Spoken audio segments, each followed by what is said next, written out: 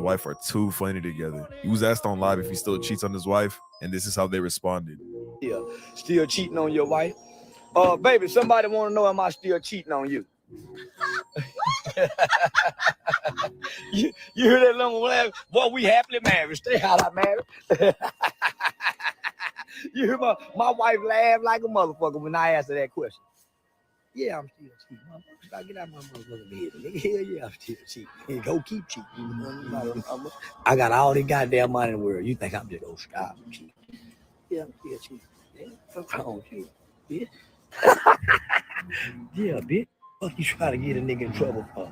It's like she gonna stop fucking me because I'm cheating. She know when she married me, I was a low down, dirty, rotten motherfucker. I'm just supposed to stop being a low down, dirty motherfucker because we got married. Don't work like that. Austin.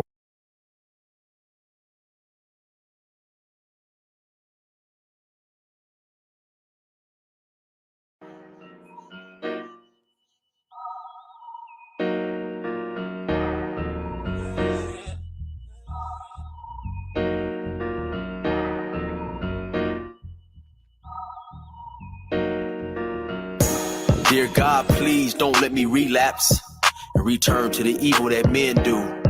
Father God, I pray and ask that you help me to have mercy on others the same way I would want you to have mercy on me. Father God, I also ask that you help me to be quick to forgive and slow to get angry. Amen, amen, amen. These young dudes out here don't respect shit until you put the barrel in their ear and let the text spit. I just might catch a case on my next hit, remove their whole face on some special effect shit. So show respect, Drake, or I'ma have a flashback. Digging through the dresser like fuck it, where my mask at? The mash back with the banger and damage shit and say fuck everything I learned in anger management. Hop back on some east side managed shit and push a nigga's top back when I let the cannon spit. Start planning shit, premeditation. I'm in love with the streets again, rededication. Casket or cremation when I shoot you down. I was built for the smoke like a hookah lounge. I keep big shit that sound like a bazooka sound, and I shoot quicker than ain't gotta be a hoop around. Dear God, please don't let me relapse and return to the G-Ride, 3 straps, a ski mask with the case, squeezing keys apps, spraying everything from a nigga's brain to his kneecaps. Dear God, please don't let me relapse and return to the G-Ride with the 3 straps, a ski mask with case, squeezing keys apps, spraying everything from a nigga's brain to his kneecaps. Gun on me, it ain't never for show, homie. I'm far from a bully, but I'm never a hoe. Get out of line, my Beretta will blow. Real talk, we can take the beef wherever we go. I bring it to your front door like I'm Uber Eats. I guarantee you listen up when this Ruger speaks. Plus I maneuver through these streets like a ghost, and I'm handy with the heat. I cook a nigga like a roast. On me, homie, this is not a boast. I will still come through, boy, and stop a nigga's post. Play him close, man, air will ease it. Quickly off the waistband, man, and air will squeeze it. Leave you niggas laid out dead or paraplegic. Niggas playing in these streets while I'm very strategic. I come to your house dressed like the gas man. Shoot you 9 times, leave you stretched by the trash can. Dear God, please don't let me relapse and return to the G-Ride, 3 straps, a ski mask with the case, squeezing keys apps, spraying everything from a nigga's brain to his kneecaps. Dear God, please don't let me relapse and return to the G-Ride with the 3 straps, a ski mask with the case, squeezing keys apps, spraying everything from a nigga's brain to his kneecaps. I don't put shit on Facebook, I just holler in person. Put the pistol in your mouth while you holler in cursing. All that shit you kept rehearsing and put on your live, got your clap with the big 4-5. You bitch nigga, if you tell me to pull up, I'ma do that. That nigga who was whooping first nigga that I shoot at. Ski mask on my face, bystanders be like, who that?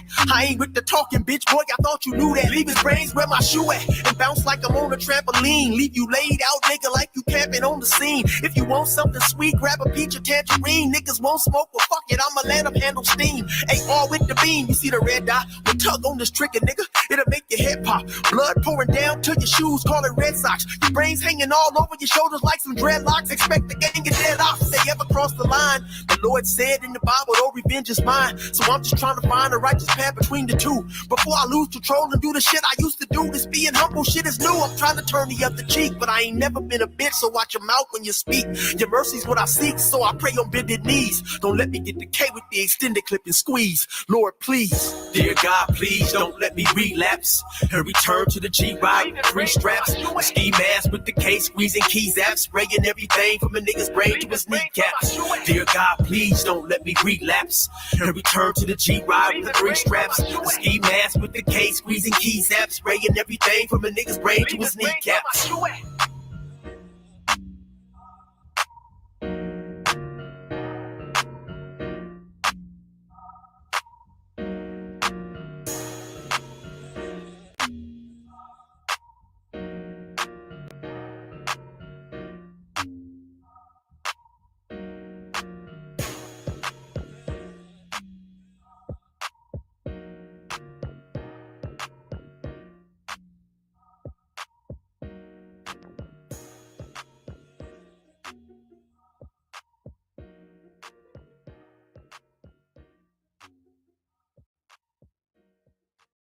Recordings just got Testing, better. 1 2 1 2. Hey, it's Dana from StreamYard. I'm so excited to announce that local recordings are now available.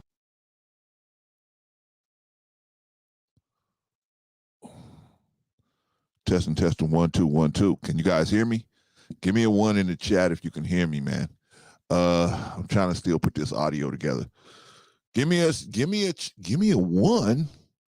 Un momento, bro. See, we can hear you.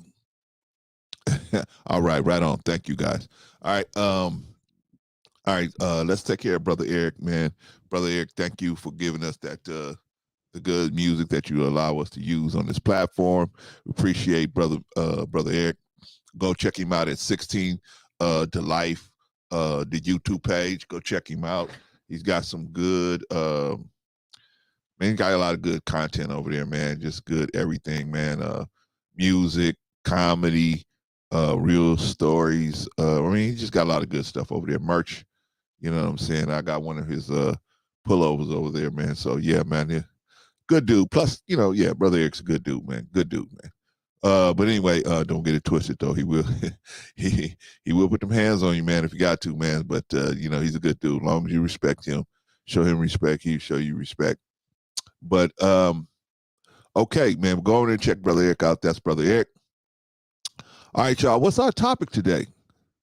I was reading an article, man, where this dude, and I'm gonna read it to you today, where this cat was married to this lady for 20 years. Everything was going good. He came into some information that she had a little more fun than what he had thought, right? In her past, right?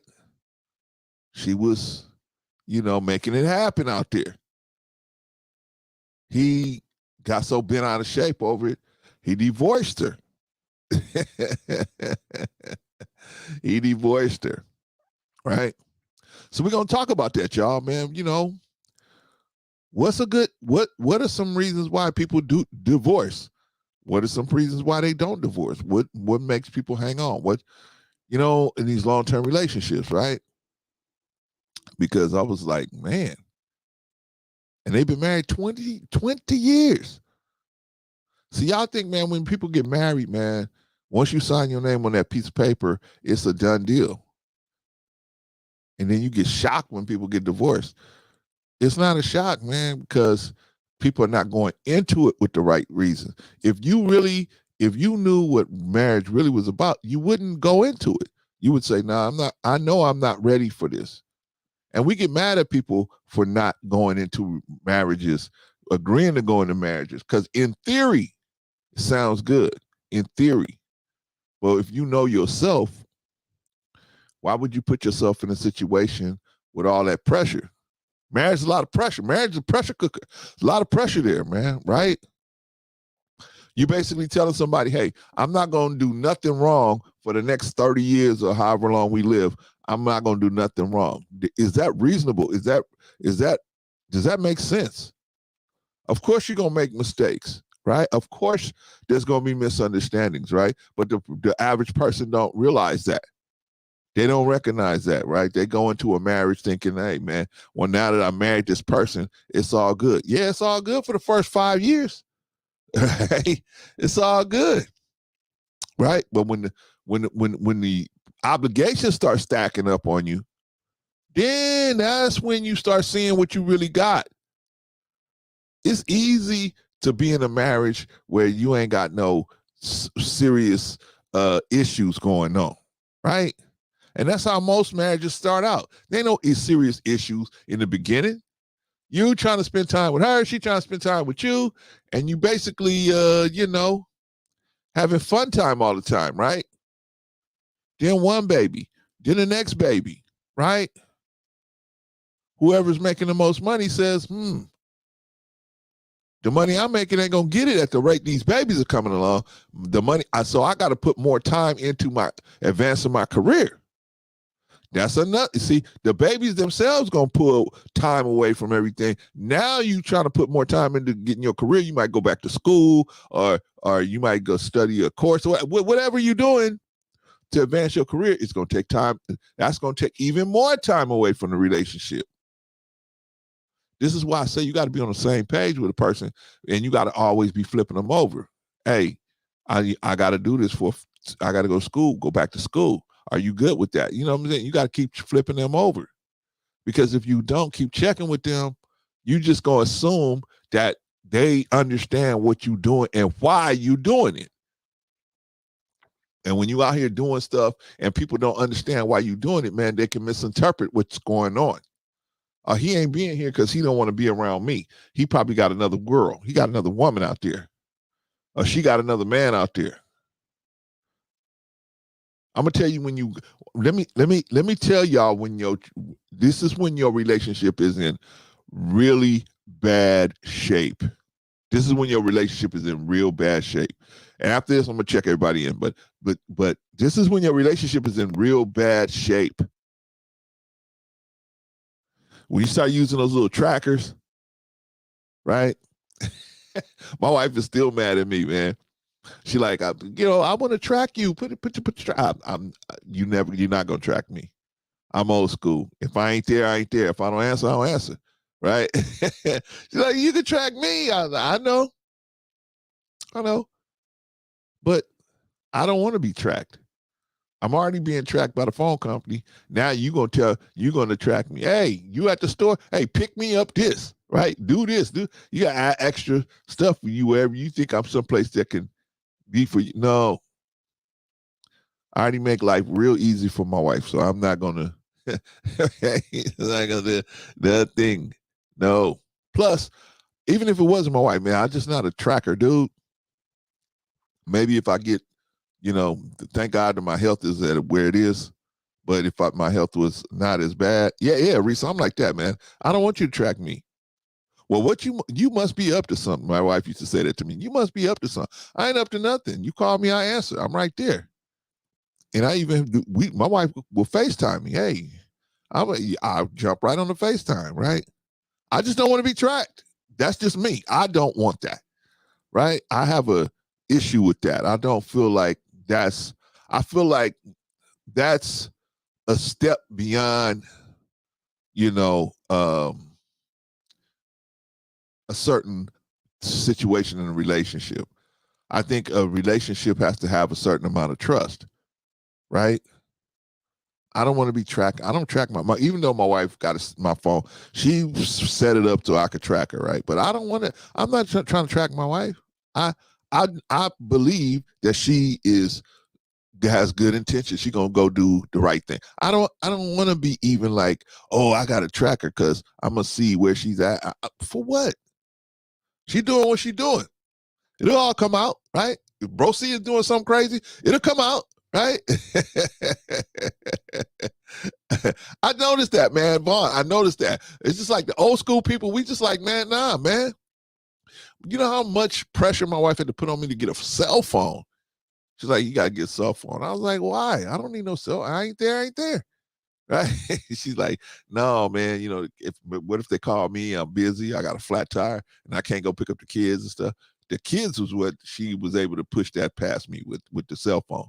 Right? She's like, man, what if they call me and they can't get in touch with me to come pick up the kids? The kid had an accident or something, or, arm broken or whatever. You just ain't going to be available? I said, you got me on that one. Okay, you got me on that one. right? I said, you got me on that one. But I'm just, it's not that I gonna do anything, but I just like to go where I want to go, and I don't want nobody to be able to. I don't want to be all that far plugged in. Can I say it like that, y'all? I don't want to be that far plugged in, right? But anyway, man, that's when your relationship's in trouble, man. We start tracking people and following them and checking their emails and checking their phones. And when you start doing that, when you start being Scooby-Doo, I'm telling you, your relationship is in a bad place. And it probably won't be long before it's on its way to the dumpster, right? I mean, if you got to go to that level because you don't trust this person that much, then maybe you might want to start planning on your exit, right? And Vaughn said, I need to track my own phone. We're not talking about elderly people, Vaughn. See, you're elderly, right? Vaughn is what do I want to say? He's Vaughn is elderly, but he ain't it's like old, right? He's in that little space where you elderly, but you between elderly, but you're not old. You know what I mean? You old enough to where you forgetting where you put everything, but at the same time, you're not old enough to have one of them things where you push it and say, help, I've fallen and I can't get up, right? So you're in that little limbo in between that, right? Shout out to Von Bryan, man. Let me check everybody in real quick, man. Let's get to work, y'all. All right, let's see. First one on the docket is Von Bryan. Shout out to Von Bryan in the building, man. If you ever need to raise some money, man, this is the dude you need to have on your team, man, because Vaughn is one of them type of dudes, man. Just don't say no, man. We should, man, you know what? I'm going to have Vaughn at least stop by the Nation of Islam, man. We can get some money out of Vaughn, man. Vaughn, that dude, man, whoo. You know how to get some money, man. But shout out to Vaughn, man. Shout out to Von Bryan. Glad to have you in the building. My brother said greetings, peace, joy, grace, and abundance. Always in the room, classy. Shout out to Von Bryan. Who else in the building? My sister, the administrator, Sister Annie. Shout out to Sister Annie, man. Excuse me, Brother Clancy. Excuse me. I see you, Sister Annie. I know. I see you. Who else is in the building? Our resident sniper, Risa Neals, in the building. Shout out to you, Risa Neals, in the building, man. So, y'all trolls that's out there, y'all know. What are we gonna troll you for, Clarence? You only got 6 people here. I know, but just in case, just in case when we do start rolling, we got an enforcer out here. So, and you need that in the chat, man. Keep chat open and clean so that, man, we can have good dialogue with each other, man. We can learn from each other because Pro C don't know everything, man. I love to be challenged on stuff, man, because if I'm wrong, I want to know I'm wrong. I want to fix it, right? You know what I'm saying? I don't want to be, just rolling around wrong. That's going to get me in trouble sooner or later, right? Anyway, that's one of the points of when you in a marriage or you in a long-term relationship. You communication is important, right? And honest communication, I should say, because they always say communication. No, man, communication is just bumping your gums. Honest communication is really what you need, because some people will communicate with you, but they just lying to you. They just lying, right? Some people they just been their whole life liars, right? They don't mean nothing by it. It's nothing personal. That's just the way they have lived their life, just lying all the time, right? I don't think they mean no harm in particular, but they just, so you got to get a person like that. If you are dealing with somebody like that and you so far in to when you find out about it, it's either you can try to influence them to change or just change yourself and you say, hey, you have to say goodbye to the relationship, right? Anyway, shout out to Risa Neal. Glad to have you in the building, sis. As always. Who else is in the building? I already checked in, Sister Annie. Jay Takashi, man. Jay Takashi's in the building. Shout out to Jay Takashi. Good to see you, my brother. Good to see you. Who else is in the building? I think that's everybody who wants to be checked in right away, right? Everybody else in the bush is cool. All right, so let's get started, y'all. So what are we talking about today? Today we're going to be talking about is a woman's past really left in the past, right? And if her past is something that's an issue, how do you get around it? How do you get around a woman's past, right? Because Kevin Samuels said, oh, she's going to be stuck on the biggest thing she ever had. That's the one she's going to be stuck on, right? Really? Can you get past that? See, unfortunately, man, most of our young men, they believe that crap like that, right? That was another thing I had a disagreement about Kevin Samuels.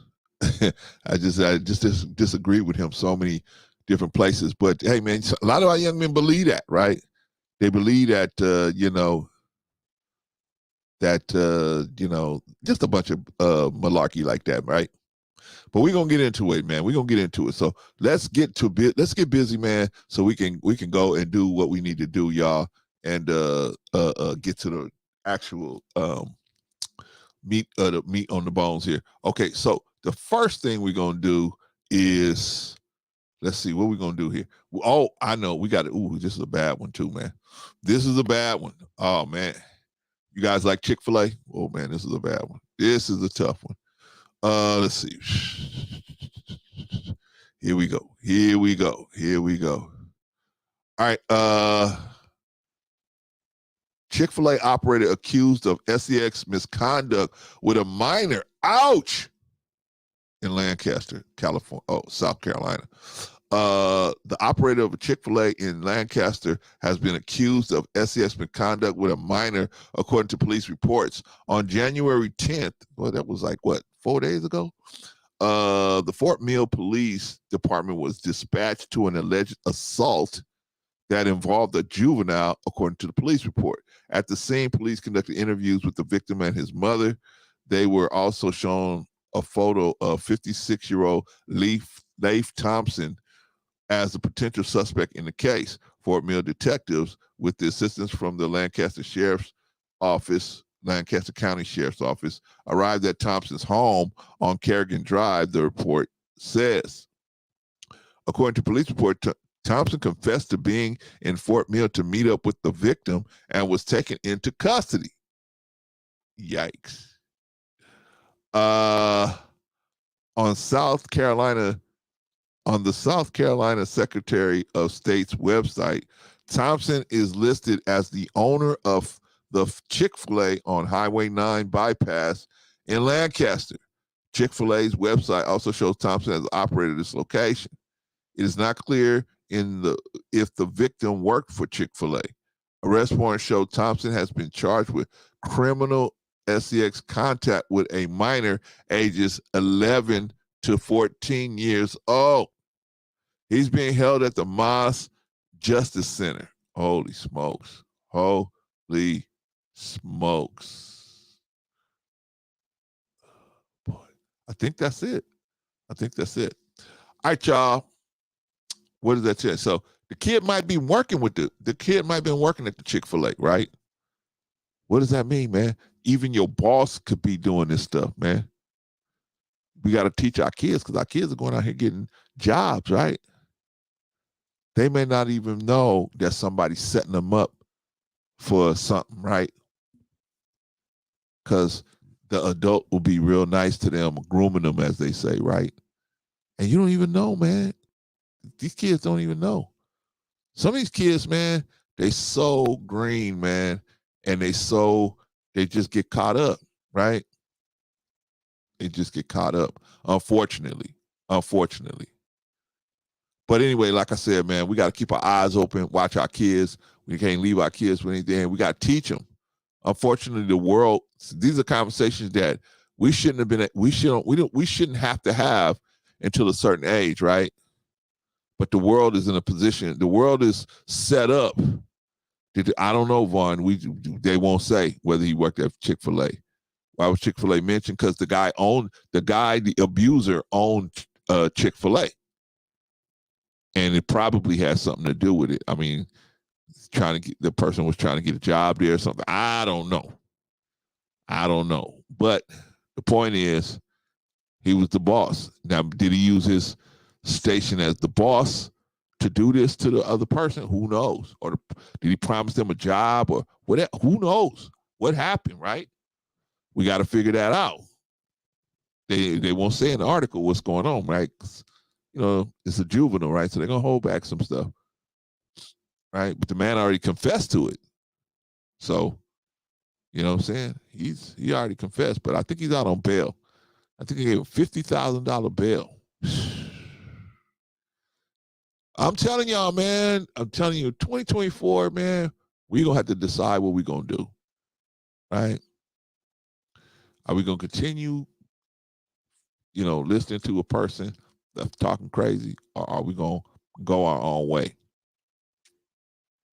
In my opinion, God has given us many, many people and books and, you know, just information that we should be able to go through and decide what's going on. Oh, man, Bolo always reminds me. I didn't send you guys the links. I'll send you guys the links in a minute. You know, shout out to Bolo TV, by the way. I think God has given us enough information where we can at least consider. You know, we gotta use this information that God has given us, man, to be able to decide if a person should come into our circle or not, right? Or even if we're in a situation where we're forced to do business, we got to have boundaries, man. We got to be able to set up boundaries around ourselves so that we can see, so we can protect ourselves, man. Who you think giving you that information? God is the one giving you the information, helping you set the boundaries up, man. Right? You gotta think for yourself in today's world, man. Right? People told me certain things. Hey, it's okay to eat this. It's okay to eat that. And I kept telling them, I said, nah, man, you know, because of course I was going off of Leviticus, but also going off of you know, the teachings of the Most Honorable Elijah Muhammad, right? And he had 2 categories of foods for us. Well, he actually had 3 categories of food for us. He had foods that we could eat, that he suggested that we eat. He got 2 books, How to Eat to Live 1 and How to Eat to Live 2, right? And in those 2 books, he suggested that we eat certain foods, right? But then he had another category. He had another category where he suggested that we not eat this food. He suggested, hey, this food is not the best for you. Don't eat it. It's going to take days off your life, right? He said, if you eat this kind of food, it's going to take days off your life, right? So he had those 2 categories. Then the last category he had was forbidden foods. He said, these foods, I'm not suggesting you don't eat these foods. Do not eat these foods. You don't even have the option of not eating these foods, of eating these foods. Do not eat these foods ever, right? The other one, he said, I suggest you don't eat these foods. I was like, hey, okay, these foods ain't forbidden, but it's not the best type of food for you. This other category is, hey, this is forbidden for you, right? So, I mean, everybody who told me to eat off that forbidden list is unfortunately no longer with us. And I saw them when they was all healthy and everything was good. About 6 or 7 people. Everybody was healthy. Everybody was there, but rest in peace. They're no longer with her, including my mother. Right? Sometimes people going to try to help you, man. They love you. That's why I used to tell a lot of the brothers in the mosque, they would say, man, my mom was a Christian, my mom was a this or that religion or whatever. And she would say, and they say, man, why you join up with the Muslims and do this and that? And and he said, I'm not so mad at my mom, especially the younger brothers. I'm so mad at her for why is she like that? And I used to try to tell them, I said, man, you can't get mad at them. Those people are trying to help you. From their perspective, you in a cult. So you have to understand that they're trying to help you. They're trying to They trying to tell you something to help you. They think they're helping you by telling you what to do. So you can't get mad at that. Even if you disagree with what they're saying and how they're saying it, they're doing that out of love, right? They're doing everything out of love. But we all have to think for ourselves. We all have to think for ourselves, right? If you believe what we're being taught is right, stick with that. Shout out to Big Riggs, man. I still got to reach out to you, Big Riggs. I got your email. I got to reach out to you, brother. Good to see you, though, Big Riggs. But, man, you know what? I mean, we got to think for ourselves. Because if we don't think for ourselves in today's world, man, you can follow the sheep right off the cliff, man. You follow these sheep right off the cliff, right? They popping their fingers and dancing to the music, and they don't see the storm clouds gathering, as Mr. Farrakhan was there. They don't see the storm clouds gathering. They too busy partying and popping their fingers, on their way to the cliff. You got to be the one. I see them storm clouds gathering, right? I know what's coming next. I'm not going to be where the calamities are going to start, right? So y'all, man, we gotta watch who we putting our children around. We got to teach our children. Unfortunately, we got to teach them quicker. It used to be a time when you could wait till your child was 18 and then talk to them about the birds and the bees, but you can't do that no more. This society has forced us to. We got to start talking to our children like 7, 8 years old about these things. Watch out for this. Watch out for that. Right? We got to do that at 7, 8 years old. So, and we can't control the wickedness that's coming at our children. We can't control that. But if we put a hedge around them by putting information in their head that they can use to put the God's hedge around them, the devil will flee from them because it's much easier ones to take down. The devil don't want no challenge. The challenge for the devil is somebody that's really in the pulpit, in the mind, somebody that's at the podium, right? That's a challenge.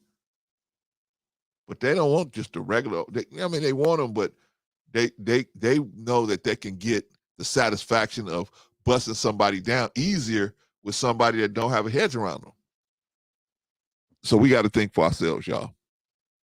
Risa said, "I'm at work, but trust I'm watching." Okay, all right, Risa. Thank you for watching. Okay, so here's what we're gonna do. That was the hit parade. Now we got to go into Dr. Fuller. Let's let Dr. Fuller talk for a minute, and then we almost done, man. We're gonna get right to work, y'all. Let's see. Here we go. This is Dr. Fuller. This is Dr. Neely Fuller, and he's talking about his perspective on marriage. I have recommended that in the system of white supremacy, victims of racism can't be married, but we can at least, if you want to, which I did, you go through the motions of doing the best you can. You can attempt it, but you call it that. It's an attempted marriage, but you really can't have a marriage if you're a non-white on this planet with anybody under the system of white supremacy. Why? Because our status does not allow it. We're prisoners of war. Prisoners of war cannot be married. That's just the way it works. You can't be a prisoner of war and be married because you can't carry out all the marital obligations. Why? Because you're prisoners of a foreign force. And if you're non-white in the system of white supremacy, you are a prisoner of war to the white supremacists. That's what white supremacy means. Antagonistic victimization. And when you're in that status, you are beholden to your prison masters. Mm-hmm. So therefore, you can't make any commitment. You can do it verbally, or you can try it, you can attempt it in a prison. You can attempt to be married, but you can't guarantee anything, even though you will verbally say that you're guaranteeing that I will do this for you, I will do that for you. You can't guarantee anything. Mm-hmm. If you're black, you cannot guarantee anything to a black female, on this planet. You cannot make that guarantee Okay. because that guarantee has to be backed up by what? By a foreign force, Mhm. which is the white White supremacy. supremacy, right. Okay. Do you guys agree? Do you guys agree? Do you guys agree that you can't be in a marriage? You can't love a woman? You can't love a man? You can't start a family? Do you agree? I don't think I agree with Dr. Fuller all the way on that one. I agree it will be difficult. Definitely will be difficult. But it can happen. No, I don't agree with that. But I disagree with Dr. Fuller on a couple of different things too. So, I mean, I think he's very talented and a scholar. I just think that there's a couple of gaps in his thinking process sometimes. But it's still a good dude to listen to, at least to get a start in thinking, right? Okay, so that's Dr. Fuller, man. What do you think? Can you be married in America? Can you be black and be married in America? Should you even attempt it? Should we just say, well, hell, we're just not gonna, when we have children with a woman, we just gonna leave them, right? Should we do that? Should we just say, hey, you know what, you know, hey, I'm just gonna have sex with you and drop some children on you, but I'm not gonna be there because the government say or white supremacy is out to get us, so I'm not gonna do that. I'm not going to look after these children. Well, basically what you're effectively doing is giving these children to white supremacy and giving them to the devil. If you leaving them out there, you have a responsibility. Now, whether you want to accept that responsibility or not, that's on you, right? Whether you want to accept it, if you create some children and then you decide, hey, I don't want that obligation, it's too late. You already created the obligation. Now, if you decide, hey, I'm going back on the obligation that I made here, I don't want to honor that. Okay.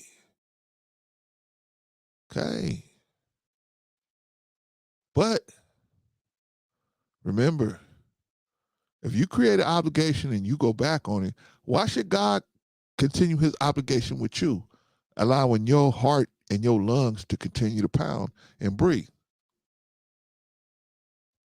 Why should anybody else honor any obligation to you?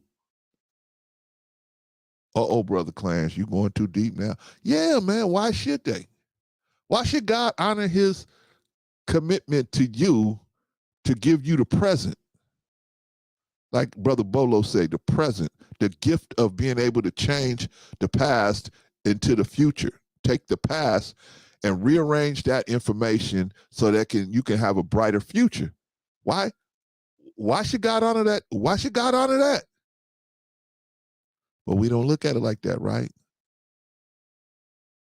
I want everybody to, why should your boss honor paying you, right? Why should your boss pay you? If you go to work and you work, you did the work, why should he give you a check? He just say, hey, I'm like you. You know how you made that baby and that baby's out there and that child needs stuff and you don't want to be obligated to do that? I'm like you. I don't want to be obligated to give you what you're supposed to get, right? What if we got treated like how we treat people? The book says, hey, you're going to meet the measure you make, right? You're going to be measured up against that meter, that measure, right? Uh-oh. Uh-oh. What Desi Arnaz always told Lucy? Lucy, you got some explaining to do. For those of y'all that remember I Love Lucy, right? She get herself caught up in one drama or another, one piece of drama or another piece of drama, right? Ricky come in there, Lucy, you got some explaining to do. Well, when you get to them pearly gates, right? You gonna have some explaining to do, right? You gonna get to them pearly gates. Hey, what's up, God? What's up, Jesus? What's up, y'all? Hey, remember me? I was killing them down there. So I'm gonna just go ahead on in and I'll find my mansion. They're gonna say, hold on. Let's look at the screen here. Let's look at the view screen. We got a couple issues that we got to add. We got a couple places that we want to talk to you about real quick. Remember this person? That person was hungry and you had the money to give them just a hot dog, just a drink, and you didn't do it. Well, how come? I was a high value man. I didn't have to give him nothing. I was a high value man. So I didn't have to give nobody nothing. Right? That's why I didn't do it. Right? Okay, now let me in. Hold on. Remember this time where your wife was crying? All she needed you to do was put your arm around her, and you made her feel even worse. What about that? Yeah, she was getting on my nerves. I'm a high value man. So I'm gonna just go. Can y'all get out of my way? Move out the way, Jesus. I'm trying to find my mansion. Hold on. Couple more questions.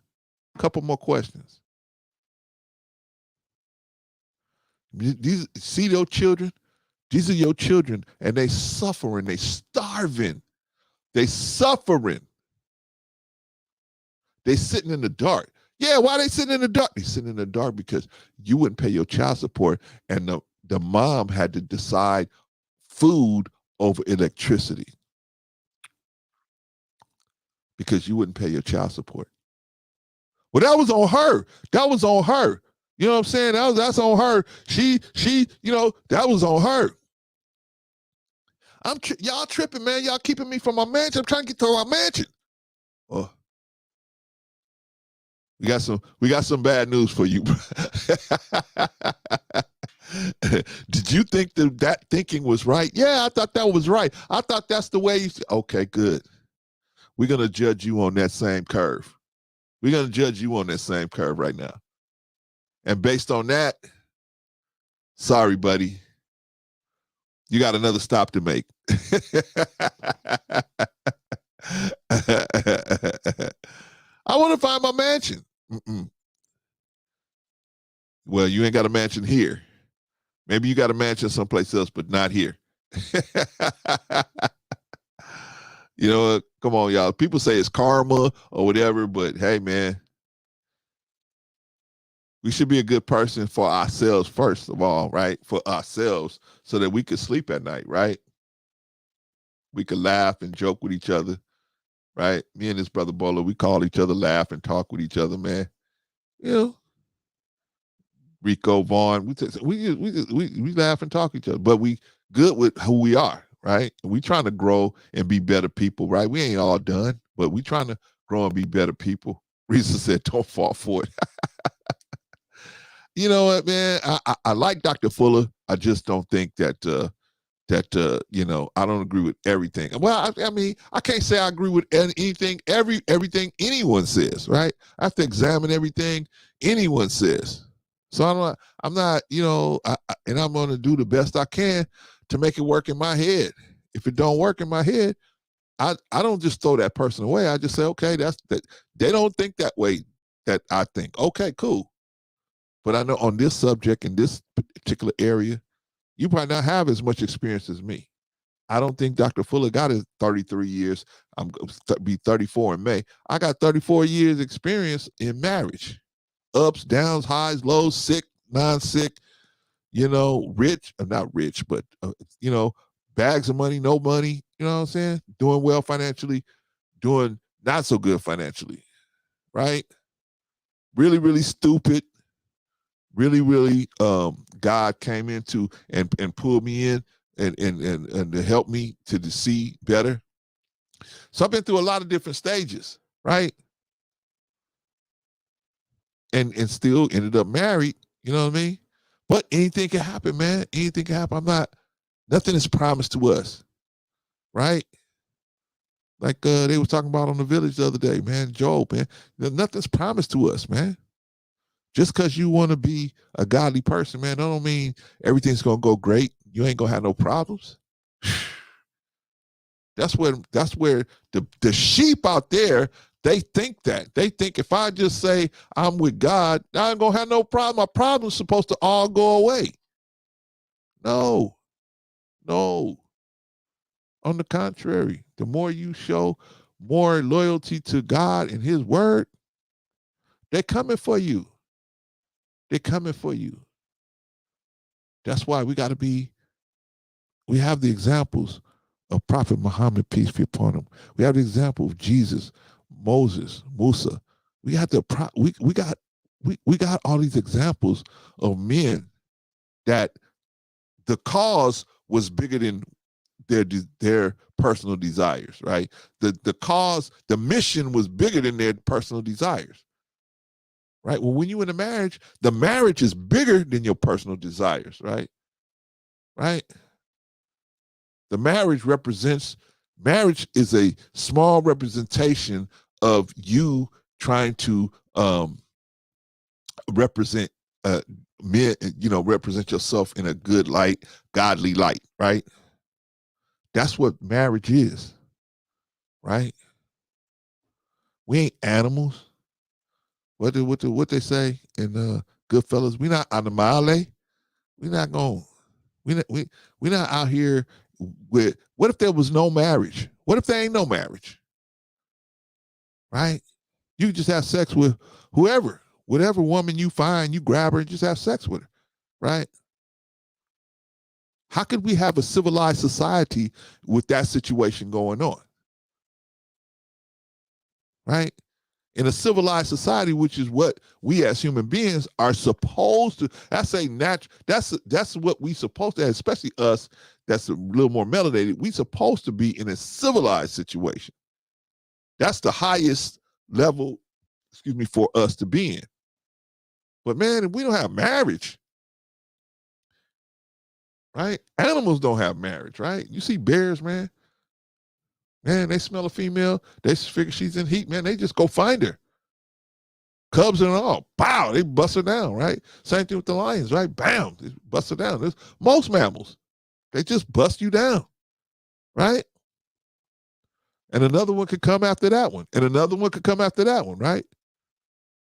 Is that the kind of society we want? That's the kind of society that the Romans had. How'd that work out for them? That's the kind of society that the Greeks had. How'd that work out for them? That's the kind of society that the Egyptians had. How'd that work out for them? It's the kind of society that the Ethiopians had. How did that work out for them?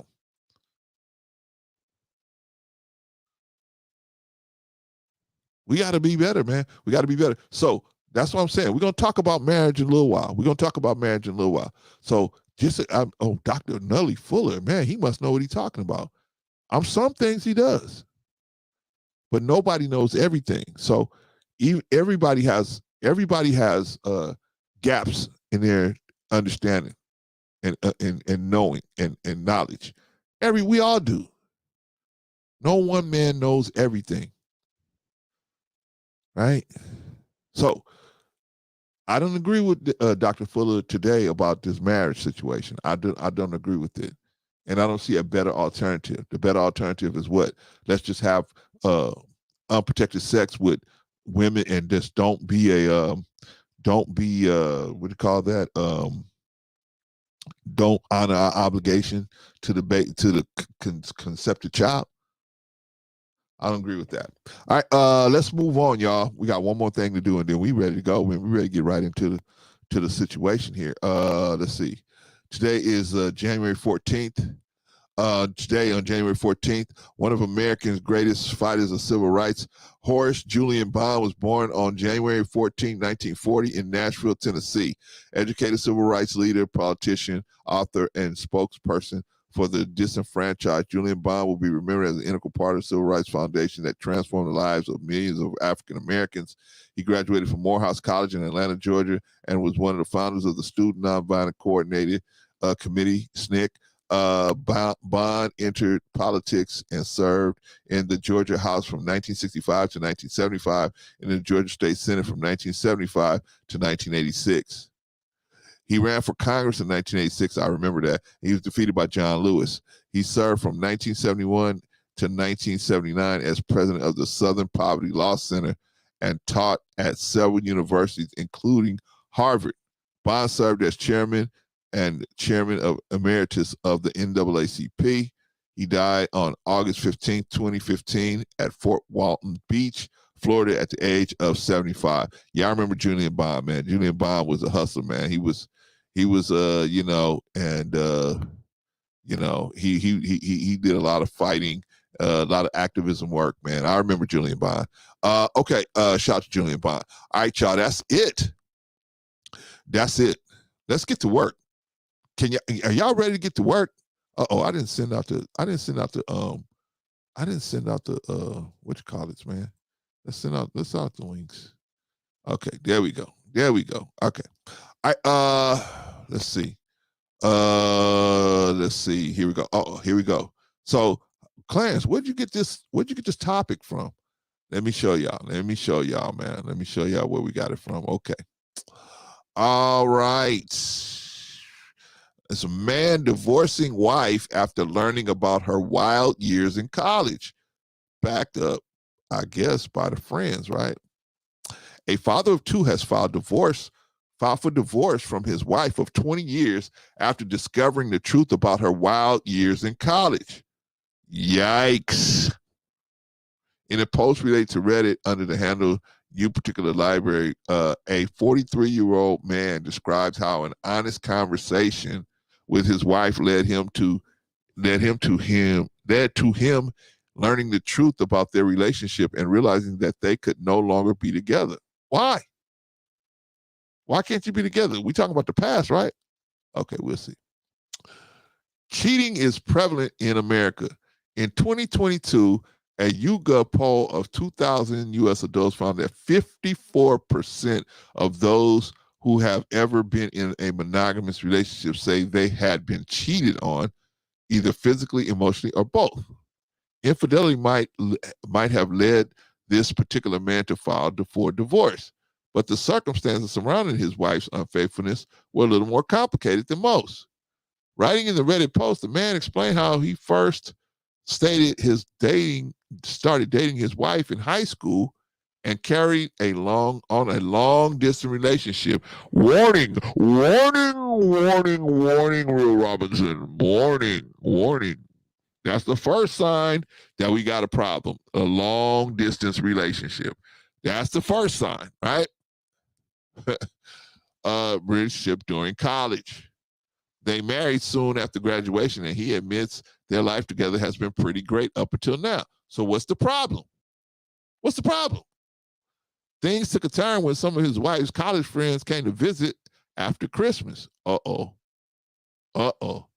During a conversation with one of her roommates, he heard his wife mention that they met in high school rather than dated. Oh boy. That don't sound like too big of a deal to me. But anyway, okay, let's move on. One of her friends was then heard to remark that it was crazy that when we met in high school, had a few wild years in college, then ended up together. At another point, one of the group started to tell a story involving his wife, but she cut her off and said she was uncomfortable about it. During dinner, the husband decided to tell everyone how they actually started dating in high school. So what is this showing us so far? The husband already has some insecurities, right? Yeah, right. Hey, Risa, you right. See, when you know what I'm saying, you don't get together with the old crew you robbed the bank with. You got your money, they got their money, you just keep that quiet, right? If you got away with it, you got away with it. You don't revisit it. Right? You don't get together with the old crew, right? FBI might be watching one of you, right? So you don't get together with the old crew. You know what I'm saying? Let sleeping dogs lie, right? Because a lot of times some of these women are so jealous that you got somebody in your life and they don't. Their whole purpose is to come and start some mess with you. What do they care? What do they care if your relationship break up over something in the past that have, so I can see if the wife was involved in all that now, but that's the past, right? That's our past. We're talking 20-something years ago, right? So you just found out about it, right? What's that movie? Not The Best Man, but you guys know the movie I'm talking about. When Taye Diggs not Taye Diggs, but Morris Chestnut finds out that his wife had banged banged Taye Diggs in college, right? But she kept that under wraps. She never said nothing about it, right? Right? What's that other dude, man? The dude from Empire, the father from Empire, The Best Man. Thank you, Risa. He figured it out. Right? He figured it out. And he started dropping little clues around, right? Taye Diggs was sweating like a slave on Monday morning, right?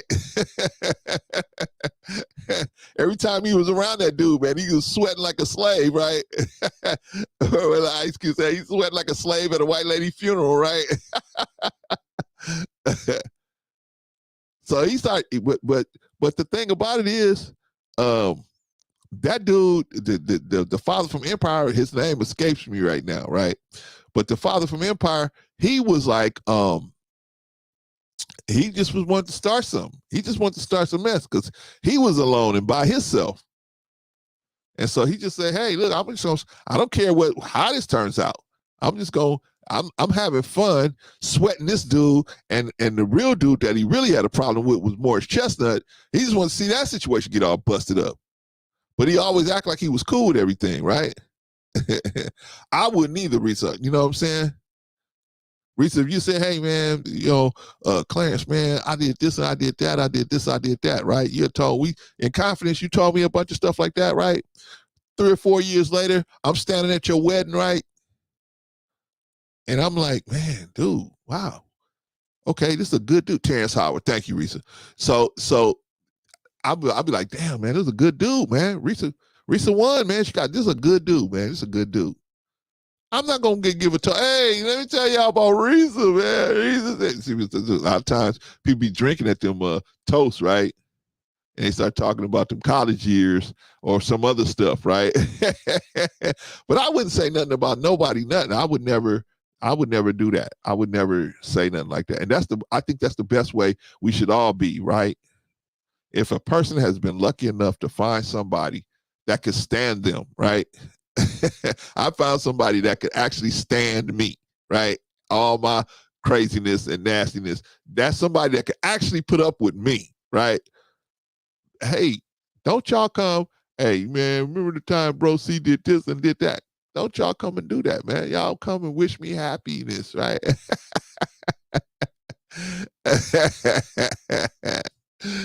All right. So, like I said, man, some of these people don't mean you no good, man. They smiling in your face and all the while they jealous of you, right? Like Terrence Howard, right? He was just really jealous of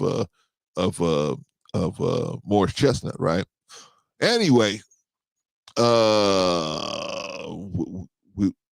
here we go. At another point, one of the groups started to tell a story involving the wife, but she cut her off and said she was uncomfortable about it. During dinner, the husband decided to tell everybody they actually started dating in school. Why? Why do these women that need to know that 20 years ago you started dating in high school?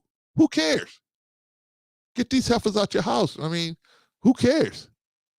But see, the man was so, this is why we have to have a manhood class. He thought that meant something that these women don't know that they start dating in class. Who cares? They just there for a night visiting and then they're out. Why do I got to press them for how it actually, who cares? But see, as men, sometimes we are more concerned about what other people think about us. And so we're willing to go through all of this bullshit just to make people think something about us. Crazy. Who cares? In this situation, who cares? Why would you have to straighten that out? That's something you need to straighten out with your wife, not with the people that's around the table. Anyway, and we're together for his wife's entire time at college. Uh-oh. Now he made it clear that they was together while all the fun stuff was going on. They was in a relationship. Uh-oh. All of my wife's friends got real quiet. The rest of the dinner was awkward. On the way out, one of the roommates took me aside and said, uh-oh, see how messy people is? One of the roommates took me aside and said, I should have an honest conversation about what happened in college. Why? What business of it is yours that I'm having that honest conversation, right? What business of it is yours? Why do you care whether I need to have a conversation with my wife about what happened in college? That honest conversation followed the next day. Pressing his wife for information, he learned that she had slept with at least 10 different men, including at least 3 guys she introduced to me as friends. Hello. Right? Okay. College is a place where people are learning. And I don't think you should get married going into college, because I just think that that's a time of exploration. You know what I'm saying? A lot of people doing a lot of exploring in college. So they're going to make mistakes. People think you get in a relationship and no mistakes are going to be made. Mistakes are going to be made. That's unfair to hold people up to a standard where they going to make no mistakes. But here, you know you're going to make some, but you don't want nobody else to make none. Bro, it just don't work that way. Risa said, bro, see, some of us are still praying for our partner, so then we can pray with them. Yeah, man. Yeah. Keep praying, Risa. Some of us have partners and we praying that they leave. Can you just please leave, right? Some of you was just saying, please leave, man. Please leave. Don't you got a friend or something, man? Don't you want to? I know you want a younger chick, man. Just please go out there and just get you a younger chick. And this man won't leave. This man won't leave. I believe that's the situation that Charleston White's wife is in, man. Please go get you one of them younger chicks. But he won't leave. He got it so good, he ain't going to leave. But we all keep praying, man. Keep praying, because God is working. Now, you may not see God working behind the scenes, but He working. He working, man. He working. He just, He don't want to put something on us if we're not ready, or maybe the person that they're trying to bring into our lives ain't ready yet. Get that person ready first. So it's all God working in His own time. But anyway, yeah. So the girl put him to the side. Hey, check this out, man. You need to have this conversation. So he was dumb enough to do it, right? If somebody would have did something like that, I would say, okay, thank you. You know what I mean? And then I wouldn't have pressed my wife about nothing. That she did 20 years ago. I mean, I want to see what you're doing now, right? If you've been with me 20 years and everything's been pretty much okay, why am I worried about what happened 20-something years ago? Anyway, let's get back to it, y'all. Let's get back to it. She said she didn't consider it a big deal at the time because we were long distance, and she didn't think a high school romance would last. Now, here's where character comes in. You got to be on the same page with somebody, virtue-wise. So when you're dealing with a person that could say, you know what, it's okay if I'm having sex with other people because we're in a long distance relationship, and they don't tell you that. They don't say to you, hey, since we're in a long-term relationship, I want my options open and I want you to have your options open. But this is manipulation. Why? Because the girl wanted she don't want him to have his options open, so she didn't say nothing to him. She wanted her options open, so she wanted to be able to have him be right there because she knew he was a good dude, and then she wanted to have her cake and eat it too, right? Right? Because for a woman, right? It's nothing like that new penis smell, right? Now, I used to tease my friend about his car. We had a new car. I said, yeah, man, you got a new car. There's nothing like new car smell, but it's nothing like the new penis smell, man. New penis smell, nothing like that, right? Sorry, Vaughn. There's nothing like when you look at a woman who was in a bad relationship and there's a new sheriff in town, the way she acts and moves, she's a whole different person, right? When there's a new sheriff in town, man, she's like on a high, right? You ever seen a woman like that, Vaughn? You ever seen a woman? Shout out to Vagoda, by the way. You ever seen a woman like that, man? When a woman when a new sheriff is in town, holy smokes. Holy smokes, man. Holy smokes. Anyway, so she said, hey, what's the problem, right? This is why we got to do these character things, right? And so, and when we 20, 21, 19, who's got a good character? Who has good character? None of us, we still getting our character together, right? In a wicked world like this, how you going to have good character, right? He also discovered that they are still in contact. He also discovered that they are still in contact with one of the men she slept with at this time. That proved to be the final straw, with the man deciding to file for divorce after. Okay, well, that's where the wife stepped over the line. She's still in contact with these people, right?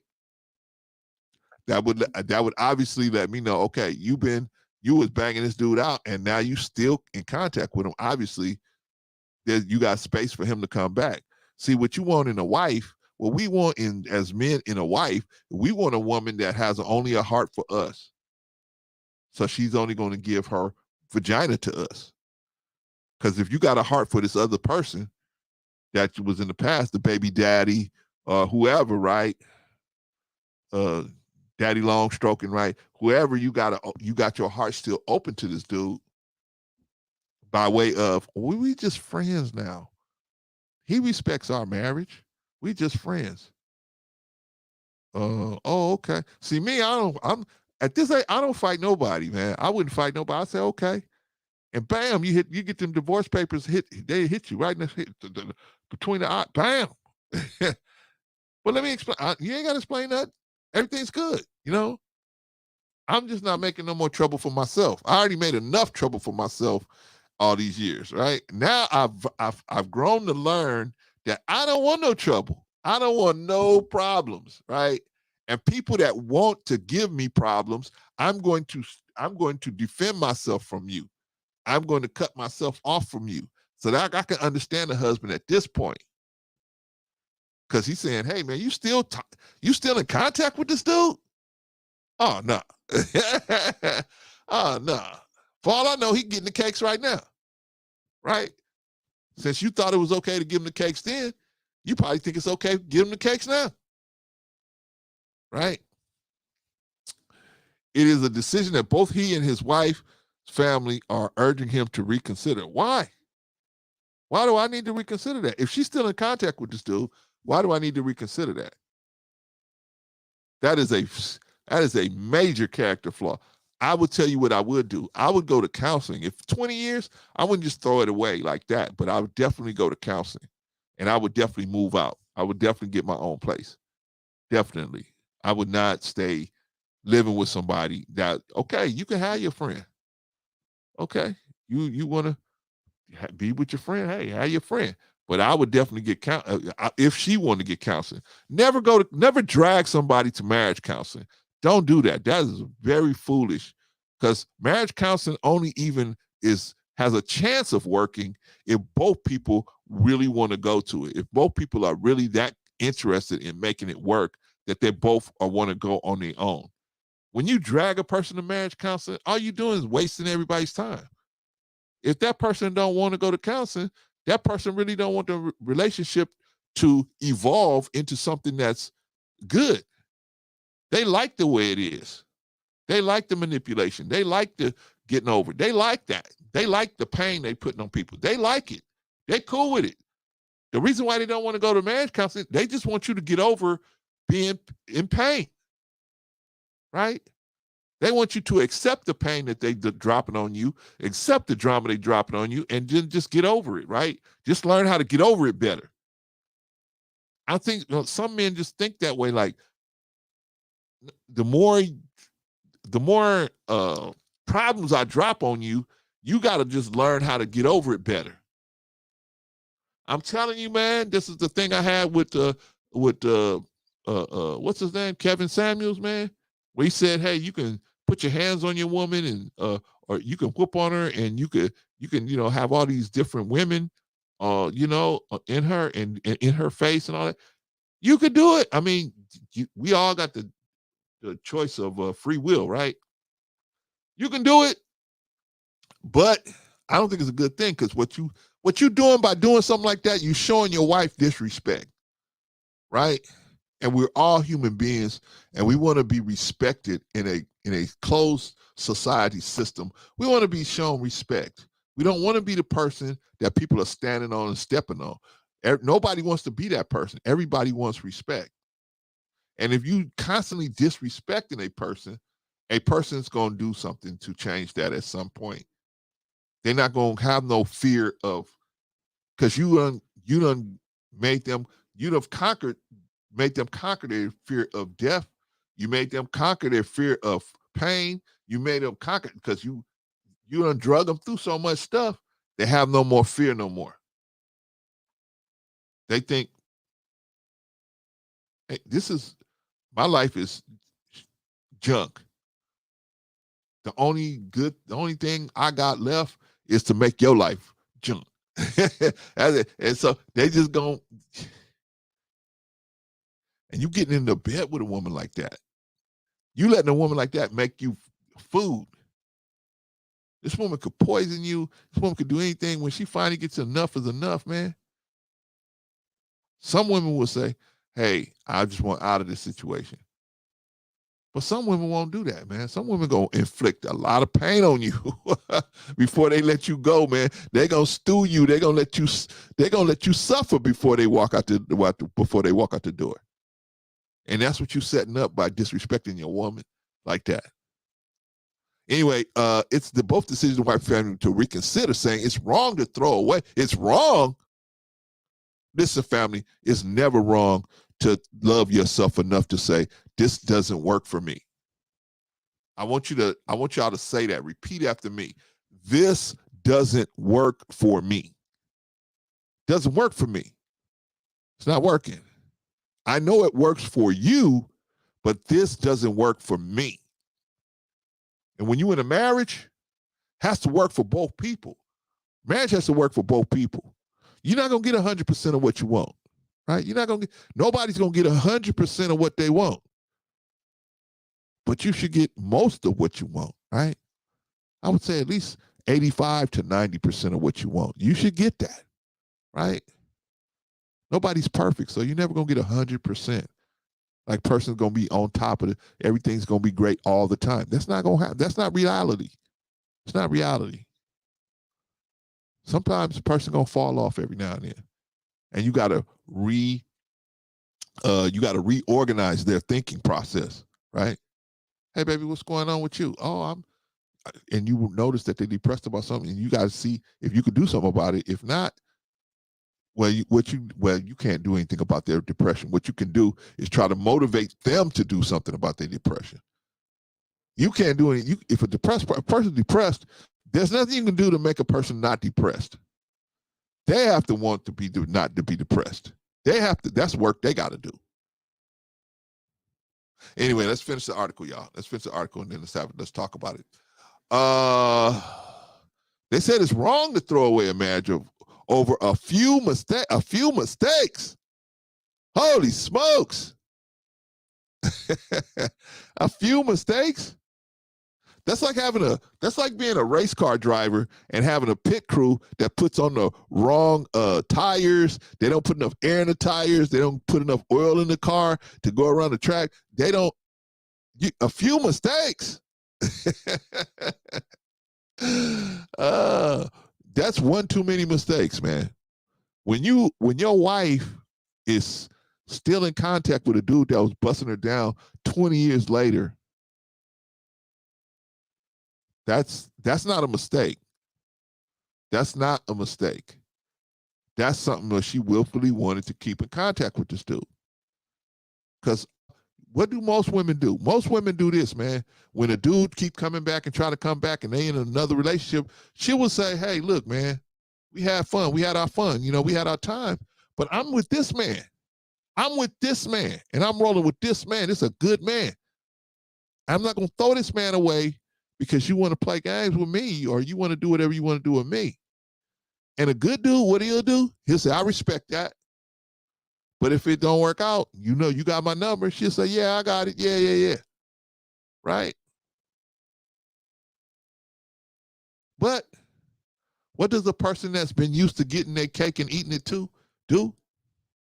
I'm going to keep you online, man. You never know. I might have to break that glass and have you come over here and put your magic down. That ain't a mistake. That's not a mistake. A mistake is, oh, you know, you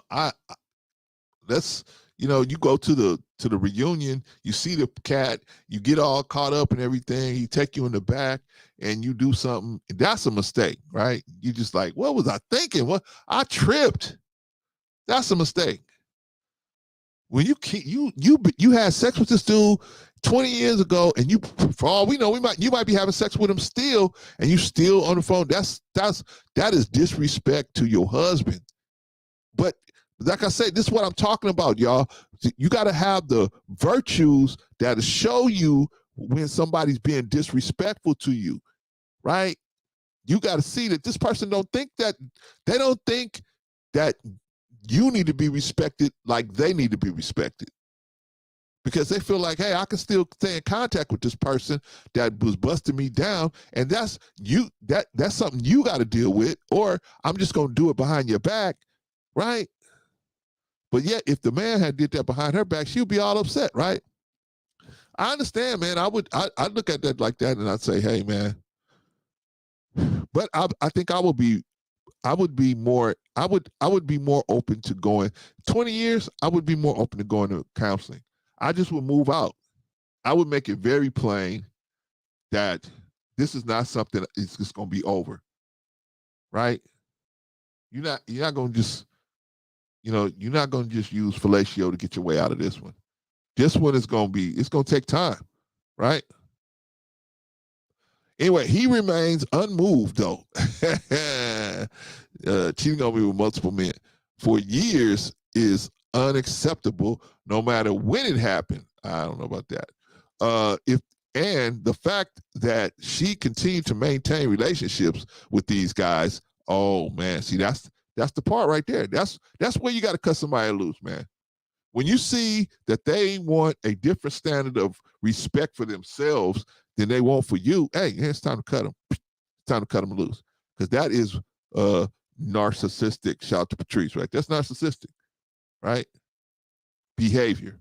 I'm saying, I don't know if you're a narcissist because I'm not a doctor, but I would say that's narcissistic behavior, right? When right in front of me and was an unacceptable amount of disrespect. You should never accept disrespect, never in a relationship. Once you start accepting disrespect, bro, it never gets better. The disrespect grows and grows and grows and grows and grows because the other person has no clue. Maybe if they do have a clue, they don't care. They don't care that they're disrespecting you. They don't care. That's not the issue for them. The issue for them is to maintain this level of control they got. When it happened, the fact that she continued to maintain relationships with these guys right in front of me was an unacceptable amount of disrespect. We have 2 children. Yikes. But they're 17 and 19. Oh, they're not babies. hey, man, they almost out the door. And I believe they will understand why I need to end the marriage. Yeah, you definitely need to end that marriage. Yeah, definitely make it plain. Commenting on the situation, Nona Kelly, a licensed marriage and family therapist with ThriveWorks, a mental health company offering in-person and online therapy services nationwide, told Newsweek, the kind of betrayal identified here is so devastating.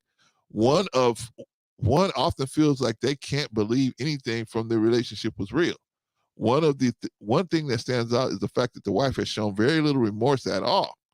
She added, she has continued to remain dismissive of what she's done. If she were proactive about saving the marriage, such as getting into individual therapy and couples, the marriage may be salvaged.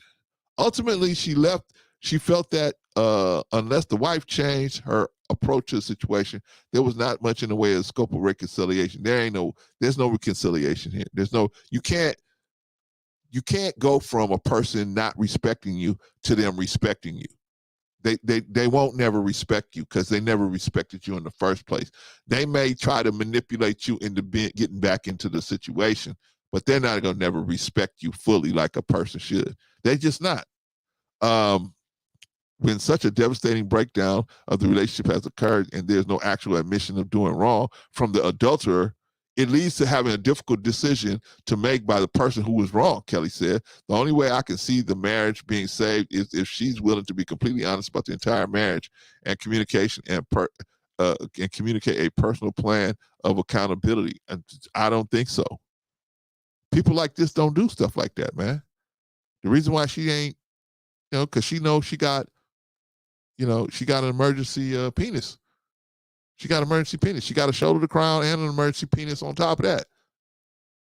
She's not like, oh my God, my marriage is falling apart. She's like, okay, go. Right? So, I mean, I would have been out. Anyway, others on Reddit, however, are less forgiving of the wife's action. She cheated and lied, and then you maintain contact. One user wrote, that is not only dishonest, but cruel. Who knows what else she's done? That's a good point.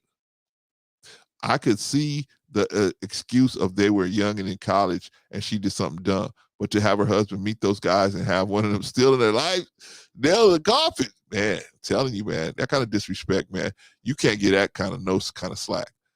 And third, meanwhile, she's decided to cheat on this man thinking he would never find out. So basically, their whole relationship has been nothing but lies. Ouch. Ouch. What do you guys think? Shout out to Patrice, by the way. What do you guys think? Shout out to Anson the Great. What do you guys think? What do you guys think? Is a woman's past really the past? Should it stay in the past? If you're dealing with a woman and she has some, okay, well, let me give you guys a more normal scenario. You married to a woman, I'll give you his scenario. He's married to a woman 20 years. Everything was going good. He finds out that she's still in contact.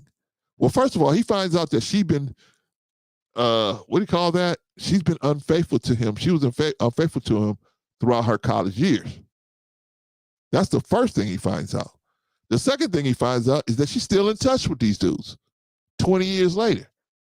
Who knows? There's an old Alan Alda movie called Same Time Next Year. Same Time Next Year.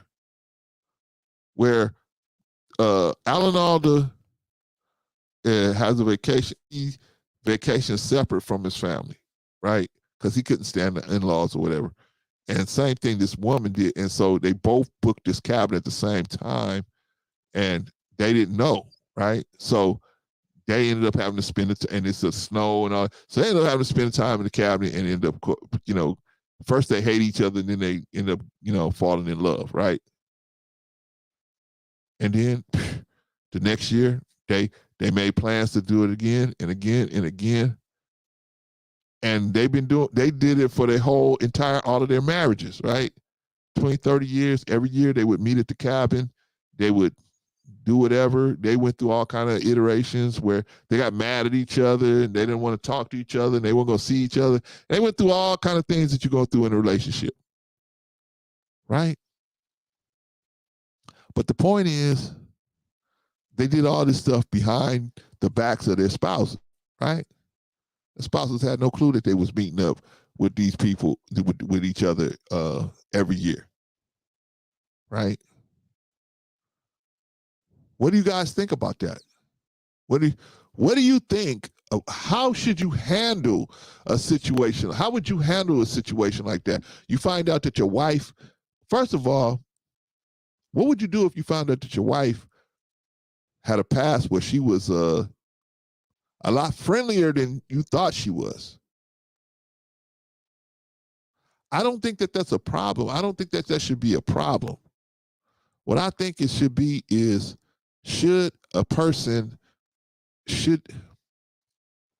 are they up to the same things at this time? Right? Because you can make it right. You can make it right. How, Clarence? How can you make it right? Once a woman has been with all these different guys, there ain't no way to make that right. Oh, yes, it is. There's a way to make it right. You got to give them a full cellular cleanse. They have to go through a full cellular cleanse. Why would they need to go through a full cellular cleanse, Clarence? Because they need to get that dormant DNA that's in them out. You got to get that out.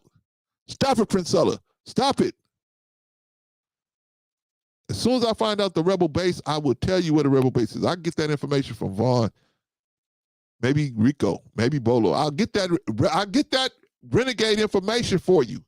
Please stop stopping my transmission. Right? You gotta think about, okay, your wife been friendly. You got to get her a cleanse. Why, Clarence? Because here, I'm gonna do the science for you. When you're a woman, every man that you sleep with is going to leave a little DNA in you. Can we agree on that? Even if he doesn't ejaculate, he's going to leave some DNA in you, right? Just the contact alone is going to leave some DNA, let alone sperm, right? But see, what happens is most of that DNA will get flushed out as waste, but not all of it. Not all of it, right? It's just like when you get an injection, when they try to give you a immunization, they inject you with a little bit of that bug. Your body don't get rid of all of it, but it learns what combinations of blood cells, how to line up that combination to arrest that thing from multiplying, to arrest the virus from multiplying, right? But that virus is still in your system. So your body will remember how to fight it and it can always identify it and fight it, right? Well, the same thing with male DNA. It's in your system. And your system will quarantine it, just like that shot, that immunization. That thing is quarantined in your body. Even though some of it is going out as waste, but it's a little left of it that can quarantine. Why they got to quarantine? Because if they don't, it's going to spread. It's going to mix in with the regular cells, and then next thing you know, you got a problem on your hands. The same thing with male DNA. Male DNA is going to mix in with the regular DNA, and then you're going to have a problem, right? So the female body has developed a way to quarantine male DNA. The problem is when you have all this male DNA in you, because that DNA is going to try to contact, it's going to send, that DNA trying to replicate itself is going to send signals to your brain. Your brain is going to have to send blood cells to go fight that DNA, quarantine it, and subdue it. But if you got one set of male DNA here, one set of male DNA there, and it's all over the place, now you got all this conflicting information coming to the brain. So you like why so many women are depressed? Why so many women have so many mental issues? Because especially the promiscuous ones, because you got all this male DNA in you that needs to be flushed out. You got to clean your system out. Just like when you've been eating all them hamburgers and French fries, every couple of months, you got to clear that stuff out. You got to do a cleanse, get that stuff out of your system. Because if you leave it in, it's going to be causing problems. It's going to cause problems for your body to try to deal with that. That's why I never, when they always say, well, hey, just because this girl got a lot of bodies, that don't mean nothing. All she got to have is the desire and a full body cleanse to be a better person, man. She can clean all that DNA out. That's like a reborn vagina. You get all that stuff out, that's like brand new vagina. Right? Oh, Claire, you ain't say that, man, because she still got the memory in her. How she gonna have the memory when you've cleaned the DNA out? The reason why she remembered these dudes is because their DNA is still in their system. When she thinks about that, it'll reconnect with the DNA that's still in their system, and then the endorphins will come from based on her remembering the activities, right? But when she clean all that out, man, she ain't gonna have no memories. Well, I would say she won't have no memories, but she won't have no memories, won't have nothing to connect with in real time. It'll just be a passing thought at that point. And passing thoughts die of they die of lack of oxygen. Oh, Claire, see, here you go again. You talking crazy, Claire. You talking crazy. You try to tell me that a girl that got a whole bunch of bodies, all she got to do is take a cleanse. That's exactly what I'm telling you. That's like spinning the odometer back on the vagina. Do a full body when you take a woman and she do a full body cleanse, you spinning the vagina, the odometer on the vagina back. And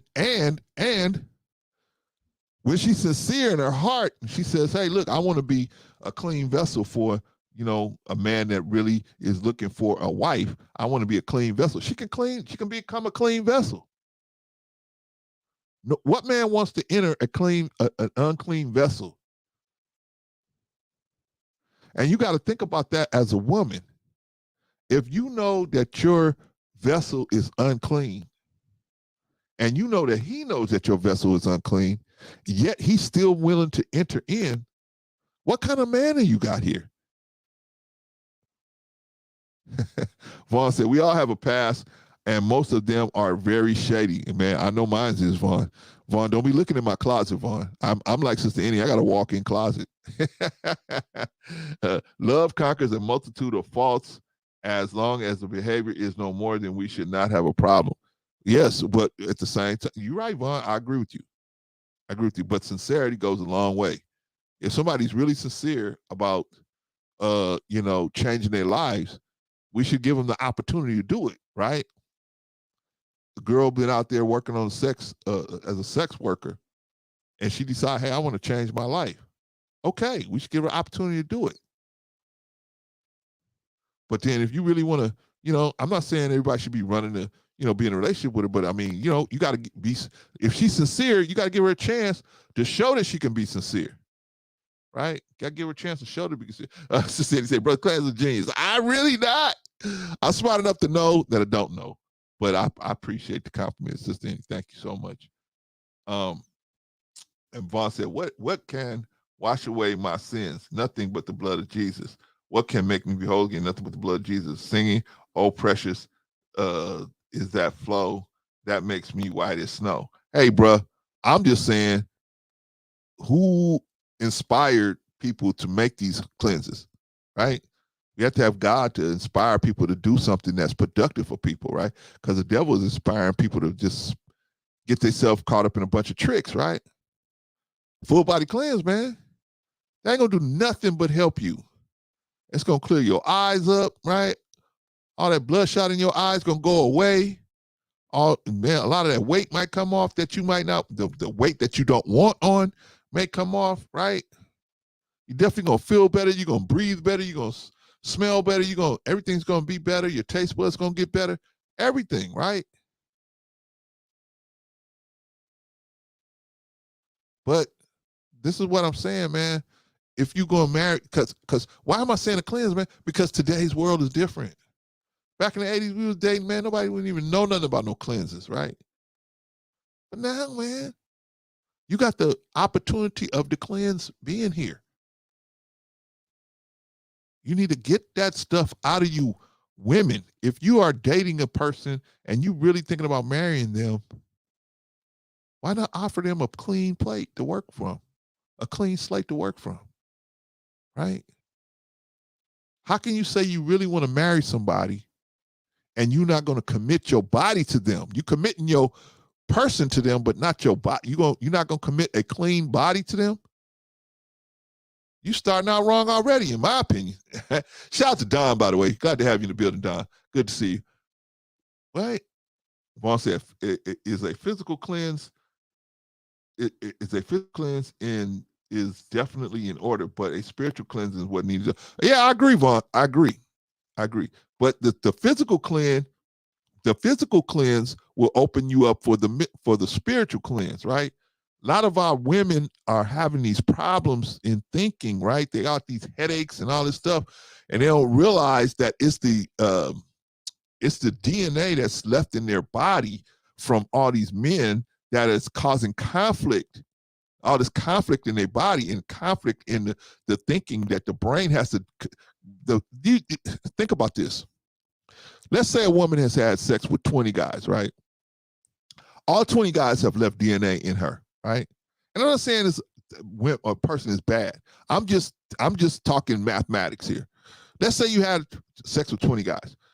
All 20 guys have left DNA, because you're going to leave DNA whether just from the contact, whether you ejaculate or whether just from having the contact, you're going to leave DNA. So the brain has to find that DNA, quarantine that DNA, and then arrest it from trying to, because DNA, all it tries to do is, in a certain environment, it's going to try to replicate itself, right? That's where a lot of these problems got to happen, right? Going to try to replicate themselves, find a warm place to replicate. If it's getting enough sugar, it's going to try to replicate itself. But that's going to be a problem because you already got DNA in your body. So now it's going to be an issue. But the brain has to find that DNA and then find that DNA and then find that DNA and arrest that DNA and arrest that DNA and quarantine this DNA and quarantine this DNA. While you still got all this in your system, right? But you're like, man, why am I getting these migraines all the time? Duh, right? Why is my arms hurting and my knees hurting? Why are my joints hurting all the time? Duh.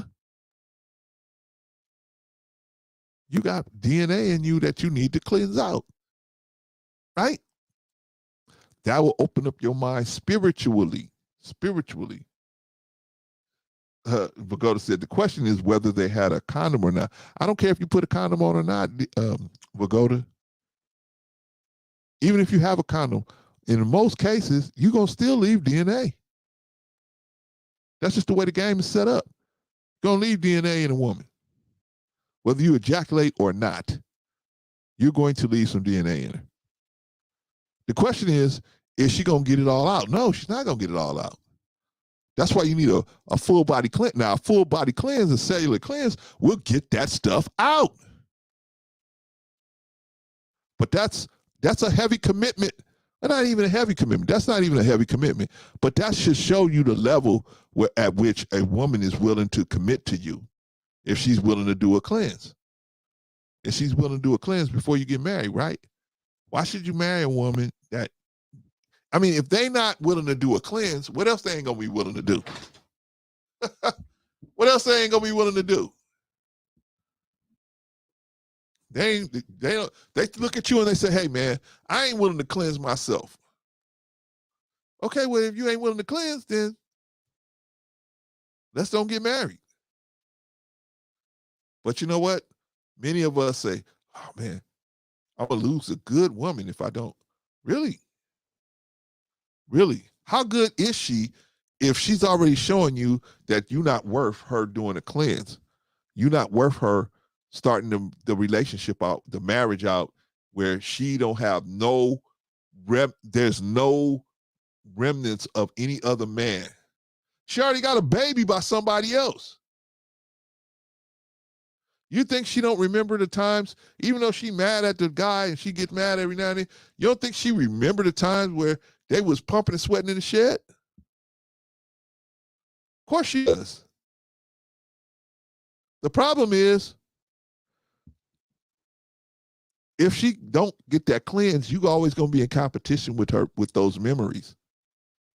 And the problem is, you ain't gonna never beat those memories. You're never gonna beat them. Don't. Shout out to Simon. So don't compete. The only person you should be competing with as a man is yourself. Am I the best Clarence? Because if I compete with these dudes, it's always going to be somebody with more inches. It's always going to be somebody with more stamina. It's always going to be somebody, quote unquote, that can do more and do. There's always going to be somebody with a bigger bank account. There's always going to be somebody with. I shouldn't compare myself to other men. But only really people that want to do that comparison are men that have those things and they don't have nothing else to hold on to. They can't say I'm a good man. Period. I'm a high value man. What's so good about a high value man? Really? Y'all tell me, what's so good about a high value man, quote unquote, as defined by Kevin Samuels? What's so good about that? Does that mean they're a good father? Does that mean they're a good husband? Does that mean they're a good son? What is a high value man? And what does that mean? Family, we need to be good men. Under any circumstance, we are good men. Under any circumstance, money, no money, this, that. See, but there you go. High value with no value. There you go, Vaughn. I mean, we out here doing all this stuff, man, saying all these things, and we don't even know what high value is. There you go, one more chance. It's just more capitalistic standards. This is why I say, man, you got to be on the same page with a woman. If you're going to marry, you have to be on the same page. You got to have the same value system. See? Because a woman that could do like what this woman did in this article, that could still have relationships with men that was busting her down in college, she's staying in contact with them, and behind your back, because she's feel like, hey, what you don't know won't hurt you. Ooh.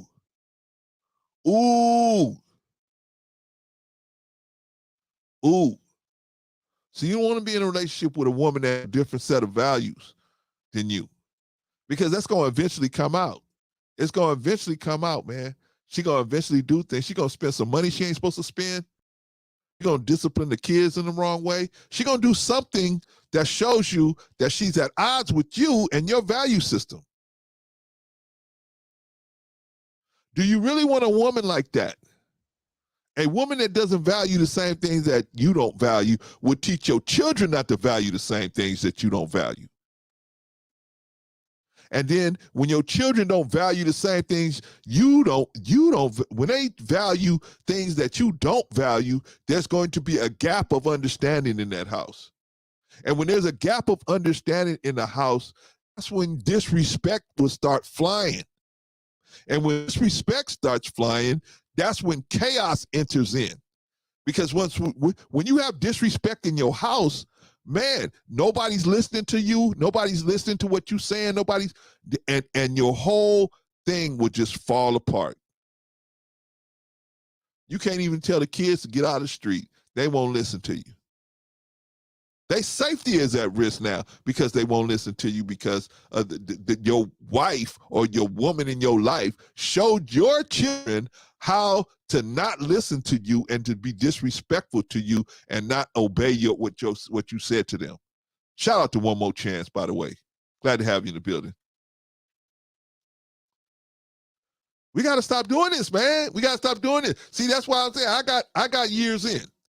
I got a few years in being married. So I know some of the things that can happen, some of the stuff that goes along with it, right? I understand. So that's why I didn't agree with Dr. Fuller when he said, hey, we shouldn't get married at all, or we can't get married at all. I didn't agree with that, right? Dr. Fuller said we are prisoners of war and we get married. I don't agree with that. I believe we were at the point that at some point, but now I think, hey, you know what? It's up to us what we want to do. But hey, I don't know everything. Maybe this lady knows something. Shout out to Patrice. Patrice.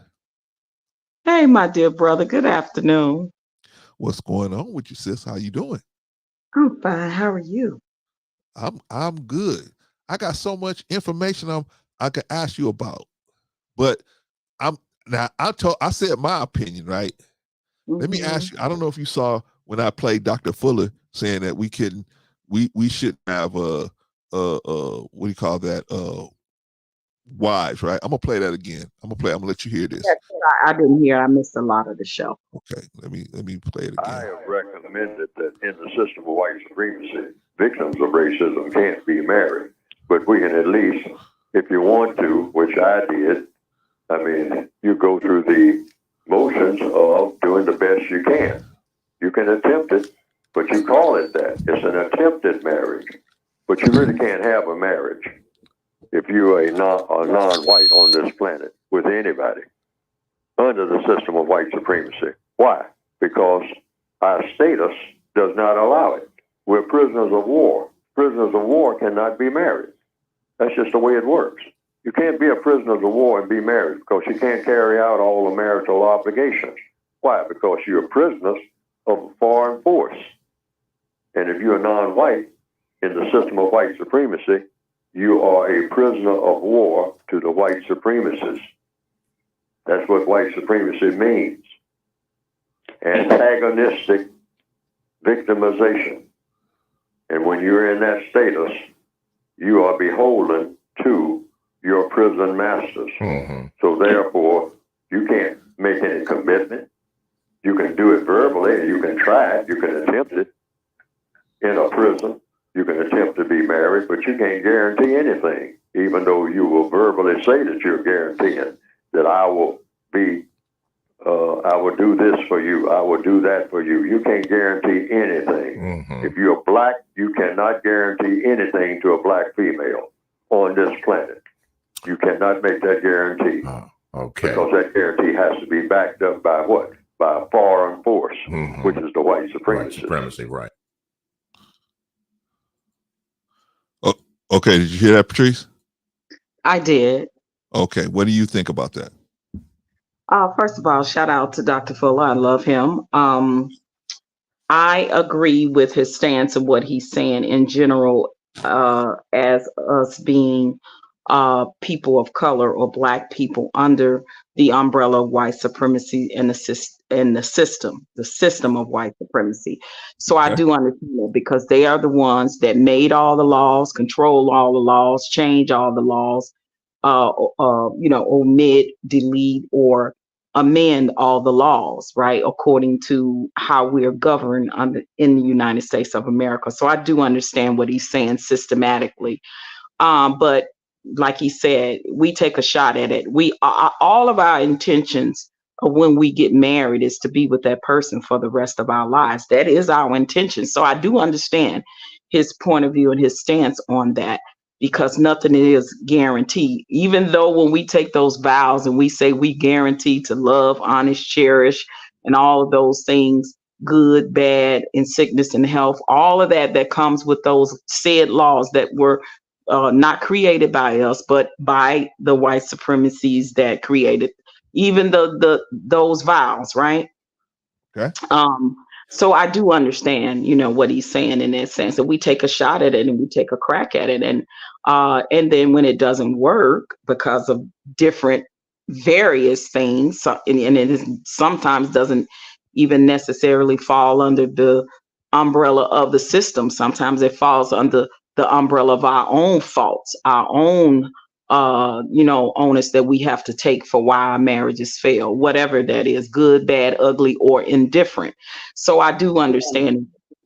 And we like to say, yes, the marriage is the guarantee, the certificate, the license is the guarantee, and the sacrifice and all of that is the guarantee. And we take a crack at it. But is it really 100% solid? No, because no man can say that. So I do understand his point. We just we just try to put our best foot forward in that effort for the most part. And if it works, some people stay together until one of the spouses deceased, and then the other one usually end up being deceased not long after that, especially if it's a couple that's been together 50, 60, 70 years. Have you ever heard of that happening, where once one spouse deceased not long after the other one, because because a big part of their life is gone, so they okay with leaving this earth, being totally content if that they lived under those premises and those laws of their marriage, going through it all, because I would say if somebody has been together 30, 40, 50 years, ain't no way in the world that they probably hasn't been times where it was shaky, where they didn't know if they was going to make it, or they questioned it, or they may even separated at a time and then end up getting back together. I've heard that. So I definitely understand his point of view in that. So, yeah. Yeah. I mean, some of what he's saying, I'm just saying, do you agree with the part where he said that we can't be in marriages, or we shouldn't even try to be in marriages? Do you agree with that? I actually don't agree with that part. I don't agree with that part of it, because if you are a person that believes in marriage and the institution of marriage, based upon whether it's biblically, based upon whether it's traditions or tribally, depending, if you believe in that and you've been raised or born and bred into that, then that's all and that's what you believe. You can't take that away from a person. So that part, I would say no, I don't agree with that part, because I have always believed in the institution of marriage. I was married for 10 years before my divorce. So I always wanted it, desired it, believed in it, and aspired to have it. And then it came true for me, and in that time when it did, heck yeah, my intentions was to be with that person for the rest of my life. Did it happen? No, it didn't. And it's okay. But we look at it as that's a great failure in our life. Any divorce, if you ever think about it and aspire for it to be with that person for the rest of your life, your intentions is not to be divorced from that person. But when that happens, then you look at it. And I know I was asked that question, what is one of my greatest failures in life? And I said, definitely my marriage, for sure. Because that was not my intention to fail at my marriage. I mean, whether it was, it doesn't matter who was main at fault. It still took two people to be in that marriage. Right.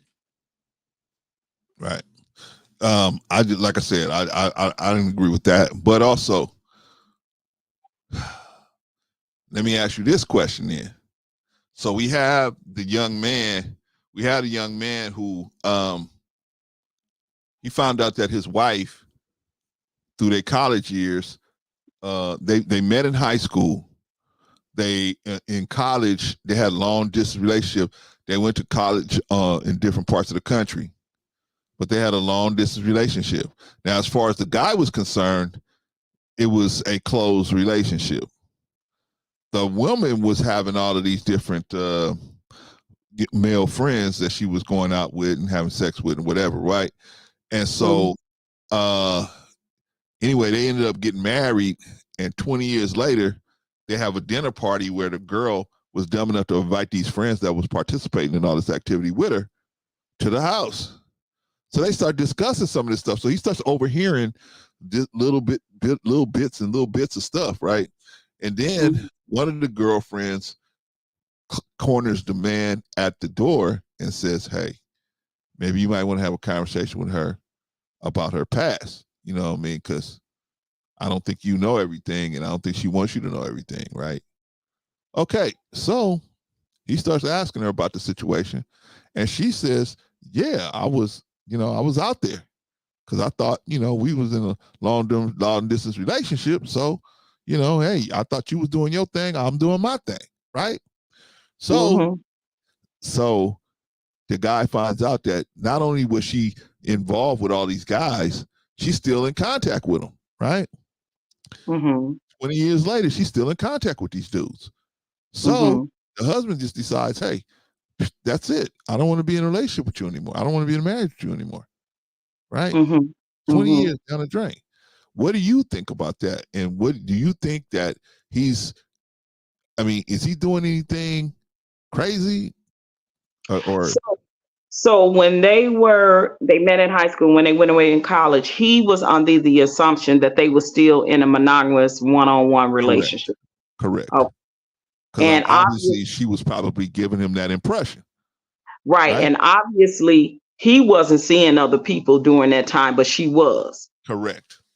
Okay. And then 20 years later, they had this big dinner, and she invites 1, 2, 3 of these guys that she obviously had sexual relations with to dinner, and then things come up. No, not the guys.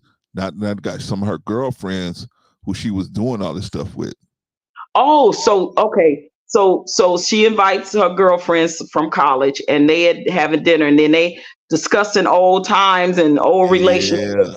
And that's how he finds out that his wife had been in relationships doing he got a whiff of it. Yeah. When the girl actually pulled him to the side and said, "Hey, you need to have a conversation," that's when he started getting more and more into it. And then he went and sat down with her, and she admitted it. Not only did she admit it, she said, "I'm still in contact with these dudes." Okay. So his thing is, shout out to Quantum. His thing is, I'm going to divorce you, and he's divorcing her. Do you think he's overreacting? Do you think he should? What do you think? How do you think he should handle that situation? Or what do you think? What I'm saying? What's your opinion on that? Well, I'm gonna just go by just the information that I have, right? Because we really don't know the standard of their marriage, right? So it sounds like, just from the little bit that you read and explaining, that he had a certain standard and a boundary, and obviously she crossed that boundary with him. And no matter how many years that he had been with this woman, loving this woman, he feel there's a sense of betrayal and disloyalty on her part, right? Especially he was under the assumption that even when they were away in college, they were in a monogamous relationship. So now he's hearing from the girlfriends and from his wife that there was a part of her life that he was not privy to, nor did she disclose it to him. Correct. So, of course, from a man's perspective, and I would even say from a woman's perspective, but I understand his perspective. And obviously for him, that is a hard pill to swallow for him. If he's saying that this is something that I can't forgive you for, and I'm on a file divorce, then obviously that, and this is the thing too. I understand his point, but this is the thing too. First of all, when you inviting your old college girlfriends to dinner to your house, there should have been a conversation prior to that. First of all, especially if you did a lot of dirt with them, right? that part, exactly. And say, hey, we not bringing up A, B, C, and D because my husband don't know this, or I may have told him, or I may see, because this is the thing. We know that a lot of times when family and friends come around, sometimes that absolutely does happen. And then the other person that you're with, whether it's your spouse, whether it's the girlfriend, boyfriend, whatever, man or woman, whatever type of relationship, they looking at, wow, you never told me you did that back. You know, you was on that and you did it. And now it's looking like, hey, she was out there having fun, experimenting, while she was supposedly allegedly be in a monogamous relationship. So he's looking at that as disloyal, dishonesty, and betrayal on his part. And even though it was 20 some odd years ago, he has a hard time. That's a hard pill for him to swallow, because he feels that, why, first of all, why would you do that? And then why would you hide it from me? And the fact that you're still in contact with said people. Yeah. All of that, because for the most part, I know in my mind, and I would think that it will be even in a man's mind or any human being. Okay, so why you still keeping in contact with these men that you slept with? What, in case some don't work out between us? This is somebody you could go back to, or are you could be still sneaking off with, like all of that type of thing will go through a person's mind, and for her to not tell her spouse about it speaks volumes, as to say you're hiding something. Yeah. Because if you honest and open with your spouse, and you have a discussion with your spouse about things prior to marriage, your past, if something might come up, hey, look, let me just let you know, I wasn't no angel. I went with so and so. Oh, I did this, and you give that person a chance to choose if they want to deal with that or not. What she done was took away his choices, and that is the biggest thing you can do to a person in a relationship. Now, if you want that dog to stay buried, that bone to stay buried, those skeletons to stay buried in that closet, and die on that hill with it and take it to your grave, then that conversation should have been had with her girlfriends. Well, why even invite the girlfriends over? Well, obviously she wanted her husband to meet her college girlfriends that she went to college with. But that conversation should have been had with those girlfriends, honey. See, that's where she slipped and made a mistake, because I'm pretty sure if you got a best friend as a man, bro, Clarence, and you ain't told your wife of 30 years, y'all been together 20, 30 years, but you knew you was a womanizer back in the day, but you didn't tell her that because you changed, and maybe you just want that bone to stay buried. But your best friend that's coming over to dinner know you was a womanizer, you know what I'm saying? So what are you gonna do? Are you gonna, especially if you know, hey, me and my bro, we done shared some bro secrets, and he know a lot about me, I know a lot about him. Yo, man, look, I ain't told, my wife, I prefer that part of my life to stay where it is in the past. I'm not that person anymore. So appreciate you come over. Don't bring that up, or something. There needs to be a conversation had. If literally you want to live your life burying that bone. But I think men are more like, they understand that. Like I wouldn't have to have that conversation with probably male friends. I probably wouldn't have to have that conversation, because men understand, hey, there's certain things we ain't gonna talk about when our wives are around, when our women are around. We ain't gonna talk about certain things. So we kind of, I think, now I'm not saying all men are like that, but most men are like that, right? Most men are like that. I remember one time I was shout out to Captain Shahid, he rest in peace. He was in the hospital for something, right? He had to have some major surgery, right? So all of the brothers came to his room, right? So this big old brother, man, he was like, and Captain Shahid's wife was in there, and so he started talking about a bunch of different stuff that would have been cool for us as men to be talking about, but not in front of his wife and his child, right? So I knew I could feel what was coming up in me, like I was going to put my hands on this dude. So I left. I walked out. So another brother came out and got me and said, "Hey, brother, why you leave? You know, why you leave the room?" I said, "Because I was going to put my hands on this brother." And so they sent that brother out to me, right? He said, "Hey, what's going on?" And so I had to talk to him. I was saying, hey man, you know, we all men. We've all done different things, and but the last place we should be bringing that up is in front of this man's wife and his child. Man, we should know that as men already. And some of our men don't know that, but we're supposed to know that. We should know that we ain't gonna, you know, if I go to and we supposed to know that even if it's men, like you invite me, hey, bro, hey, I just met this guy. We having a good time. Hey man, we're gonna be in town. Man, I want you and your wife to come with me. I wouldn't, but I knew some things already. I wouldn't say nothing. I wouldn't say nothing, right? Because unless you said it was okay to speak about, I wouldn't say anything about anything.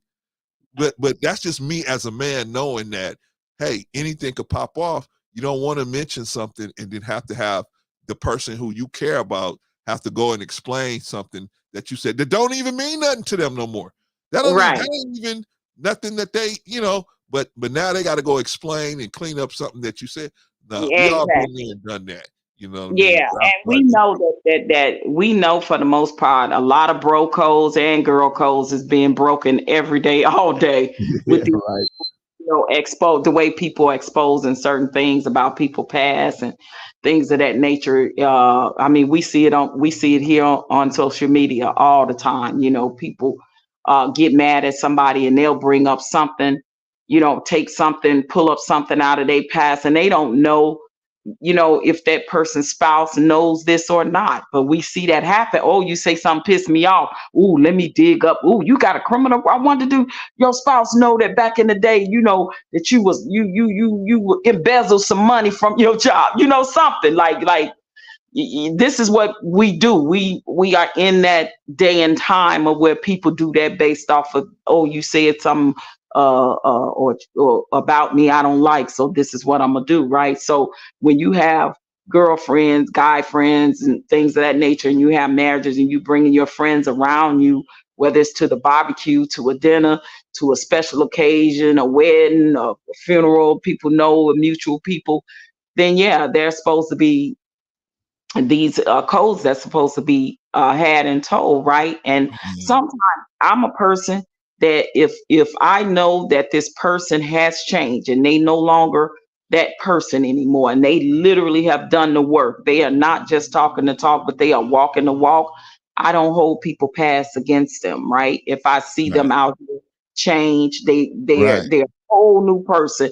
They could have got married, got a spouse, have children, family. It's like I'm not that person that like I'm gonna expose what you did, you know, when we was back in high school, all this crazy, like, nah, like I'm not doing that, right? But people sometimes knowingly and unknowingly will do it. Now they at a dinner table having dinner and they pass and things about their college life comes up. And the husband sitting there, you know, mouth dropped, eyes bugged. Like, they talking about. And this is stuff you ain't told me, and you my wife. And it depends on the marriage. Like I said, we only just hearing this part. Right. It depends on the type of marriage people have. Because listen, and I can only say this to speak for myself. You know, when I got married, my husband was like, listen, long as you ain't murdered nobody, long as you ain't harmed no children, long as you ain't, you know what I'm saying, did this type of stuff. He was like, I don't want to know. I don't need and I'm like, same here. Long as you ain't did nothing to no women, no children, no elderlies, no, you ain't out here murking, you ain't no serial, this, that. Like, everybody got a pass, right? Everybody got a pass. And if you can live your life and be happy and that person is loving you and you doing what you're supposed to do in that marriage, then cool. If you feel the obligation that you say, sit that person down and say, hey, I need to tell you something about my past. I believe that once you do that, you have the right to let that person choose to if this is something that is crossing their boundaries or not. Yeah. When you don't when you hide something really big like that, then that person, you took away that person's choice. Right. Right? Because obviously it seems possibly the type of marriage they had, they were open and honest with each other about everything. At least he thought they were. Yes. And she wasn't being that, right? Yeah. So it must be a big deal for this man, for his standards, his values, his morals, and his boundaries that she crossed that. Well, let me ask you this, Patrice. Do you, because to me, it had to be some other smoke going, because normally in this situation, especially if it was something that supposedly occurred 20 years ago, most people, I think, would start at counseling, right? That would be the first stop. But this guy said, I don't even want to go to counseling. I want to just get out. I in my opinion, had to be some other things going on that made him feel insecure. That, you know? Well, one thing for sure that would make him feel insecure is the fact that she's still in contact with him. Yeah. You gotta think as a man and see, and I know for men it hits different because it works on your pride and your ego as a man. Yeah. Right? Yeah. A woman, a woman will be feeling away like, why you still, friends with this B, and you was this somebody you was screwing 20 years ago when we were in college. Now just not find it out. Like, yeah, we'll have an attitude and feel away about it. But men, I know for men it hits them differently as far as it goes deeper in the surface with their pride and their ego as men, as to say, in his mind, are you saving them in the back of your mind in case this don't work, or are you still sidestepping with them? Yeah. You know what I mean?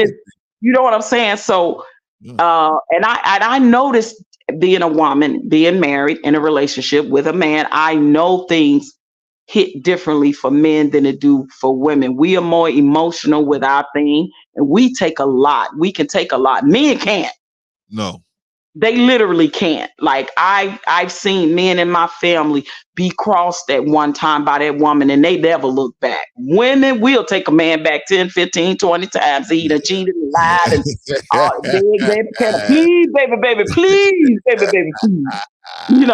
We've done it. But for men, sometimes all it takes is one time for them to a woman to be dishonest or disloyal for them, and they out and it just hits different. And he seems, like I said again, I'm only going by what I know, but he seems to be that type of guy to just walk away from the marriage after all these years based off of something she did 20 years ago and not even want to have the conversation, get counseling. Like you say, he's like, I'm up, I'm out.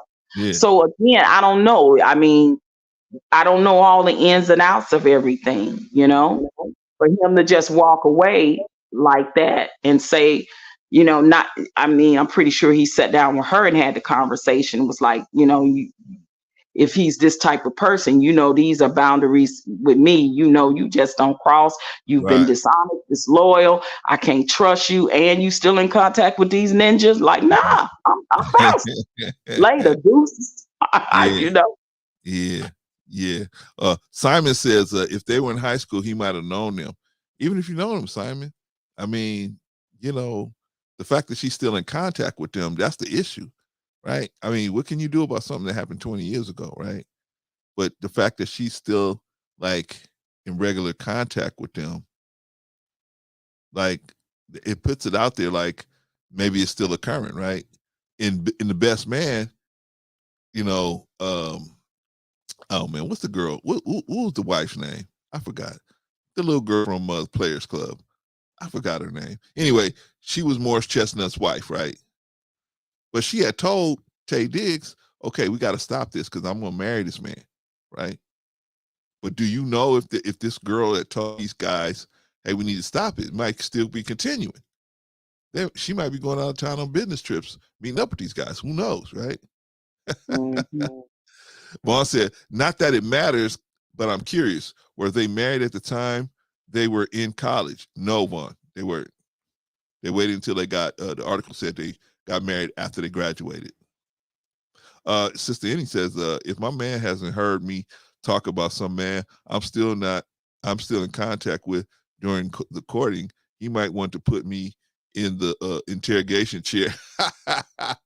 Well, that's the thing. That's my point, y'all. Okay, so you in a relationship with somebody, right?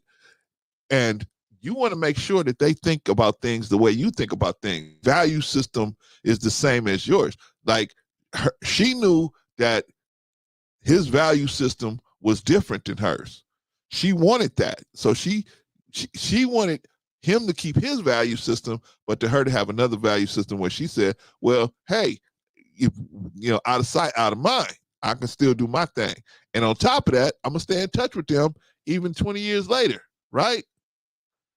I'm sure she would have been like, what you doing in touch with this chick? If it was the other way around, right? But, that goes back to what Patrice always says, narcissistic. I'm going to say the narcissistic behavior, because they're trying to manipulate you, right? They're trying to manipulate you and put you in a situation where they're only thinking about their own feelings and their own, what they want. They're not thinking about the effect that what they're doing is going to have on other people. I don't know if they're not thinking about it, or they don't care, or they just have resigned that, hey, look, this is, and you know what? Sometimes we can get caught up with somebody like that, because you get in a relationship with somebody like that, and that's something you may not see until you're so far into the relationship, you don't want to throw it all away, right? Because the girl's family was like, hey, why are you throwing this all away over that situation? Guys like, hey, she's still in contact with these dudes. Right. And that's the difference, I think, for him, that and this is the thing, I think that's probably why she absolutely didn't tell him, is because she know what kind of husband she had. She know what kind of man she had. After all them years of marriage, she got to know. So she had to figure out, she, in her mind, I can't tell him this because I know he's this man that would not G for that, right? So right. She figured, I'm gonna take this to my grave. I'm not gonna say nothing, but lo and behold, her girlfriends, they bringing up this conversation, and now this is about to cost her marriage, and hopefully it can be resolved if they still love each other. But if that's enough to make that man walk away, that's a big deal for him. Right. Yes, because he's like, I can't trust you. I don't know what you out there doing. If you can't, if you're, who knows what you've been doing of these 20 years, right? I mean, if I didn't know this and I'm just finding this out, what else do I need to find out, right? And I think the guy just said, hey, look, I just can't trust you. I don't, it's not going to work, right? But I think that's a lot, like I said, these are the deeper conversations that I think a lot of couples are not having, because, they just figuring, for the most part, I know for my generation, like I said, we come from that don't ask, don't tell type of situation. Yeah. But it depends on the person that you meet and fall in love with. It depends on their morals and values too. It's not just about yours. Right. So you have to have no conversation. Like I said, my husband like, look, I know, listen, you got a son, so I know you've been with another man. Yeah, you got a whole son. You know what I mean? He's like, I'm not crazy enough to think that I'm the only man, like, or there hasn't been men before me.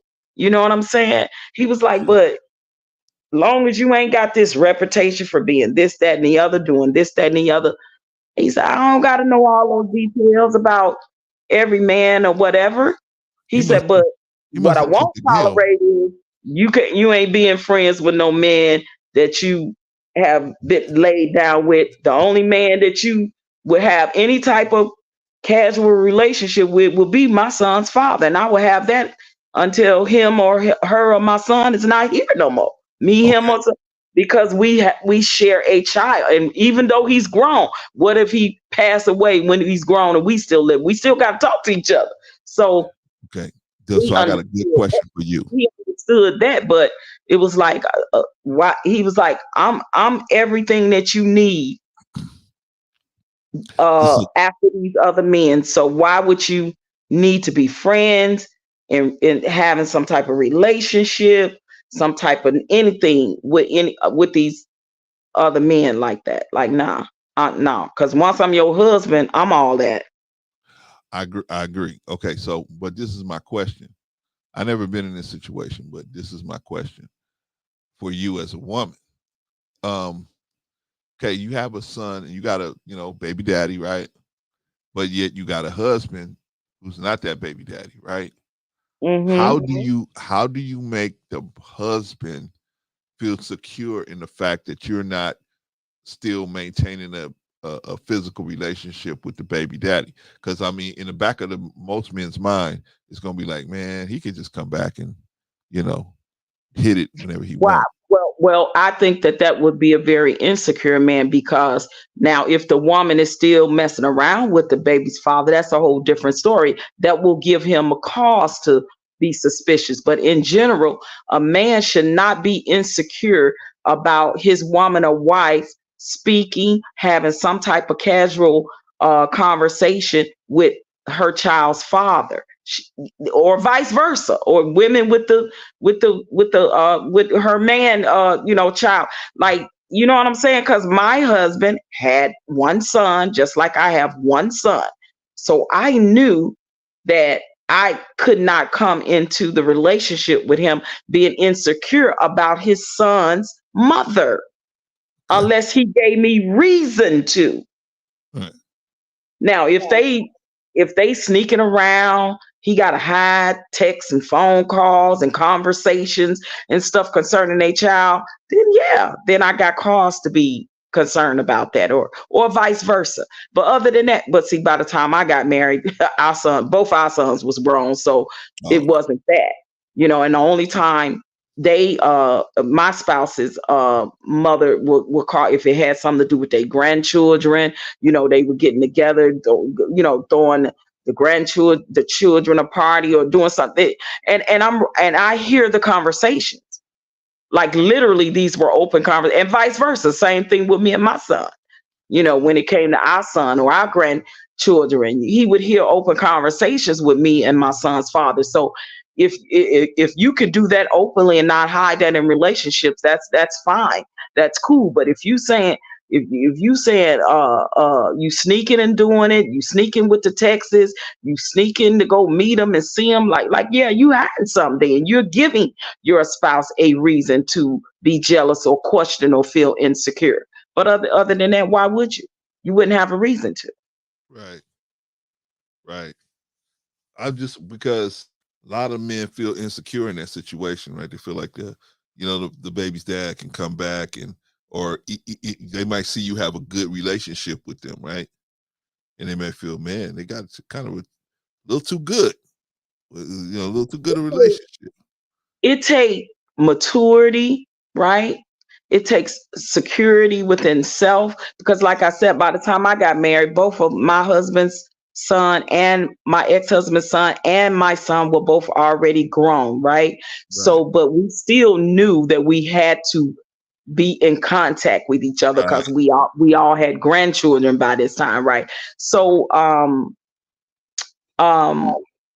my son's father and I had not been together since my son was 5 or 6 years old. Okay.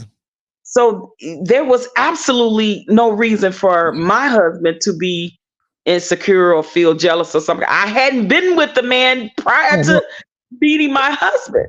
But I'm not saying you giving them a reason to be insecure, Patrice. I'm just saying that men on their own have their own insecurities, right? I'm just saying on their own. But again, you just said it. That's an insecure man, right? Already insecure within self, because if that woman has not given him a reason to believe that she's still messing around with her kid or child's father, why would he be insecure? Unless he just insecure within himself. Right. That's what I'm saying. Right, exactly. Well, then, if that's so, the case, so how do you then that's deal gonna with be that? That's my question. that's gonna be problematic, because if the woman is steady showing the man, hey, look, I don't want this man. This was my past. We got a child together. We have to raise this child, a co-parent together. If the child is, still underage, then we got to do that. Now, when it comes to, hey, our kid is grown. Now we got grandkids we got to worry about. So we working through our child through that. Right. So we still got to have indirect relationships. And as long as that woman in her place is showing that man, hey, you have no reason to worry about me going back to my child's father. Like, that's not that. I know. See, what you're saying makes sense, right? And in the woman's mind, that makes sense, right? That's logical. That's reasonable, right? I'm just saying men don't think that way, right? Men are always in competition. Well, I would say insecure men. I wouldn't say all men. I would say insecure men. I'm not because I never had not one problem out of my husband, my ex-husband. I never had one problem out of my son's father about my ex-husband being a part of his life, having a relationship with my son. I never had that problem. So these are men and women that are insecure. Why are you insecure? I agree with you with that. Why are you jealous? Why do you feel away? When women do that, let me tell you, when women do that to men, when they get a new wife or girlfriend, they insecure and jealous because he moved on and he's happy with somebody else. Right. And it's the same way when it comes to men. I agree with you, but what I'm saying is most men are like that. I don't know about most women, but a lot of women are. But most men are like that. A lot of women are. Believe me, a lot of women. So I'm saying it's a testimony to you for conducting yourself in a way where the men don't even have an issue. They looking at you and they saying, man, she's just Patrice's stand-up sister. So, I know, she is going to tell me if something's going down, and if nothing's going down, nothing's going down. So I can take her, at her word, right? So that's also a testimony, and that makes them feel better and plus, they're not as insecure, or maybe they don't even have that insecurity at all, right? Just knowing you as a person, knowing that, hey, she ain't the kind of person that's going to play a game like that with me. So I don't have to wait. I don't have to even worry about something like that, right? And my son's father, he on his second marriage now, right? Right. And because I know him, and because that man was with me as a woman, I know his character and his character of a woman that he would choose. So I had the conversation.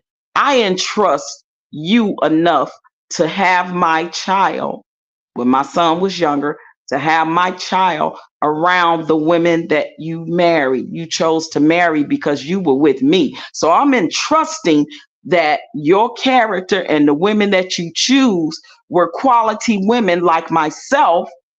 So I don't have a problem with when my son come over there to spend the weekend or the summer or whatever, that I'm entrusting you that you have a great wife that is going to treat my son accordingly. I never had that problem. It is only insecure women or jealous women, whatever, that the fact that man has moved on, he's gotten married or whatever, because I told him, you two up on me and I hadn't even got married yet. So, but I was like, but see, we got that type of relationship. I'm so blessed to say that I have healthy relationship with my son's father and my now ex-husband. You know what I mean? And my ex-husband is remarried again. But I don't call that man. I don't have no reason to call him. He don't have no reason to call me. Only reason why we call each other is if somebody in the family passed away. And he will call me. He called me when his mother passed. He knew I was crazy about his mother. He knew I would want to be there at the funeral, which is I did. I flew all the way from Vegas and came to Chicago and went to the funeral. I paid my respects, and that's all I needed to do. Right. But we don't call each other no more. We have no reason to call each other no more. Like I said, unless somebody has passed away or something like that. Right. But again, there has to be a trust. There has to be a security within that person to know that, well, this woman ain't been with this man or this woman since years before me. So why should I come into the relationship or marriage feeling insecure about this person that she ain't even been with? Before me, she hadn't even been with him for years. So I don't understand the logic of when people come into relationships and marriages and they feel that way about the ex. Now, if she say, well, we were together off and on, back and forth, you know what I mean? Then he might have some resistance to say, well, is that over? Like, is that done? Like, y'all ain't messing around. Y'all, blah, blah, blah. And if she's moving on the way where she acting funny, being secretive about phone calls with him, texts with him, sneaking out the house, trying to, then that's different. That's cause you have to give a person a cause and a reason to be insecure and jealous. And most of the time when people do that, they are doing something. But if the person's not doing anything, then the problem is yours. Good point. But guess what, Patrice? You did something wrong because I didn't do anything wrong. I always do something wrong. It's nothing new. I always do something wrong. Yep. Hey, Yep. Sister Eddie, what's going on with you? Woo-wee. How was y'all weekend, first of all? Oh, beautiful, magnificent. How about yours? This is the top. It was good. It was really good. It's cold. And I'm off tomorrow. I'm glad for MLK Day, honey. So I'm enjoying this extra. That's right. Shout out to the good doctor, man. Yeah, man. Sister Annie, what do you think about what we've been talking about, or any of the topics we've been talking about? What do you think? Okay, so for me, I don't have an issue with I wouldn't have an issue, or I don't believe that I would have an issue with my husband being in contact with someone if during our courting this person's name popped up. Like if we've talked, like if I know, because there's some people that when they separate in relationships, they actually are genuinely friends. Right. So I would have to have heard about and have some backstory into that relationship and how they've maintained it, before me. So I wouldn't just automatically say that I would have an issue. There's an asterisk next to that for me. If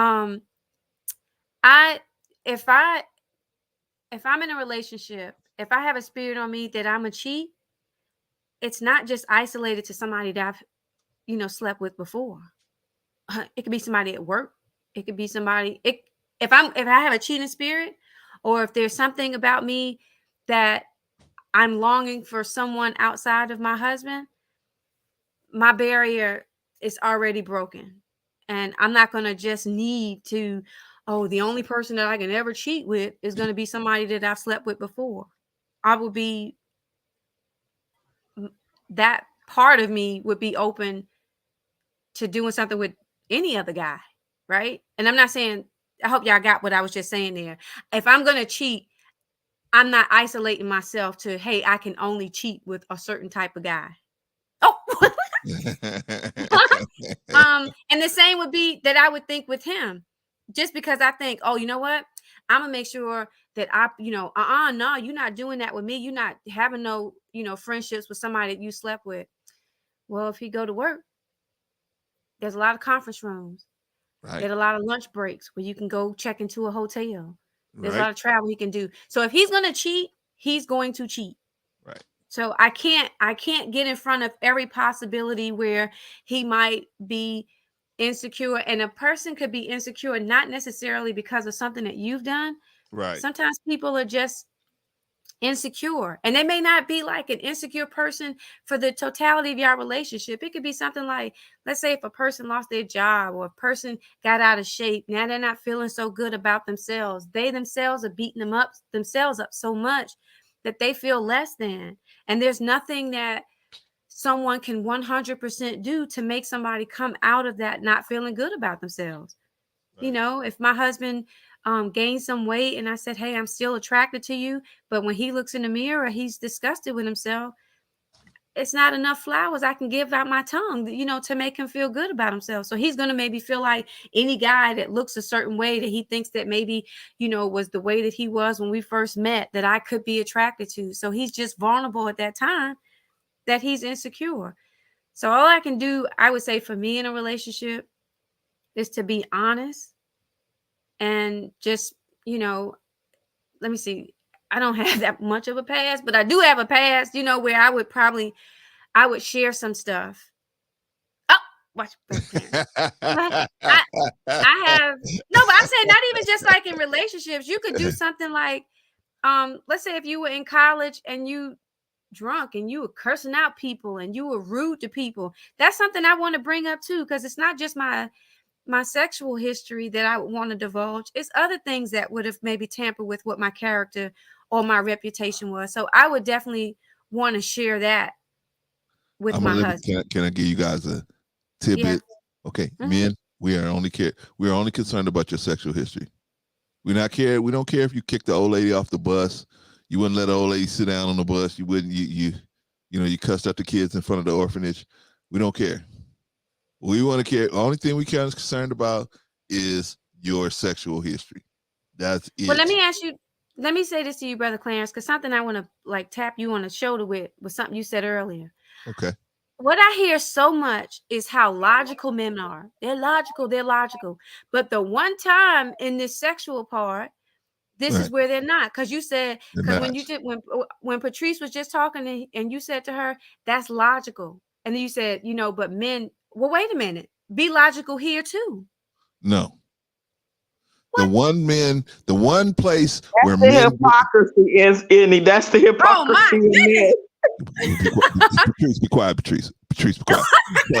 So this is the one place. This is the one place where men will excuse themselves, right? You give yourself a what do you call we that? Know. We know. Handicap, right? Men to get themselves. This is the one place, Patrice, where men will excuse themselves because we know we're not logical when it comes to sex. That's the one place where we don't make logical decisions, right? So thank you for sharing. Yes, I'm just trying to let them know, Pagoda, that we don't make decisions logically when it comes to women and sex, right? Because a logical decision would say, hey, you know what? This person is a bad person. They look good. They have a high beauty appearance, but they don't treat people good. But what the average man would do? Well, I'm gonna try to work it out with her because she looked good. And why? Because my friends are gonna look at her and my friends will say, wow, man, you doing something. You with this girl. All the while you with a girl that you suffering in silence in your own home with somebody with a alligator, but you know, that has a nice face on it, right? Mm-hmm. So we don't do always, and men do a lot of different things when it comes to sex. That's just, you know, I don't know if it's the testosterone or whatever it is, where our mental ability gets sounded when it comes to sex, right? Because you got guys out here that will have sex with a woman, they don't know their health status. They'll ride raw right into that person. And it's like, what are you doing? But Clarence, if I don't do it now, she might find somebody else. Let her find somebody else, right? But we don't think like that as men most of the time. So that's where we allow ourselves to be illogical, right? Okay, I get that. You know what I'm saying? I was just watching something where guy got mad because the girl left him, went and got with some other dude. The dude broke into the house and unalived the girl and the boyfriend, and then unalived himself. Crazy. Then I saw a married dude did the same. He did what? The guy. That's not just being not more than being logical. Now you know that's a problem. You know that dude. No. That's on top of not being logical, right? Because the logical thing is, why would I do that? What like if you break to somebody's house, then it's definitely it's something crazy. See, when a logical conclusion has a logical ending to the conclusion but when you do something like that, there's no logical conclusion to that. You're not going to get nothing to happen. You unalive the girl, that's not going to make the girl come back to you and say, oh, well, you unalived me, I'm coming back to life and I'm going to be with you. That's not going to happen. So therefore, they're not in a logical thinking process where they trying to make something happen that's logical, that's going to make sense. They're going to unalive the person, and then the only other option that's left on the table for them is a life in prison or unaliving themselves, right? So they don't have the courage or the stamina to take that situation or be held accountable for it. So they just take themselves out. That's the easier way to deal with it. So that's why that situation is like that, Sister Annie. Okay. I understand. Well, let's let Vagoda get into the conversation. Vagoda, what's going on? Okay. Vagoda, we stand on topic. So Vagoda, what do you think about yes, Clarence, for God's sake, I know we are in the topic. Relax. All right. You trust me, no? All right.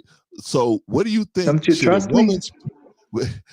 Vagoda, should a woman's past stay in her past? If you found out, let's say you were dating a woman, Vagoda, if you found out that the woman was a little friendlier than you thought in her past, right? People was a little what little friendlier sexually than you thought she was, right? You dating this woman, you take her to the coffee shop. This is my baby. What you want, Pookie? Oh, you want a ice cup mocha? I don't talk like this, but whatever. Listen to the situation we're going to. So you take your little Pookie Poo and you at the coffee shop, and then one of your friends walk in. Hey, Vagoda, how you doing? Hey, walk in. Bro C walks in. I walk in. I'm just happen to be down in Israel, right? I roll into the coffee shop. I'm like, hey, Vagoda, what's going on? You like, hey, Clarence, what's up? And then I say, hey, and then you say, Clarence, I want you to meet my Poogie, niggas. Clarence, right? You can call it.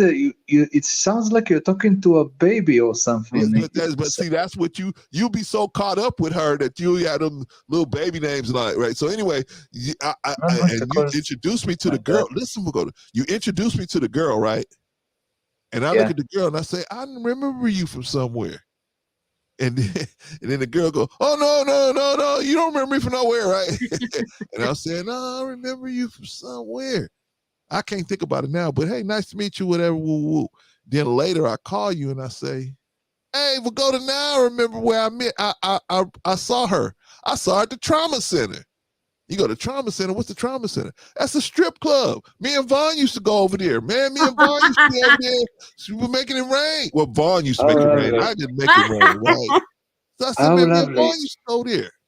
Yeah, I remember, man. She was always in the VIP room. We had to wait for an hour for her to come back out, right? Clarence, first of all, I'm not going to date any hooker. No. I'm saying you don't know. You don't know, Vagoda. You don't know this stuff. I tell you all this stuff after the fact that you with your snookums. Okay, right? First of all, I'm not going to call my woman boogie, schmoogie, or whatever that's supposed to be. And second of all, Clarence, every time that I came up, you tell me to stick to the conversation. I'm going to stick to the conversation. You trust me, no? Because you don't, Vagoda. Hey! You're going to say something about an email. You're gonna say something about an email before you get off. I will say let me give Vagoda this. He does much better than he used to. I will give you that, Vagoda. You are much better at it than you used to be. Absolutely. I will definitely give you that. You're definitely. Hey, I'm not talking to you in 3 a.m. That's for sure. If we had an award here for the most improved panelist, you are the most improved panelist that we have here. Absolutely, man. Absolutely. Okay, so Vagoda, so I'm telling you, Vagoda, hey man, your girl, man, I'm telling you, man, your girl used to give them. Yeah, you said about the woman. Right? First of all, Clarence, I'm not going to take her to a coffee shop. I hate coffee, but in any case, all right, the Burger Shack, or whatever place you go to, when you're taking somebody out and you kind of like trying to get to know them, but you're not trying to spend a whole bunch of money, but you know, spend a little bit of money, you know, just to sit down and have a conversation with them over a meal or whatever, right?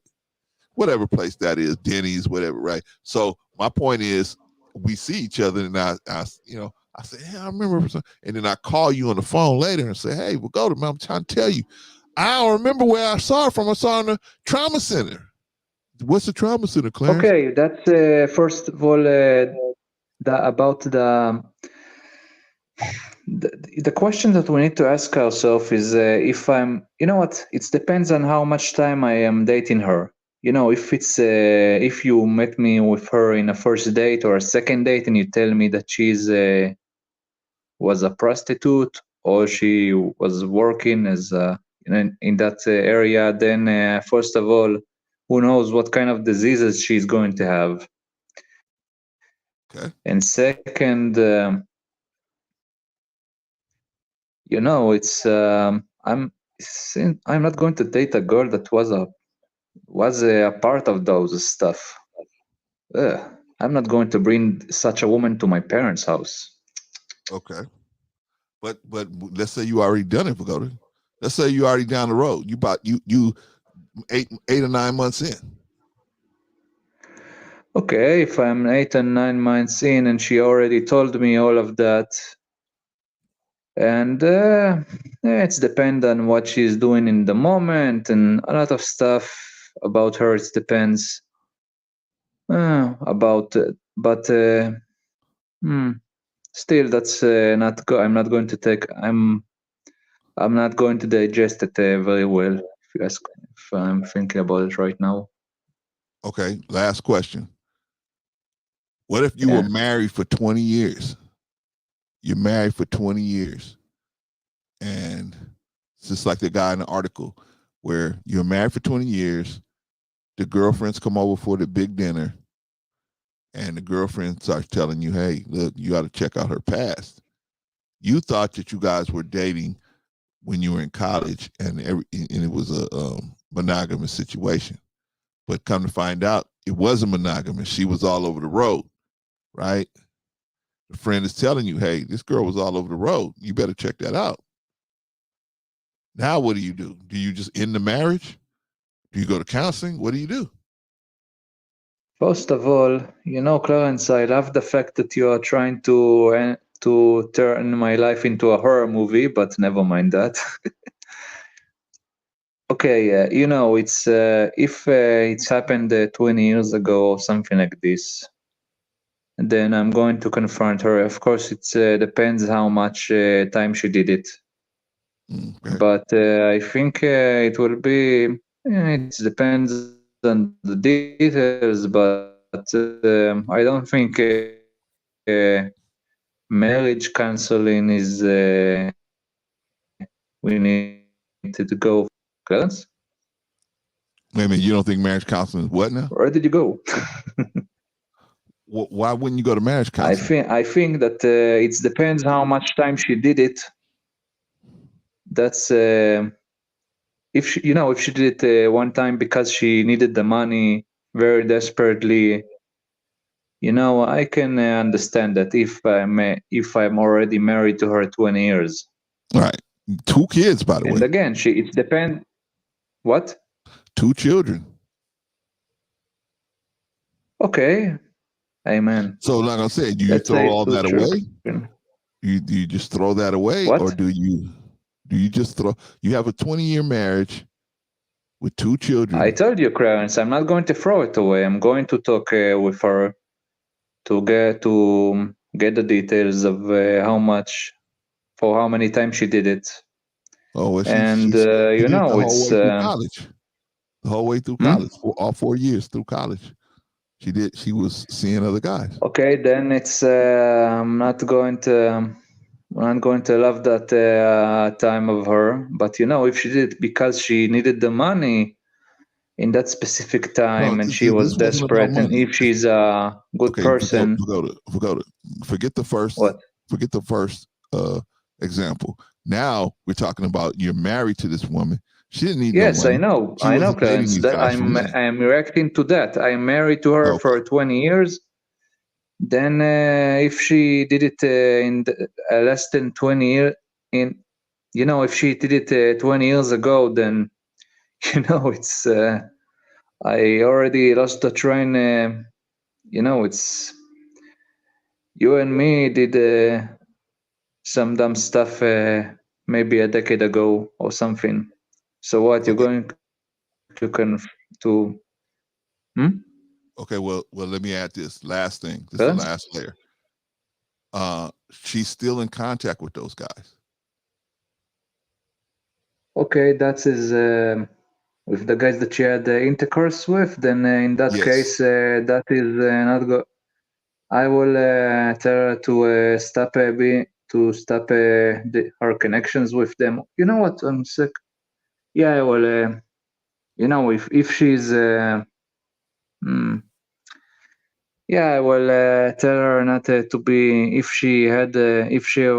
If they were her lovers and she was in a brothel, that's where they had the way with her. Then I'm not going to be. I'm not going to take it easy. I'm not going to take it good. That's for sure. Of course. All right, y'all. Yeah, Bro Claire. Yes. You know what this kind of reminds me of a little bit? What's that? I don't know if you guys saw The Best Man 2. Remember in the second part, the movie Best Man 2, where the guy that was going with the girl, they were married, had 2 daughters. Remember, she used to be a stripper, right? Oh, okay. And her past came up about something she did when she was in college for money to help her through college, and some kind of way it got back to the husband because she didn't tell him about it, and they separated for a minute in The Best Man 2. But they worked it out. She apologized to him that she didn't tell him, but it was a part of her past and she was no longer that person. And they end up, staying together and getting back together and keeping their marriage together because, like you said, they had children, they had built this life. Right. I think, it depends on the man. Like with this guy that you read about, I think probably for him, the main issue was probably that she's still in contact with these men. I would agree. I think that probably was the main issue in the back of his mind as a man that, like I said, men be thinking differently when women behave in that manner, because maybe if she wasn't in contact with these men anymore and she could sit down and have the conversation with her husband, he would have forgiven her for her indiscretions when they were together back then. You're younger, you're impressionable, you live in totally different lives. So maybe that he would have maybe thought of a different perspective. But I think probably the icing on the cake for him was the fact that she's still in contact with these men that she had intercourse relations with. And for men, like I said, it hits different because men usually think that these are men that know you on that intimate level like I do. And I think that bothers men in the back of their minds when they know that a woman is still in contact with a man that she has been intimate with and knows her on that level the way her husband knows her. Yeah, definitely. So I think, you know what I mean? And I'm just being the deeper thinker here below the surface of how I've heard men have the conversation and how I've watched and know men move or have moved in my family. Right. Like it's really tough for a man to know that a woman is still having some kind of contact, friendship, relation with a man that knows her on the intimate level that her husband knows her, if that makes sense. Yeah. Yeah. And I want to say this. Can we be real? Can we be real and honest? Family, can we be real and honest? Of course. Okay. I don't care what nobody say. Right? The people say, I don't belong to anybody. I belong to myself. It's not the way men think. Right. Yes. They don't even think like that. Right. They may not say nothing because they don't want to cause a problem yeah. or an issue and say, but a man feels like you are his possession. You know what I mean? They feel like this is my woman. You hear men say, this is my woman. My wife. Yeah. My wife. She belonged to me. Yeah, absolutely. Hold on 1 second, y'all. Hold on. Hey, Patrice, let me Yes, ask you, do you think, like with the men that you've talked to, and that with them having that thought process of their thought with the woman, that they understand when the woman feels the same way about him with another woman, like him with his past? Do you feel that they're as open as understanding that their woman may not want them to continue to be friends with somebody that they've been with? I think they know it, but I think, again, that's a part of the hypocrisy on the man side, that they think that women's supposed to be more understanding and forgiving of that for some reason. And that's the double standard there that happens in relationships with men and women, is because women have been known, like I said, to always forgive more easy, more quickly, faster, and more times than a man would. Women will absolutely forgive it faster and more times than a man would ever. And that's just even been my experience as a woman for making my own mistakes in relationships that I've seen, that men just move differently like that. It's one of those things where a lot of times they can't take what they dish out type of scenario. Now, let me ask you this, Patrice. You know how close you are with Brother Clarence and Rico and Vaughn. And let's say, in your future relationship, your soon-to-be husband says, I'm not really comfortable with you talking to them as much as you did before. How would you handle that?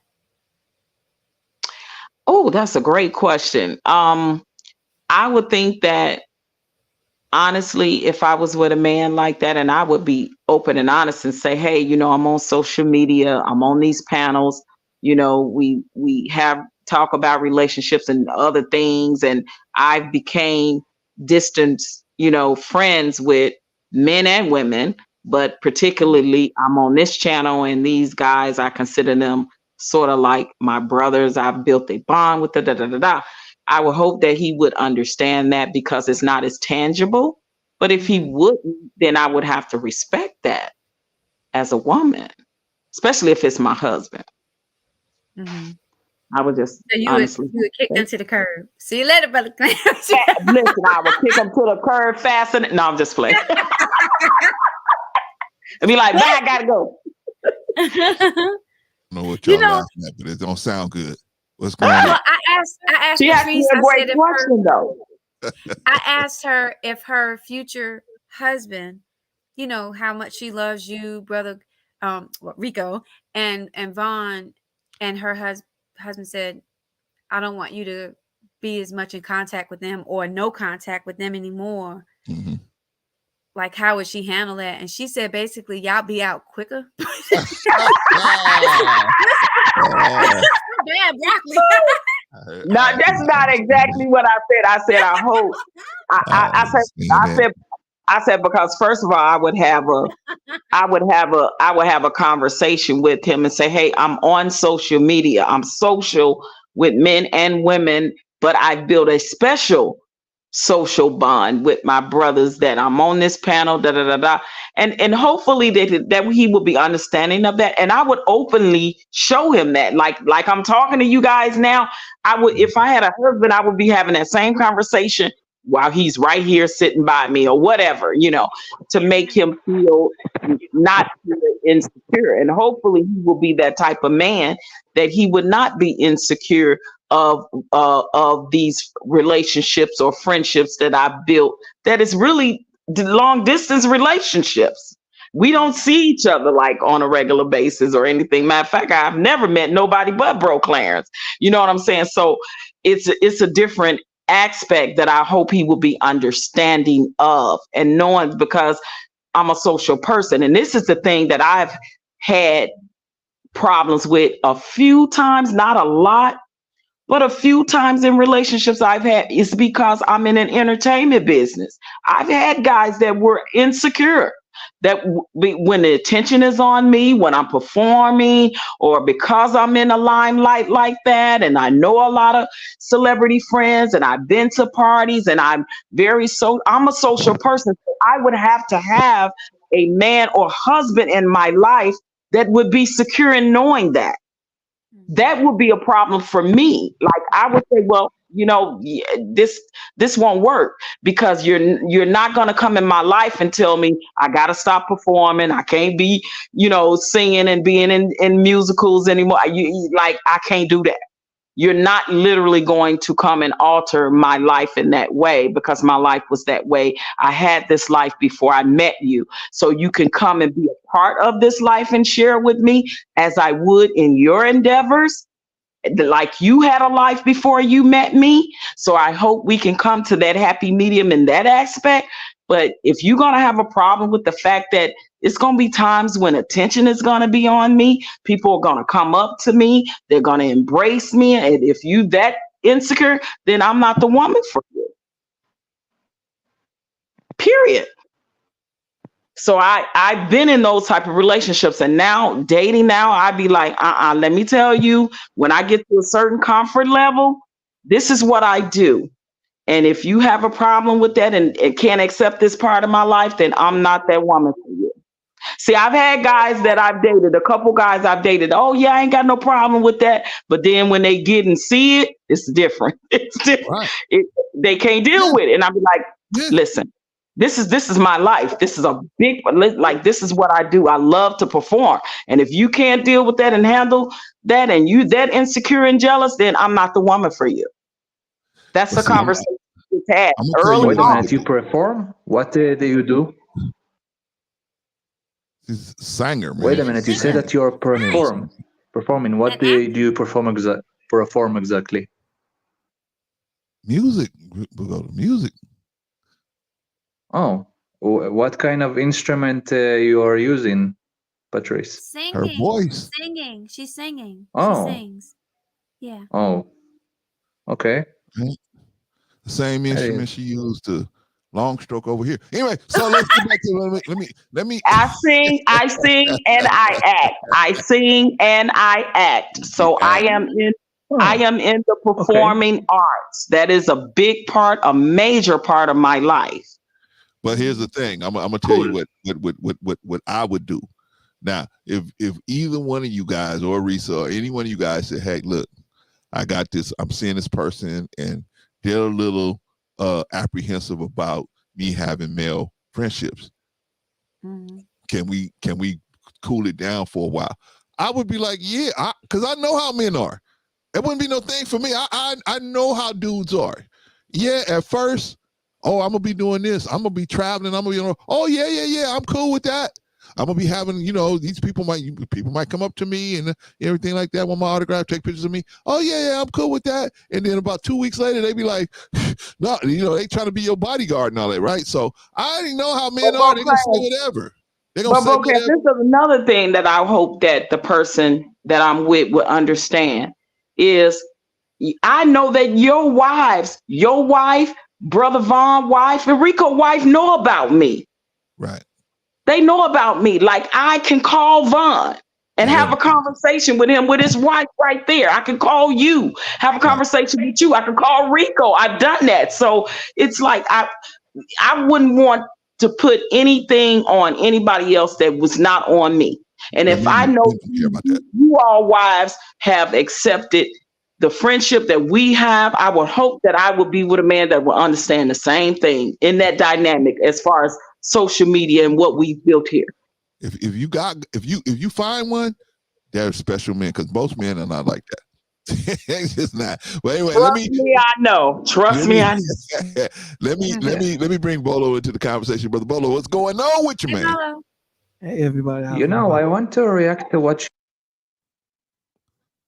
we'll go to. Can you let Bolo get some opening comments out first, and then we go right back to you. How about that?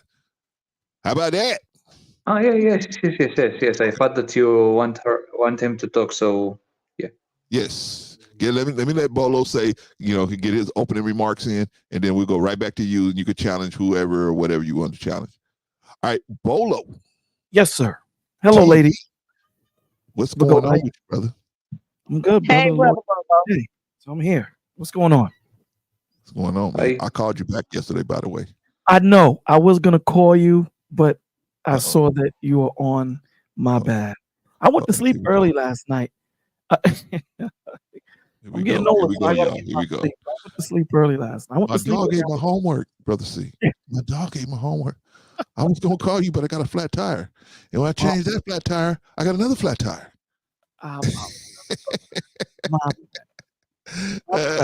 No, I just want you to know I tried to call you back. Yeah. What's going on, big brother? How you doing?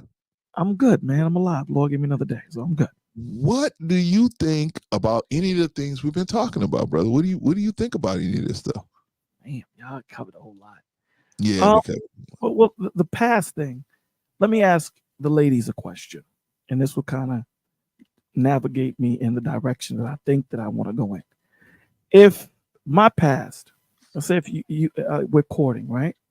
And my past, I was accused of molestation of a child, but I was exonerated of that.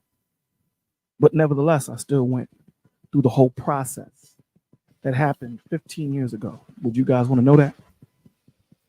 Wait, say it again. Did you say what? I was accused of molestation of a child. Okay. And I went through the whole court system and I was found not guilty. Okay? I was found not guilty. Now, 15 years later, I'm courting you guys. Would you want to know that about my past? Absolutely. And that nope. I don't know what that means. What does that mean? That means. What does that mean? That means I might be like that guy in the story you're talking about.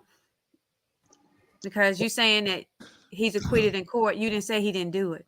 He didn't. I didn't do it. But I still went through the court system. I don't know. I don't think that would be tough for me. So even if I told you I didn't do it? Yeah. Okay. Yeah. G? Answer the question. Let me hear the question. Let me hear a question in its entirety again, please. Question is, if I was accused of molestation of a child, went to court, I was exonerated, wasn't enough evidence, and I'm telling you I didn't do it. Okay? I didn't do it. And I'm telling you this 15 years later. I'm telling you this, this happened in my past. Would you want to know something like that, or my past don't matter? I would definitely want to know something like that, yes. Okay. So would that affect how you see me and how we deal, even though I'm telling you I didn't do it? Absolutely it would.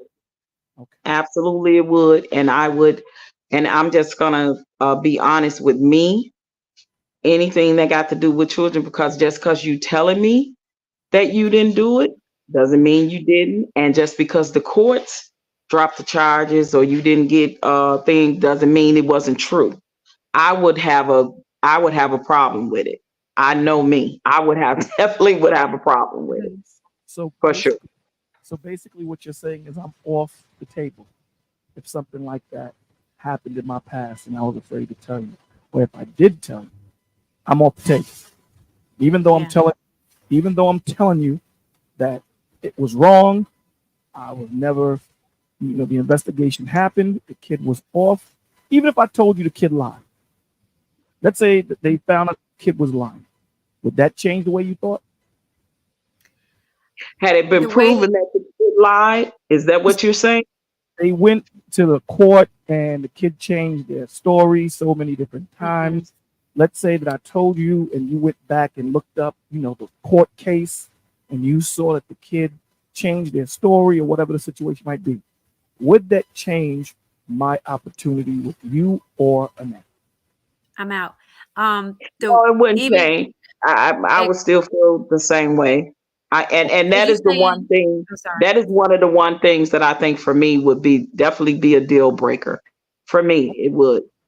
Okay. And then you were gonna Because say you're something? saying, even in your example, you're saying that the child changed their statement. Right. There's Child a lot of reasons why a child could change their statement. They felt pressured. They didn't Right. want to have to go through the court case. And the Or- ways that I would probably in my heart have to Right. feel some sort of comfort of it, it would be Right. me having to talk to that child. And I wouldn't want to put that child through that again. So for me, it's I Well, couldn't. I'm just where I am now, my heart, it wouldn't work. And I would always, that would be stuck in the back of my mind okay. So and with be everything questioning you that. said, with everything you just said, okay, the kid could change their, pressure, which is true. Also, the kid could be lying. That I'm not the wasn't. person to be there for, right. I'm just not, it's just not for me. I understand, but listen to what I'm saying to you. Mhm. In the soliloquy that you I guys can say gave, something. yeah, I just want the woman's because there's a reason why I'm going here. In the soliloquy that you just gave, you said the kid can change their mind, the kid can do this, the kid could do that. An option of the kid lying wasn't one. Right. And I said, and that's why I said to you, the conversation with the child would give Right. me more comfort in that. I would not want to do that to a child. I would not, just for the sake of me maintaining my relationship, want to go to a child and have them talk to me so that I could hear them, watch them, to see what I believed in my heart, if they were that this did or didn't happen.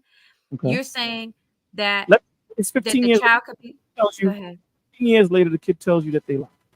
Let's say if you do decide, because this was 15 years ago, right? So now Mhm. everyone's adults. So without me knowing, you go find a child, which is an adult now, and you decide to have that conversation, and this adult now tells you, "Yeah, I was lying." Does that still affect me having a shot with you? Let me ask you a question. Please. Is there any reason in particular you kept trying to tweak that scenario to the point where I actually talked to that child to make it so that I would? I'm just saying, for me, Right. that I'm the brain wrestling we would have to have with me understanding that full dynamic. What was it that you did that what was it that even sparked this thing, this child lie? How much were you around this child? What was the appropriate or inappropriate potential that this could be? That's too busy. And like Patrice was saying, me with children, my heart is just not as open to a lot of conversation when it comes to kids. Right. And I sometimes people say, I would want to pray for him to be with somebody that could accept his word and all that evidence that you're saying. I'm saying, Right. for me, it just Right. would not be it, because I would be in the back of my head Right. second guessing or wondering when he's around kids that I'm around, and I'm around too many kids. So Okay. for me, it So- would not. So the reason why I'm tweaking it for the both of you is I'm trying to see how deep this rabbit hole can go before we can get to, all right, I'm gonna see if I can give this guy a shot. That's why I'm tweaking it, to see how far I can go. So even if I told you what happened, you know what happened, and you went. No, I don't know. No, there's no way I can know 100% what happened. No, hear what I'm saying. I Okay. told you, so you know now. The child is adult. You can go talk to the child. Let's just say you do have a conversation with the child or with the young person, right? And they tell you, "Yeah, I was lying. I was in a bad place when I was younger, and he was a mentor, and this is what it was, and I was under pressure, and so I lied. I lied." But see, So- you know what? You wait. Let me just say this real quick. I Yeah. wouldn't. So I'm just saying, when my answer still doesn't change, I would hope that man would say, "You know what? This relationship wouldn't be a good one for me either with you, because it's taking all of that." So it just went. It's on both sides, right? Because now here you have this woman that needs all this, and not just my word is enough. So that so I'm thinking it's an imbalance on both our sides.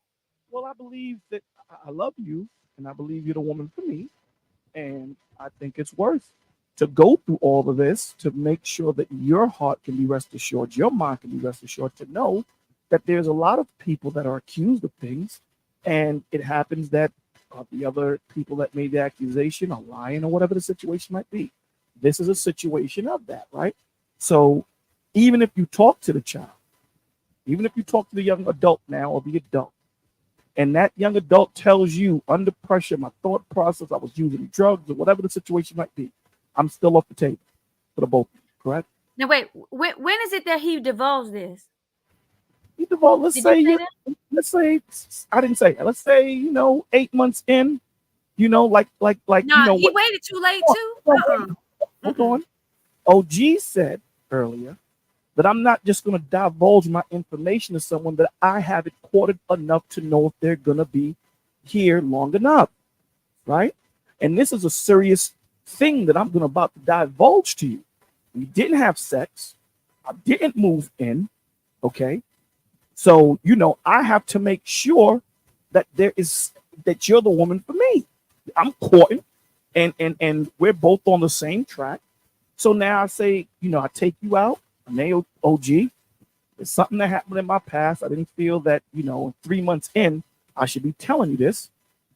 But now that we're about 9 months in, and I can really say that you're the woman for me, and I would hope that you say I'm the man for you.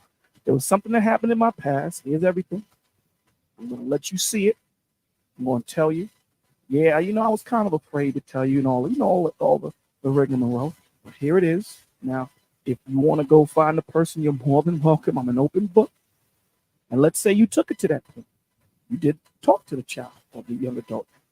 The young adult is telling you, I was on drugs, I lied, I did this, I did that.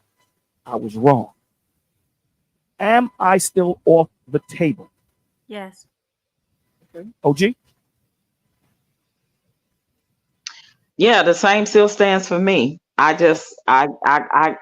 My conscience alone would be enough. Would chastise me. I couldn't do it, because even if, and I don't know, like Yenny said, I don't know 100%, but I know my conscience would definitely constantly chasten me. And just because you said it and that child said it, it's still not, wouldn't in my mind wouldn't be 100%. I've seen all these different scenarios. I have a friend that I went to high school with.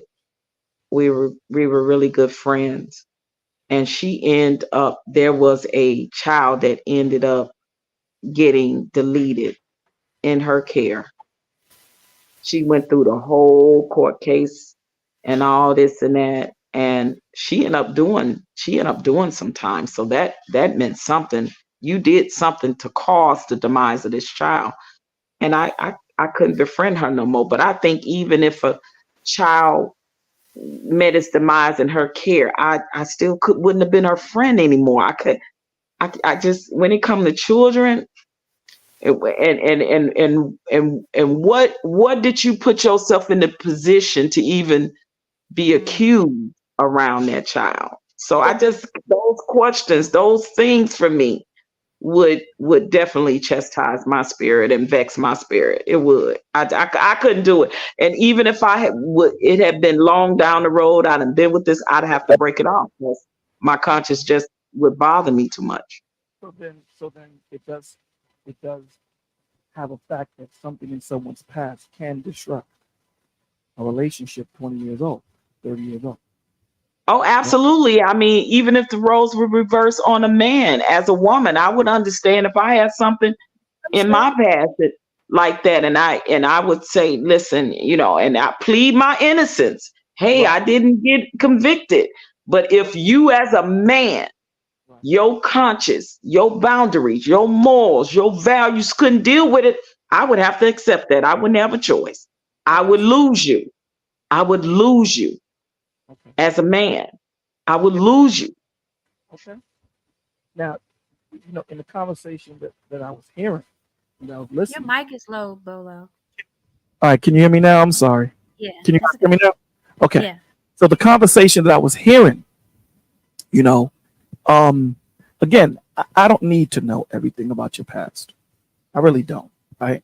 However, there might be pivotal things that has happened in your past that I think, I should know and be prepared for, just in case if it pops up into my face so that all of us is on the same page, right? Let's say if you was a porn star or if you were into porn, I think, corn. I think that, that's something that I should know. If it's something that you don't do anymore, I think something like that I should know to prepare myself for the future so that if, one of our children do see you, I know, kid, it is what it is. Your mother made some questionable decisions or whatever the situation might be. There are certain things that will test a relationship. And let me say this, when we're talking about Christ and we're talking about forgiveness, nothing is on the table. And when I say nothing is on the table, I mean everything is on the table. Everything is on the table. You can't say because this happened, and I understand what you both are saying. When it comes to kids, everything is off. That's wrong. That's completely. I'm saying that if there's a situation, okay, you can't say that soon as something deals with a child, I black out. I can say that. No, what I'm saying to you, I know you can. And you have it's not just a child, it could be something else. What if it come back the same thing when it come to raping of a woman, and you could say I got accused, but I didn't do it. The woman said I did, then she said I didn't, and I could go to that woman and say, did he do this? And the woman can say, no, I lied. I as a woman, I still toy with that. All right, I understand what you're saying, but I guarantee you from the breakdown that y'all gave me dealing with the child, it wouldn't be as heavy. And I'm only going off the answers that you guys gave. You said you would toil with it.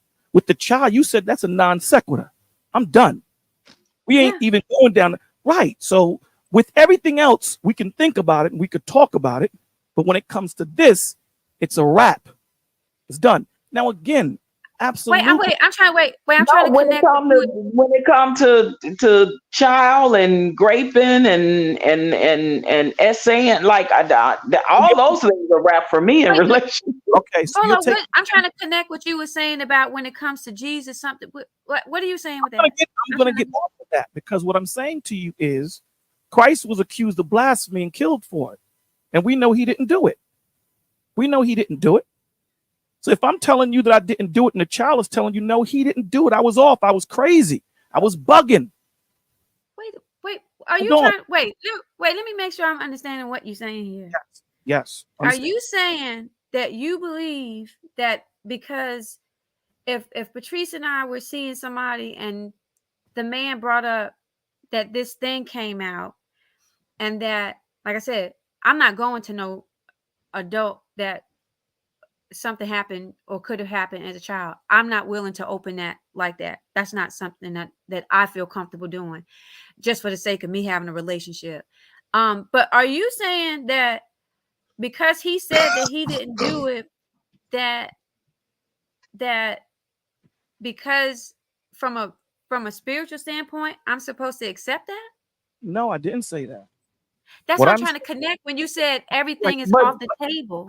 But Brother Bolo, you did say too, Christ got accused of something that he didn't do. And I understand that, but Christ got crucified for that, right? OG, let me explain. You guys said it's not a thought process when it comes to children. It's off the table, period. It's off. That's what you guys said. Hold on, let me finish, please. You said that it's not even a thought. So I'm not going to even go into the investigative side of it to figure out if it was done, if it is done. This is just, dogs, we can't rock. That's what you're saying. Right. I'm saying to you that in every aspect, you have every right to feel that way. I get it. But according to the scriptures, that's wrong. It's wrong. Hold on. You know what part of what the scripture is that wrong? I'm trying to understand. Hold on, let me show you. Because we know Christ took a bath, but it doesn't say he did, right? Do I need to show you that he took a bath? But we know he was clean, right? You say he took a what? Christ took baths. He bathed, right? Oh, okay. Scriptures don't say that. So let's not look for scripture to say this is what it says. What I'm saying to Nobody you, said that, hold Bolo. on, hold on. No, you asked, give me a scripture where it says that. That's what you asked. You What know, I'm saying- you because you said biblically that's wrong, and I said, where does it say that's wrong? And I brought up Christ being accused of something, being accused and being persecuted and crucified for something that he did not do. Correct, but you weren't. You said you got the charges were dropped. You didn't go to jail. I said to you that we went through the case. Hold on and listen, because we're getting emotional now. I made sure to preface it that we went No, to we're court. not getting emotional. Hold on. You are. I'm not. You're No, the one we're that's just yelling, repeating Bolo. what you said, Bolo. You have to let me finish, because I was clear and sure to say to you that evidence was brought out and they had none. They were found not guilty. We went through that. I said found not guilty. I did say Right. that. Yes, you did. So now I said to you, the child, now Anae said something. I said, okay, I'll make it, we'll go deeper. I'll go as deep as the rabbit hole goes. You can talk to the child. The child tells you I lied. I was on drugs. I was pressured. I was all of these things. You guys still said it's a non sequitur. We ain't dealing with them. Even if everything says that I didn't do it. Even the child tells you I didn't do it. Even if you look at the records, the child was drugged out or whatever the situation might be. You're saying, nah, that person is out. Yeah. Even Brother Clarence, may I ask you a question real quick? Yes. Okay. I'm gonna come back to you, Bolo. Let me ask you a question real quick. Right. Okay. If I told you that I was dating somebody or being courted by someone, and he told me that he was accused of that, what would you, as someone who we check on each other, you care about me, what would your brotherly advice be to me? He was accused or convicted? He was accused of it. There was an investigation. And you know me. What would your advice be to me? I would. Preface it right. He was accused of it. There was an investigation. They found out that the kid was lying and changed the stories. Go ahead, answer that question. Is that the situation, Sistini? He was changing it a lot. That was one of them. Mm-hmm. Okay, but he's found. Did they found him not guilty, or He or said they that the dropped girl case? changed her. She changed her story. Okay, what my advice to you would be is, Mhm. how good do you know this man? How much how involved are you? Because you might want to take a step back and take a deeper investigation into the man. Right? That would be my advice. You know, if you just had met him and this happened, I would say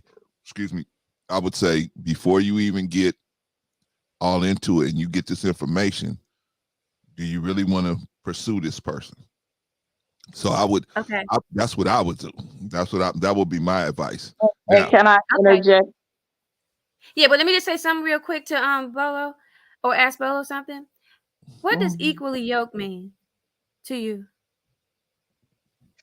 Equally yoked in what sense? Being equal, that when scripture says that you should not be unequally yoked, what does that in a relationship mean to you?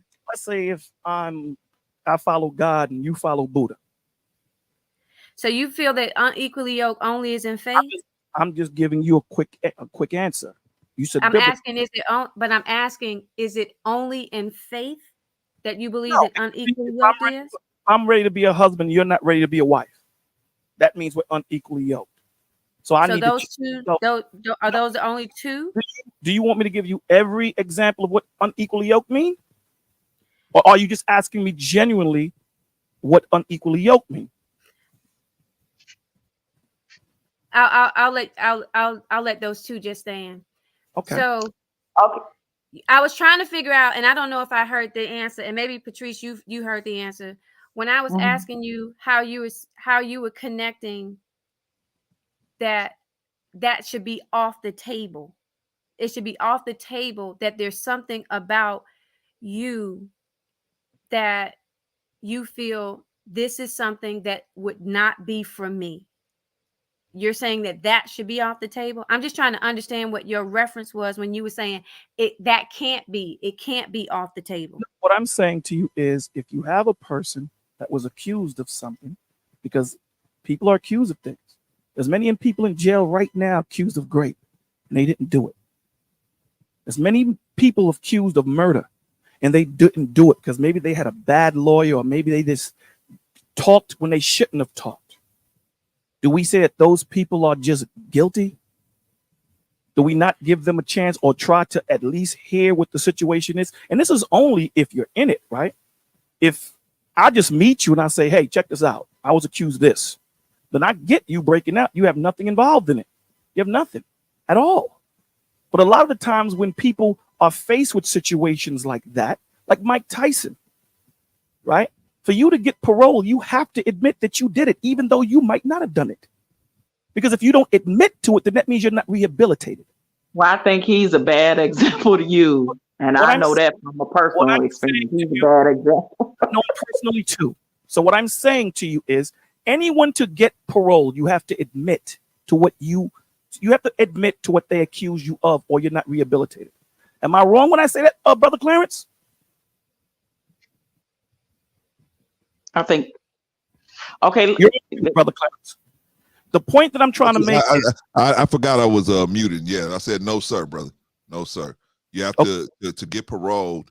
You have to go in and tell the parole board what you did and how you admit that you did it, and you have remorse for it. Yeah. So even if I didn't do it and I'm accused of something, for me to get parole, I got to admit to something that I didn't do. So hold on. I'm trying to answer Anae's question. So if that's already on my record now, it's on my record. I've been found guilty of something that I didn't do, and I'm telling you I didn't do it. And I'm sincere. You know what I'm saying? The only part of my life I didn't tell you was this, because I know the response that I get when I've told those other women. So this is why I didn't tell you. So now when you saw who I was, at least I thought you did at that point, and then I say there's one more thing I have to tell you before we can solidify this. You might want to sit down because this is a heavy one. And I let you know. And at that point, I said, well, listen, here's everything, because I'm going to bring out the whole file on it, right? Because I already know what's happened with the previous people. I'm bringing out the whole file. If I'm automatically put in that position where I'm a non sequitur, man, it happened with a child, I'm done. I don't even want to hear what you have to say. What I'm asking is that fair to that man or that woman? Because you have men that will say, yo, you got 2 children? Nah, I'm not rocking with you. What type of thought process was you in when you were moving in that thought process? Oh, you had a train ran on you? Man, please. But that was my past. You dig what I'm saying? You don't understand. This dude, he raped me, and I don't believe in abortion. So I had the child. No, I don't care. You got a child. I don't believe he raped you. I don't believe. So what I'm asking, what I'm proposing, what I'm asking is, why isn't it that we can even, I understand you guys are really hard on children. I get it. Me, myself also. What I'm saying is grace and mercy is supposed to be applied across the board to everyone. No, to it's everyone. not. So grace and mercy is not applied to. Let's hold that thought, y'all, because let's put that on the shelf real quick. I got to get these 3 other brothers in here real quick, and then we'll come back to this. Well, I didn't get to rebut. I didn't get to give my answer to what the question. Let me just say this. I understand that there's a lot of innocent people that are in prison that had to admit to doing something that they didn't do. I understand that. But I also understand that there are a lot of guilty people that got off too. So I understand that as well. There are a lot of guilty people walking around, and just because they had money or prestige, or the court system just happened to be luck, or there wasn't enough evidence or whatever, they got off, but that don't mean they wasn't guilty. So the person hold on, because I didn't listen. Now, when it comes to a person's morals, standards, values, and boundaries, that's to each individual own. If a man If I confided in a man or something and I did that he just could not rock with, and I'm sitting telling him I'm innocent and I didn't do it and I got off and somebody lied on me and he still chose, he not the man for me. And I'm not the woman for him. That's my stance on that, because I'd have to respect his boundaries to say, listen, I can only tell you that it's not true, that I'm innocent. But if he chooses not to believe that I'm innocent, that's his choice to do that. If he chooses not to move forward with our relationship and marriage because it will work on his conscience and his heart and his morals and values and boundaries, I have no choice but to respect that. And that's a man I'm going to lose, and I can move on to the next. That's just me. So that's how I answer that question in a deeper perspective. Okay. I'm not taking away from nobody that's innocent, that's in prison, or that's guilty, that's walking this earth, because we know that pendulum swings both ways. All right. Tell you what we're going to do, y'all. We're going to come back to that because it's a good question. It's a good question. However, we got other people on the panel that we got to get them involved into the conversation. So first we're going to go with Vagoda, then Vaughn, and then Demetrius, right? Okay. Okay, unfortunately I needed to go, but before that, well, give you some hear last me okay? words, Yes, that is my end. First of all, to what Bolo told us, that's a tough call. But to those kind of people that if I was in the shoes of Our Ladies, I will go investigate it in the police if that specific guy also have history of hurting kids or something. You know, people that are going to those stuff, they have records usually or something. So I will check that. And yes, I will also go to the child. And like I said, it's a tough call, all of this, because you don't want to, you know, like Polo said, we need to show, we need to be fair with him, but in the same time, there is a limit to what we can forgive. You know, Yeah, if somebody, good point. If somebody I said good point. did this, and even if he's regretting it and spend the time in jail, I don't think that he should be forgiven. There's a limit to a lot of stuff. Agreed. And you know, Bolo, if we want to be accurate about when you get when you gave the example of what? Nobody say said something anything. else? No, nobody okay. said anything. Okay, I saw you move. I thought that you are trying to say something. I can't move. Whatever. I'm not a robot. What? I'm gonna move around. No. I said I saw you move. I saw you. Oh, okay. Move with your lips. No, if I want to stop you, I'll stop you. No, you go ahead. Finish. What? If I want to stop you, I will stop you. No, I didn't say that you can move. Go ahead. Yeah, exactly. Go. So okay, go ahead. Okay. Finish. Okay. So, if so, Bolo, about the Jesus stuff, you know, he was in terms of history, from what I know, he was you know, he got into his end because he called it to rebellions against the Romans, but never mind that. Just I want to say that. Okay, and so like I said about that question, it's a tough call. But like our ladies here said, there is a lot of people that are got out of jail or had a good lawyer, and even if they did it, they got away. So Agreed. We also need to remember that. And now it's like I said, it's 1 a.m. So I need to go. But also, you know, forgive me, Clarence, before I leave. I just want to say to you and Annie, if she saw what I sent to you, then she will understand why I'm bothering you about it. Okay, I will send the Yeah. last. You're talking about the last two videos you sent me, right? I'm talking about in the last email. Your last email. Okay, I will Yeah, forward you it know, to you her. didn't said anything, so that's why I. I Sorry. Because I told you need he was gonna say something about the email. Yeah, right. See, Very funny. what I'm saving it for is I'm saving it for when I can talk to just you about this stuff, so we can have that Okay, conversation. you know what? You know what, Annie? I'm going to send Clarence something very special just for you. Okay? Okay, Clarence? I'm going to send you something special for Annie. Okay. What's right. up? Who left? Patrice. Why she left? Because of Oh, me? maybe her internet cut out. Maybe she got dropped or whatever. Who knows? Who knows? Relax, She'll be back. Patrice. I'm going to leave so you can come back. No, she'll be back. She'll be back. All right, is Yeah. that your last word, Pagoda? Yeah, that's my last word. And be safe, guys. All right, you too, man. You Ciao. too. Take care of yourself out there, okay?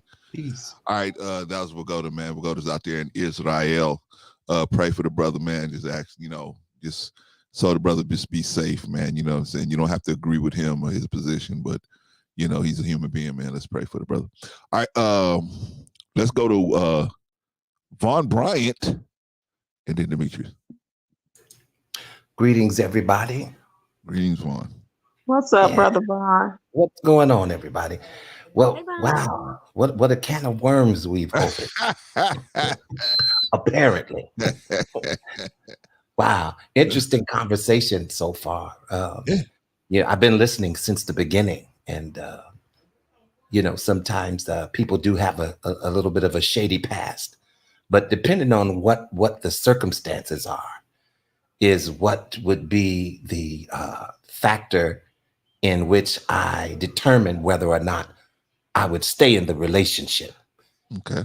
And certain things are just red flags, and like the conversation we're all having right here, if there was a child involved in some type of SA or whatever, even guilty or not guilty, that still raises a red flag, you see? So I can understand both sides of the spectrum, but I do believe that the individual themselves has every right to determine whether they want to continue with that relationship. You see what I'm saying?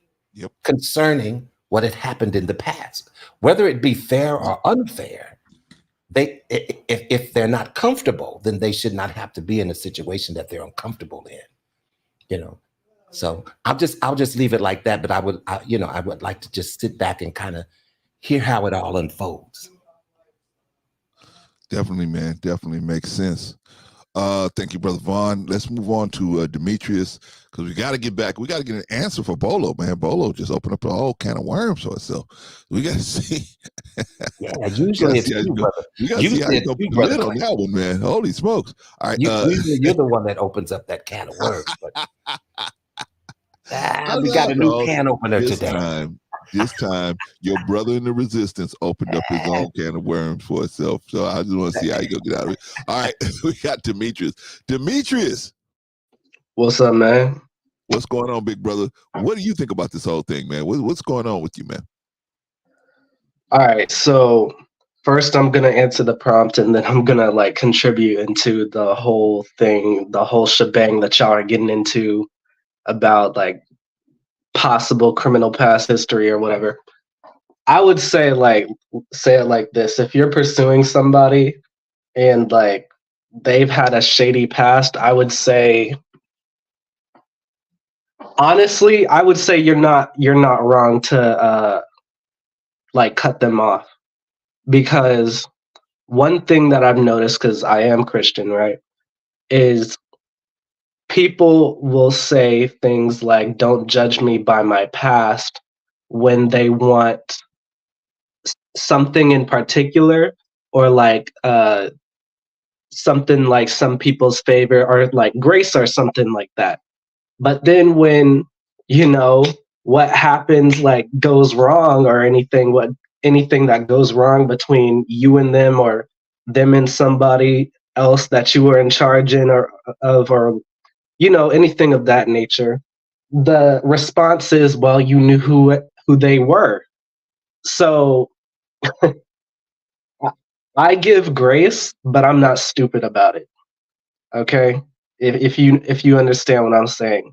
And of course, like the situation that y'all were talking about earlier, there are levels to it, right?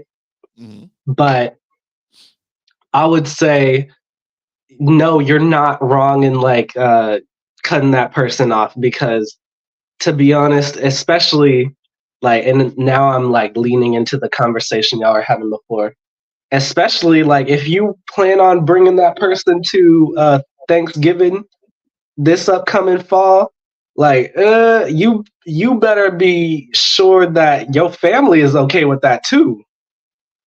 So cause like if something happens, then guess who brought them here?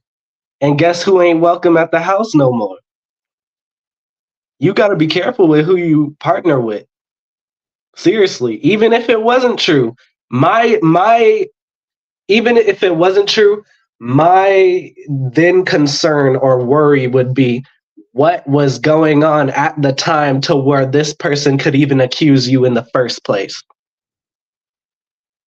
I agree. That's a very good analysis and a way of thinking of it differently. I think that, a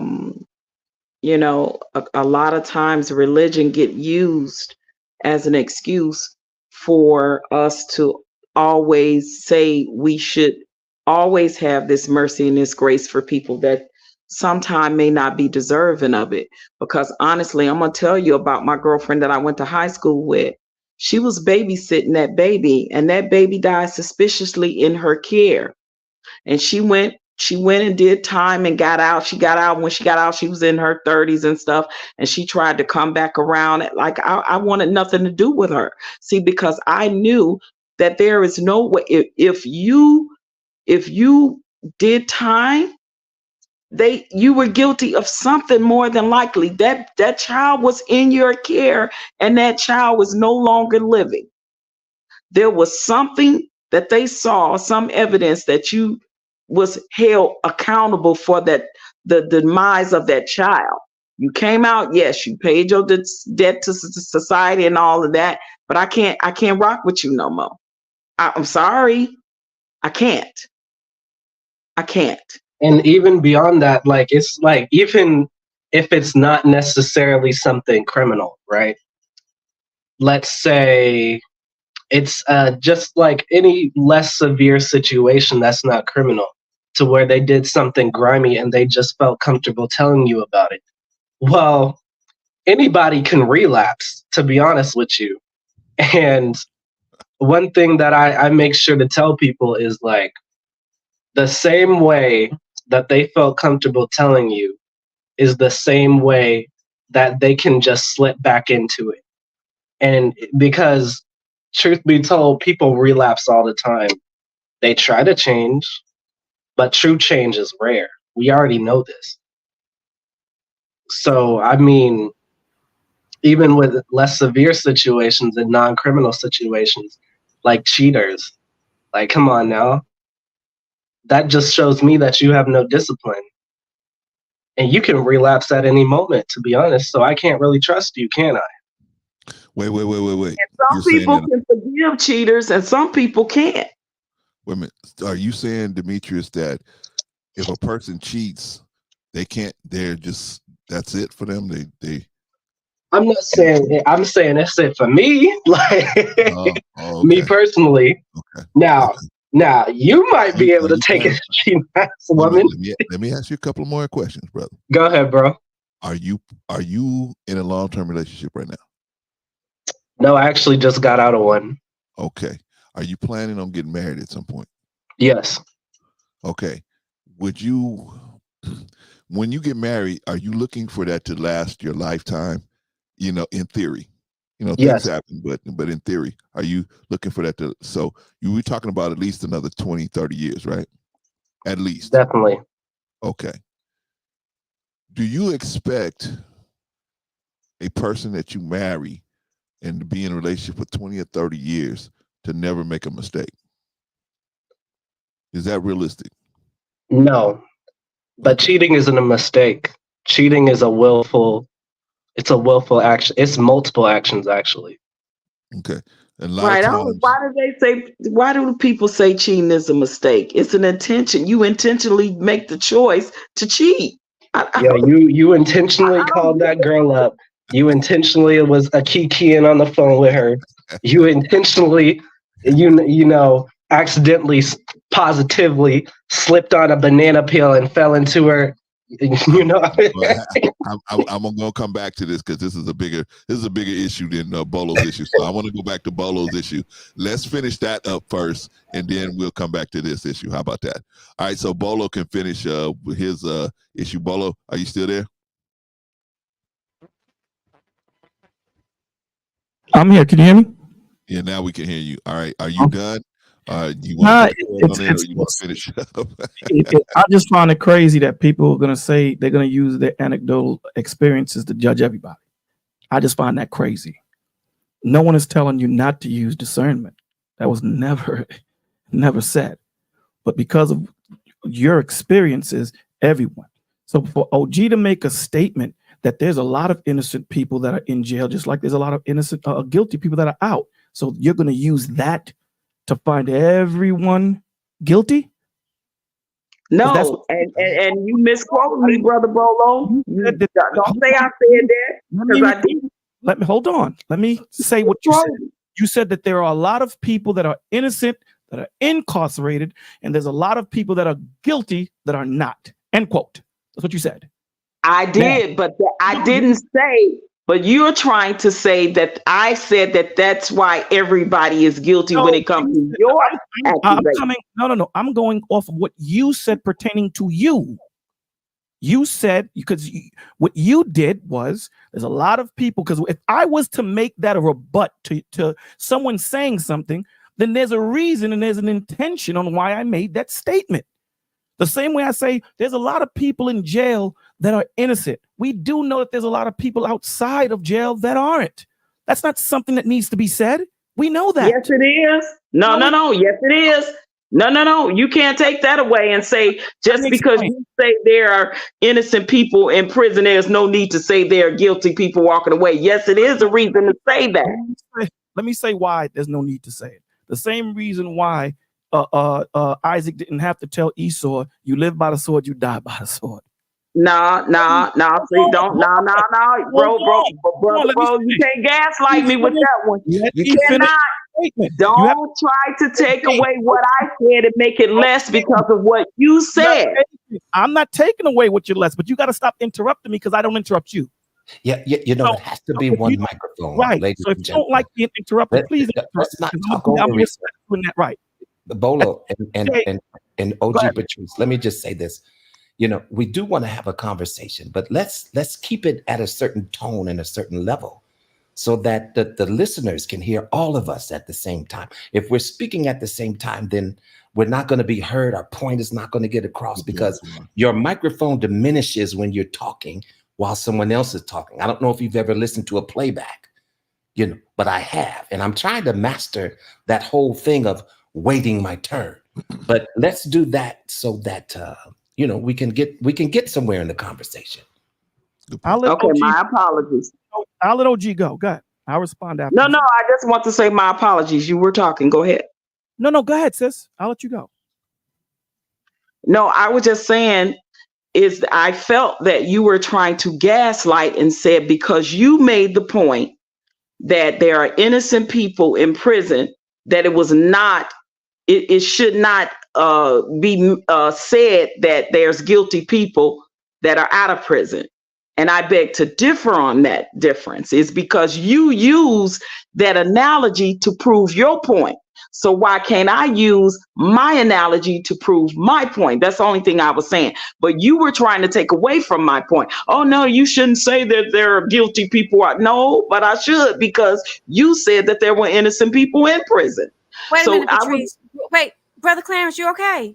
Yeah, I'm just listening. Oh, okay. All right. I got up early this morning. Me and a brother were working out, doing some martial arts this morning. So I was a little tired. I'm sorry. No, I'm fine. I'm fine.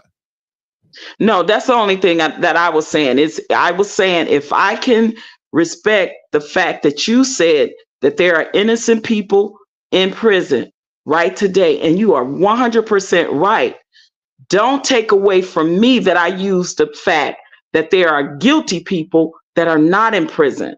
That's the only thing I was saying. And to me, that Brother Bolo and Sister Risa, that is a form of gaslighting when you try to tell me, no, you can't say that, but I can say this. That's the only thing that I was saying, because I agree with your analysis, but I was just only saying from the opposite side of that spectrum that a person can have their own separate boundaries, tradition, morals and values as to where what are deal breakers for them.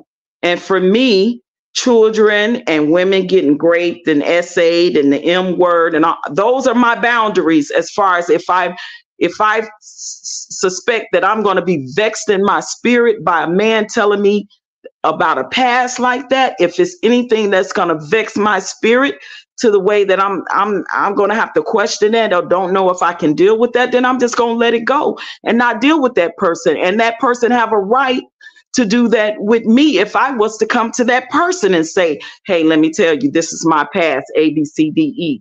You know, give them that choice to say, okay, I can rock with that.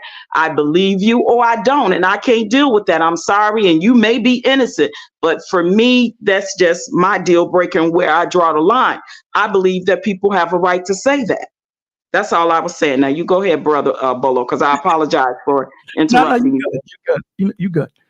Okay, I think you quoted me wrong. You did quote me wrong. I never said that you can't say that. I said you don't have to say that because we understand it. It's the same way when we talk about when you have these men talking about women. They focus their whole thing on wicked women and they go off as if all women are wicked. All women are off. All women are 304s. No, they're not. They're not. So I don't have to go on a soliloquy and saying that all of them are not. We know that they're not. We know that there's good women out there. We know that there are good men out there. So it's something that doesn't need to be said because we know. I understand your point that there are a lot of guilty people that had bread or evidence was wrong and they're off. I say you don't have to say it. This is why, and I used the scripture to preface my statement, right? I wasn't trying to gaslight you. This is the reason why the Lord says, if you live by the sword, guess what? You're going to die by it. Okay. He doesn't always give you the opposite in his statements because it's already implied. If you're going to go left, guess what? You can go right too. You have every choice to do that. So my point isn't saying that you guys don't have the right to say it's off or whatever, such and such. That's where my thing is. What I'm saying is to go into it because men will say the same thing. Right. And I preface that, now she got 2 children. Now I'm good. I'm good. But we go to bat for that. Right. What do you mean, Shiv? You don't know what the situation was. You don't know where she was at in her thought process. You don't understand that. Now, again, I'm not trying to change your mind. What I'm trying to explain to you is that when you take, when Anae last week said grace is supposed to be given, it's not only given to what you think is good, it's given across the board. Now we have to understand that I may not like something because I feel the same way you guys feel when it comes to children. They're innocent. They can't do nothing. They're harmless. They're this, that, and the third. So I agree. My personal feeling, I agree with you. But when we err on the side of the spirit, that grace abounds to everyone. Now it's up to us to have discernment to know who to give it to and who not to give it to. But we can't just shut down. And again, I'm not telling you to deal with the dude.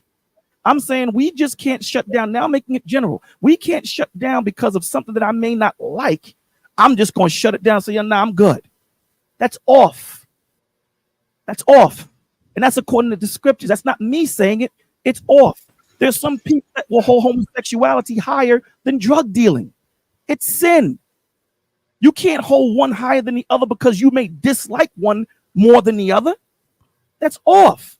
It's wrong. You should have the same vitriol for both and hold them at the same level. The same level. You can't say one can be forgiven and one can't, because that's what people push. One could be forgiven, one can't. We just had a brother Clarence, tell you that, listen, there's a lot of guys that are innocent, but for them to get parole, they have to admit that they did what they didn't do. Or that's a sign of you not being rehabilitated. So you're telling me that I got to say that I raped this girl and I didn't? Yes, if you want to get out and not do that 20 years, yes, you have to. And you have to make a choice. And now that rolls with me for the rest of my life. For the rest of my life. And because that mistake, I slept with this chick or whatever the situation might be, and because I wanted to get out and I didn't want to spend the rest of my life in jail, I have to admit to this. It's wrong. Hey, bro, Bolo, can I ask you a question? Absolutely.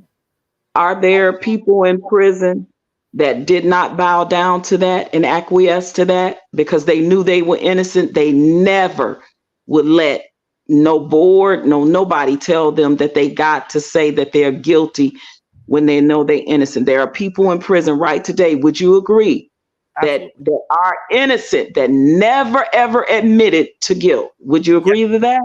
Absolutely. Okay. All They right. did. Listen, they did a documentary, right? I forget, the Dixie Chicks. They did a documentary on 3 kids that supposedly erased another kid. And because they were such prominent singers at the time, evidence got reopened. Now, the kids that they accused of erasing this other kid were jailed at 16. At 16 years old, they were jailed. They brought them back and reopened the case at 35. They're 35 years old now, all of them. Now, let me show you how the system worked.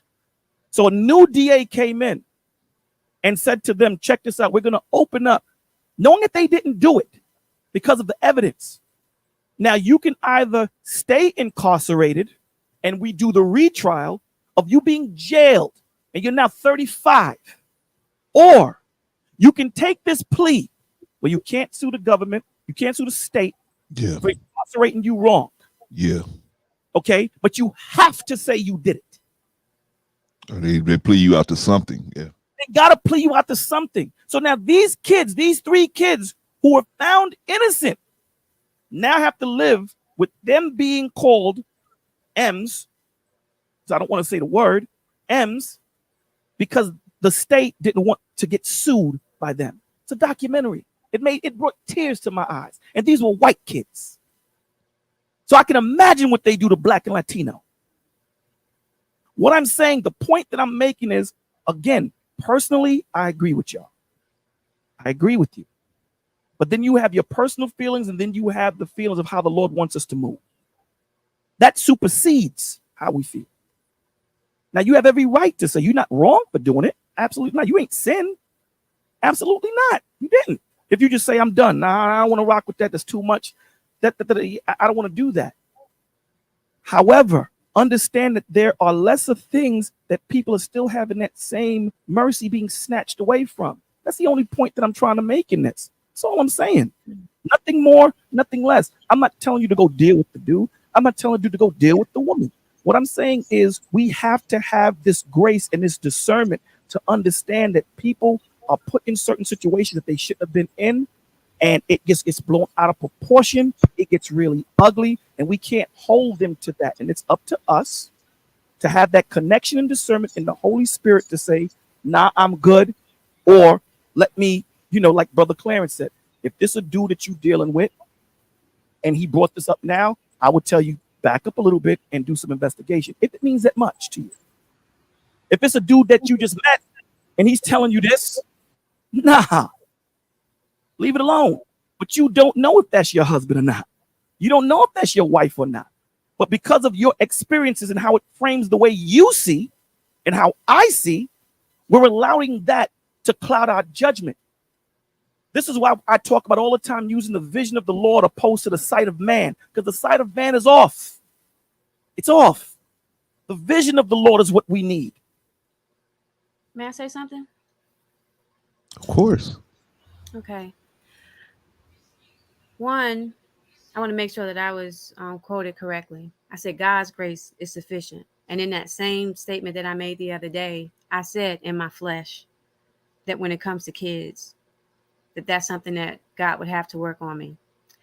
The other thing is, you just said, Bolo, that if it's somebody you just met and that's the case, then that's different. Well, if you're saying that grace should be sufficient for someone in the flesh, then it shouldn't matter the time, whether it's just you just started dating or it's been 8 months. Because if you're saying if that shouldn't be a deal breaker that's just off the table, because you're supposed to have the same kind of grace that God has, that I will never be able to have. I definitely aspire, but I know I will never have the same kind of grace that he does. Then the timing shouldn't matter. Another thing I just wanted to make sure that I said, because this was thrown up earlier, when we were having a conversation, and Bolo, you said we were getting emotional. What I was saying is not watered down by you saying that I was getting emotional. And it seemed like at that time, you started yelling. So I feel like in the conversation that it's just been that we've been talking the same kind of like energy and passion that we were before. And my judgment is not clouded. I'm being honest. And I even said that I would not want a guy that is something that I feel so strongly about. I'm saying for him, I would want him to rethink stuff too. Wait, I got to try to convince her this much and she not just believing me, or, this is something that she probably now, every time she see me around a teenager or a child or something, that she's kind of like more on alert. That wouldn't be a good relationship for him either. So I'm just being honest. There are things that when we are being courted that we say, you know what, based on how I'm created, Psalm 139, based on how I'm created, I'm aware of me. So I'm not going to be in a relationship where I'm constantly on eggshells. I'm feeling like I got to be extra protective around the kids that I'm around because of who I'm dating. And it would tear me apart if something happened to a child based on a relationship that I was in, that I'm now aware of it, and I kept putting these kids in harm's way. That would tear me up. So for me, I still stand on that. Unless the Holy Spirit and God say that some guy, and I'm praying that that's not even my test. I don't want that to be my testimony. If I get to pick God, I'm saying I don't want that one. I know that there's people that's equipped that may be able to do that. I'm saying, God, if you tell me that I can have the desires of my heart, I don't want that one. I don't want that one. Because I know me when it comes to kids. And can I just hold on? Go ahead, Bolo. I know you want to respond. Go ahead. Respond to that. Okay. Yeah. Let me explain to you why I said that. Okay. It's the same way if you have a relationship with somebody, right? You put more involved because you have more involved, right? When we're out here teaching people on these or giving the gospel, right? And we don't have an intimate relationship, and when I mean intimate, meaning friendship or whatever the situation might be, we give you the word. The stakes increase the more you and I, whether it be with the brother or with the sister, that we entangle, meaning we have a friendship and our friendship grows. That's the point that I'm making. If a chick comes to me and says, I got 30 children, and I don't even know her, we haven't built nothing, I have no connection to you, yeah, I'm going to give you grace, but the grace that I'm going to give you is going to be built off the 10 minutes you and I just met. That's the grace I'm going to give you. You dig what I'm saying? Because I don't know what your situation is. I don't know who you are. We haven't built. There's no rapport between you and I. So I don't understand what you're saying to me. So I'm going to give you what the Lord gives me at that moment. I'm going to give it to you, and I'm going to continue traversing on my way. That's the point. So time really, it does mean a lot, opposed to how you deal with the person and where and how much you give to that person. Time means a whole lot also.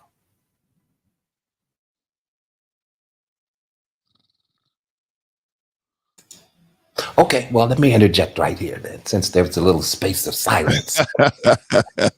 and I see brother Clarence is sleeping over there in the corner. Wake up, brother. Wake up. Wake up. Wake up. Wake up. No, Don't I'm you just go. letting everybody get off because I'm going to finish my. I Don't you want to go finish to what I sleep. had with Demetrius, so I'm letting everybody get. Okay, this but let done. me just say this. Let me just say this. You know, as long as I'm in this flesh, you see, my mercy is not new every morning. You see what I'm saying? My mercy may be limited because I'm in this present fleshly body.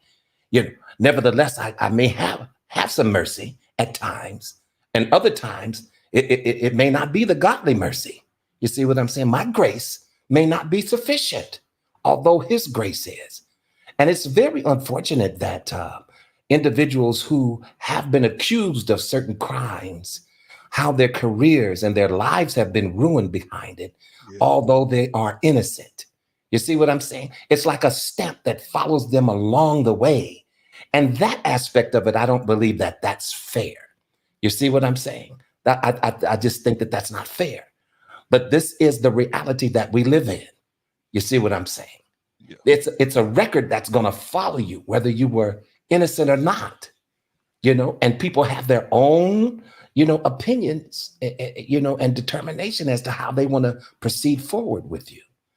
So, you know, interesting conversation, you know, I understand where Bolo's coming from. I understand where Sister Nia is coming from. You know, I can get with Patrice's perspective as well. You see what I'm saying? But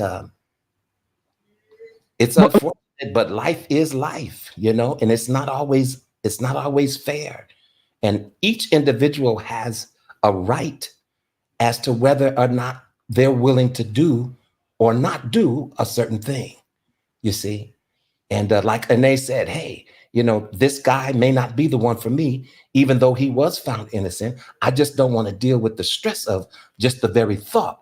Now, that doesn't mean that there's not another individual for this young man or this individual. You see what I'm saying? And they just may not be the one.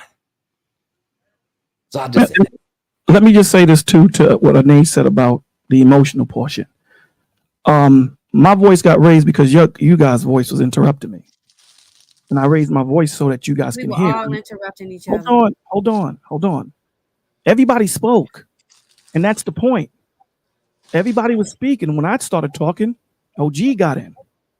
Then OG starts speaking, then usually. So now I'm in the middle of me giving my soliloquy, giving my thing. I'm trying to preface it so that we can go down this road. So no, it wasn't about me being emotional in the aspect of me trying to gaslight anybody or anything like that. I said people are being emotional because they're thinking that I'm trying to say that they have to do something. And this is what I'm coming up with me thinking, that they might have to think this or they have to think that. That's why I said it's emotional. Because at the same time, the way we're speaking now is how I was speaking back then. When I'm getting cut off, I'm going to raise my voice like, yo, come on, hold on. Let me finish saying my point. Let me make my point. That's what I was saying when I was being interrupted. Let me make my point until Brother Clarence came and said, everyone chill. And then Von Bryant said, everyone chill. So it wasn't about me being emotional. It's about it kind of sounded like it. But respectfully, you were cutting off too. So you to say that it was just us cutting off, it was in the nature of this person was first, second, third, fourth, fifth. We were cutting each other off. You were also doing that. I cut you off. I cut everyone off after I was being cut. So since it's going to be thrown to the wind, I'm going to cut you off too. It's the same when I was just talking to OG. OG cut me off in the middle. Let me finish, please. See, that's what I'm saying. In the middle of me speaking, you cut me off. And it's funny how no one wants to be cut off, but they do it. It's crazy. But you got to sit in that too. You got to sit there too. I just told you, and I just said I did sit in the chair when you and OG cut me off. But that's what I'm saying. You're saying you cut off because someone cut you off, as opposed to you initiating cutting people off. Wait. We're talking this conversation. This conversation, I didn't cut no one off. You guys cut. I'll play it back. We were all doing it, and not because someone else did it also. I don't deny doing it. That's the point. I don't deny doing it. I didn't either. Okay, I didn't say you did. What I'm saying is you guys cut me off because I was trying to make a point. And you guys thought that I was saying something, but if you would let me finish my thought and my statement, you would understand the point that I'm trying to make, and then you could respond. So I started cutting you off when I was cut off. Now, and I understand in conversations, there are going to be times when you're like, hold on, sister, or hold on, brother, because, you know, let me just respond to that because you're saying a lot. I do that all the time. But in this conversation, where we're talking about something really serious, and obviously it's a very serious conversation, especially for you and OG, this is why it got emotional, because it's a situation where I'm not even talking about that. The same way when Arshawn was saying what he was saying pertaining to Moses and Christ, I'm going to get too emotional on this. I take it too personal. So you know what I'm going to do? I'm going to bow out the conversation. And that's what I did. I bowed out the conversation. Guys, have a good night.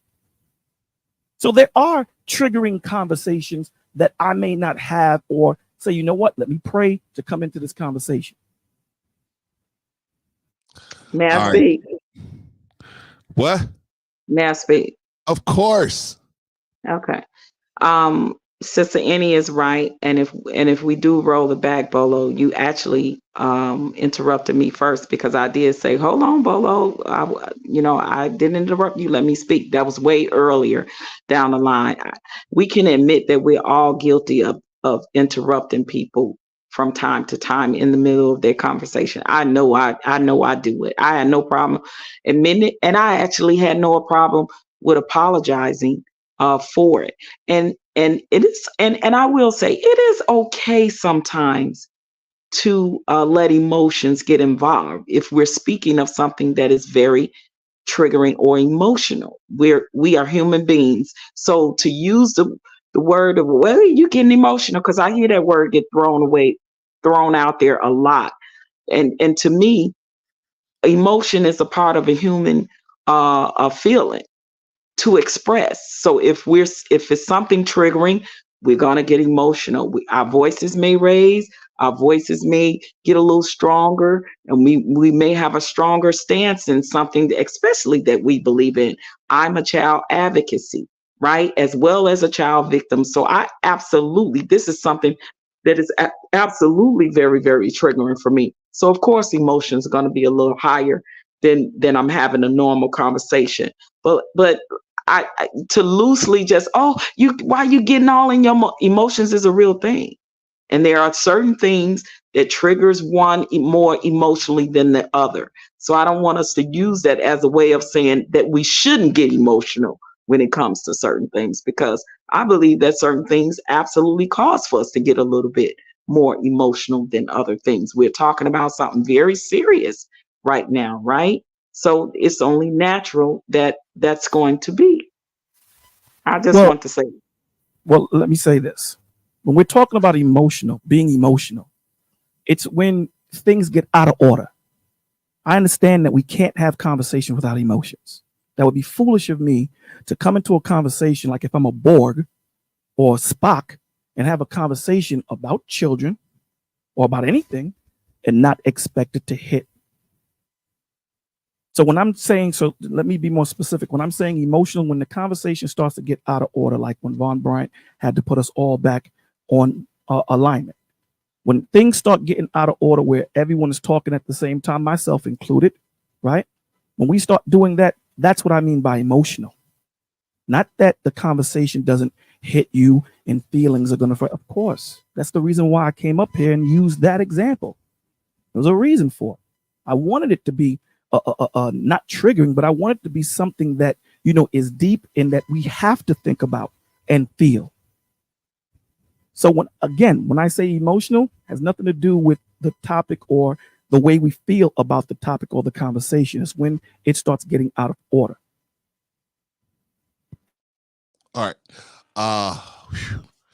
Whew, boy. All right.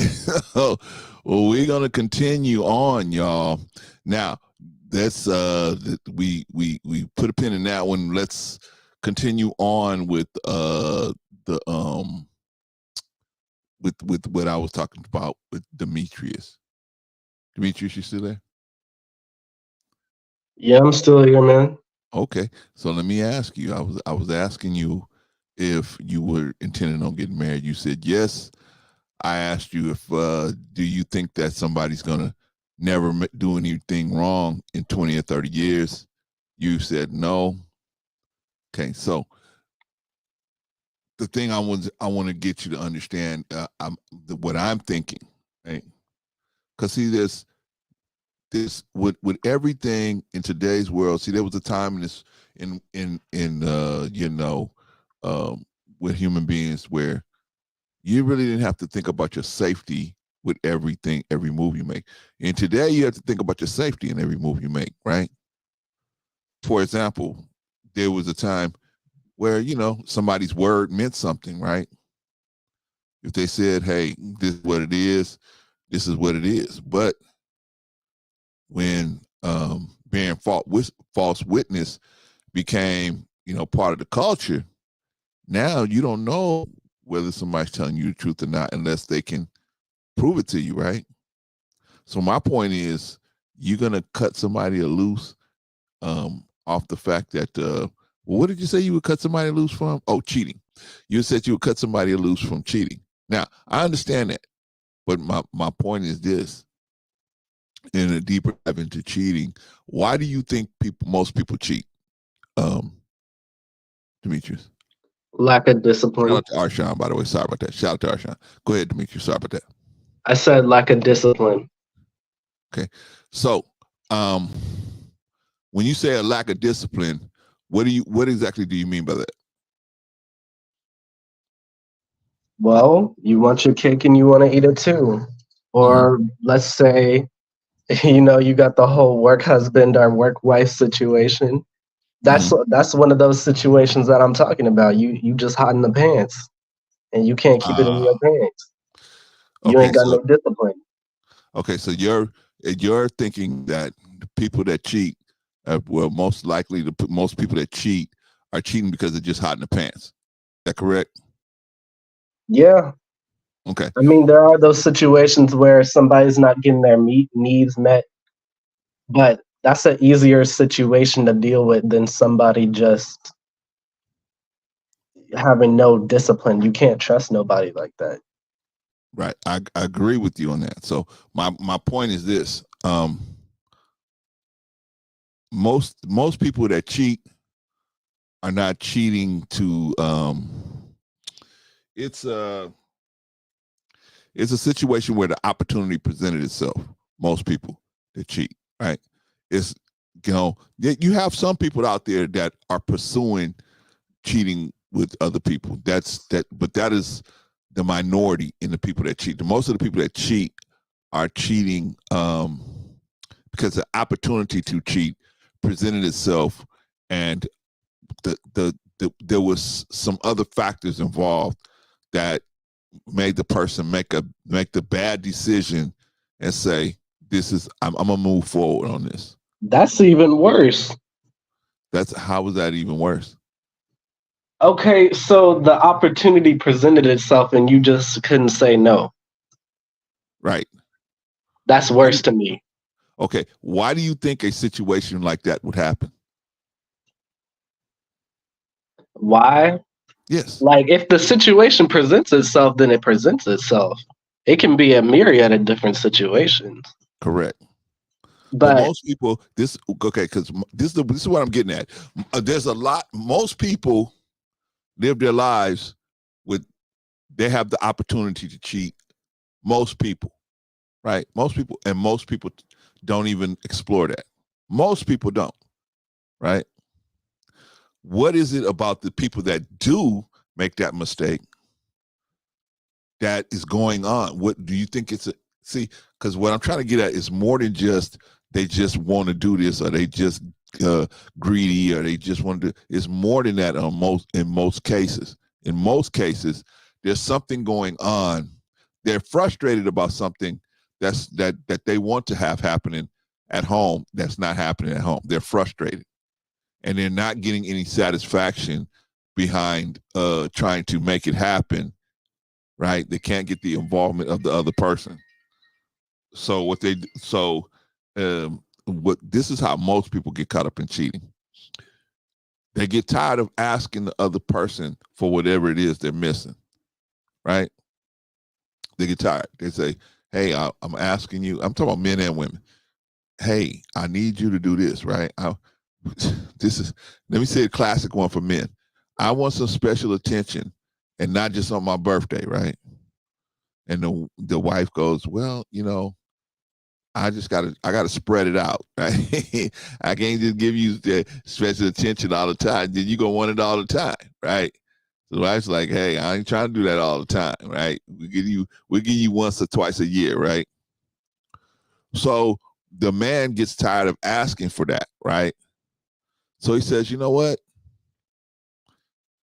I'm not gonna ask you for that no more, because it makes you stressed out. It makes me stressed out, making you stressed out.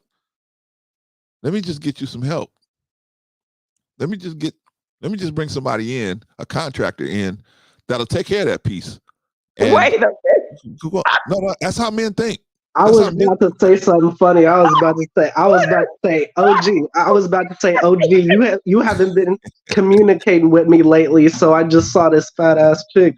Wait a minute. Brooklyn. Yes. I understand what you said, but are you seriously? Yeah. This is not the hill to die on. This is not the hill to die on. Because honestly, people cheat, yes, because of the convenience of, but they mainly cheat because they're just being selfish. No, Patrice, that is not the reason why most people do not. I said it's a form of self. Even if I say, well, my husband ain't going down on me as much as I want him to, so I'm gonna go. That's still a selfish reason to go out and cheat. No, Patrice, listen to what I'm saying. It is selfish. It is, but it doesn't start out that way. That's my point. Is it doesn't start out that the intention is not there to go out and cheat. The intention is to get a resolution to the issue. And this person cannot get the resolution to the issue that they're looking for, or any type of, their issue is not being addressed. They get to a point where they get tired of going to the person and being disappointed. It's like if you go to your husband and say, hey, you know, we're going to spend time today. Yeah, we're going to spend time today. And you don't spend no time with you. And then you go again and say, can you spend time with me? After a while, you're going to say, why am I keep asking this man to spend time with me? He obviously don't want to do it because he ain't making no time for it. Plus, I'm just stressing him out. And I'm stressing myself out, and I get disappointed. Why don't I just bring in a pinch hitter? Okay, so again, will take care of that for me. So again, I understand that happens a lot in marriages, but I still think that is a selfish and poor excuse to go out and cheat. I'm not saying it's a good excuse. Right. But you saying, I like you giving the reasons, right? And I'm saying I partially agree, but I think that the border, the bottom line is really most people that cheat for their own selfish self-gratification, right? No, I disagree with that, Patrice.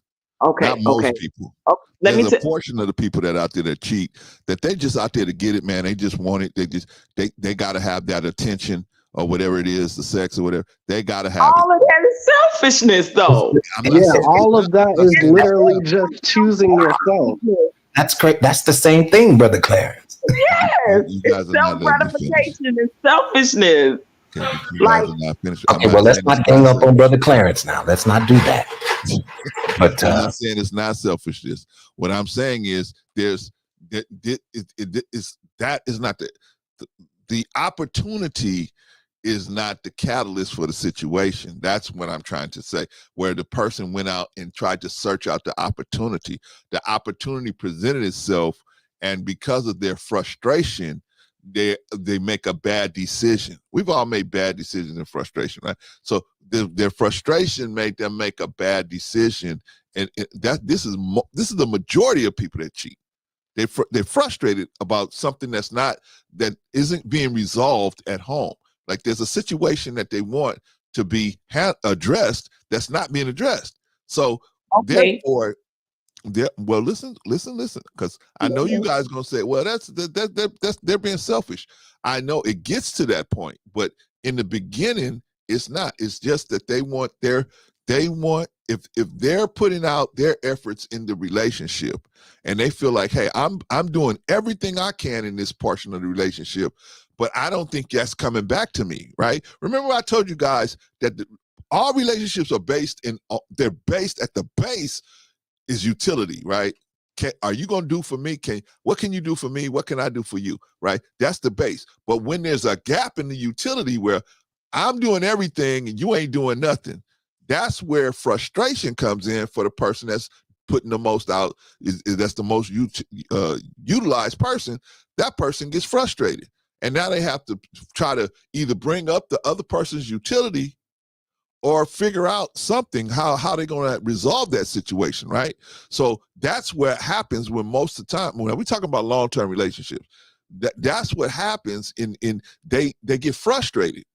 And so they don't go out seeking things, but what happens, the opportunity opens the door for the opportunity is there for them. And they, in their mind, they think, I can resolve this issue and I don't have to bother this person anymore. I can resolve this issue on my own because I'm very happy with them.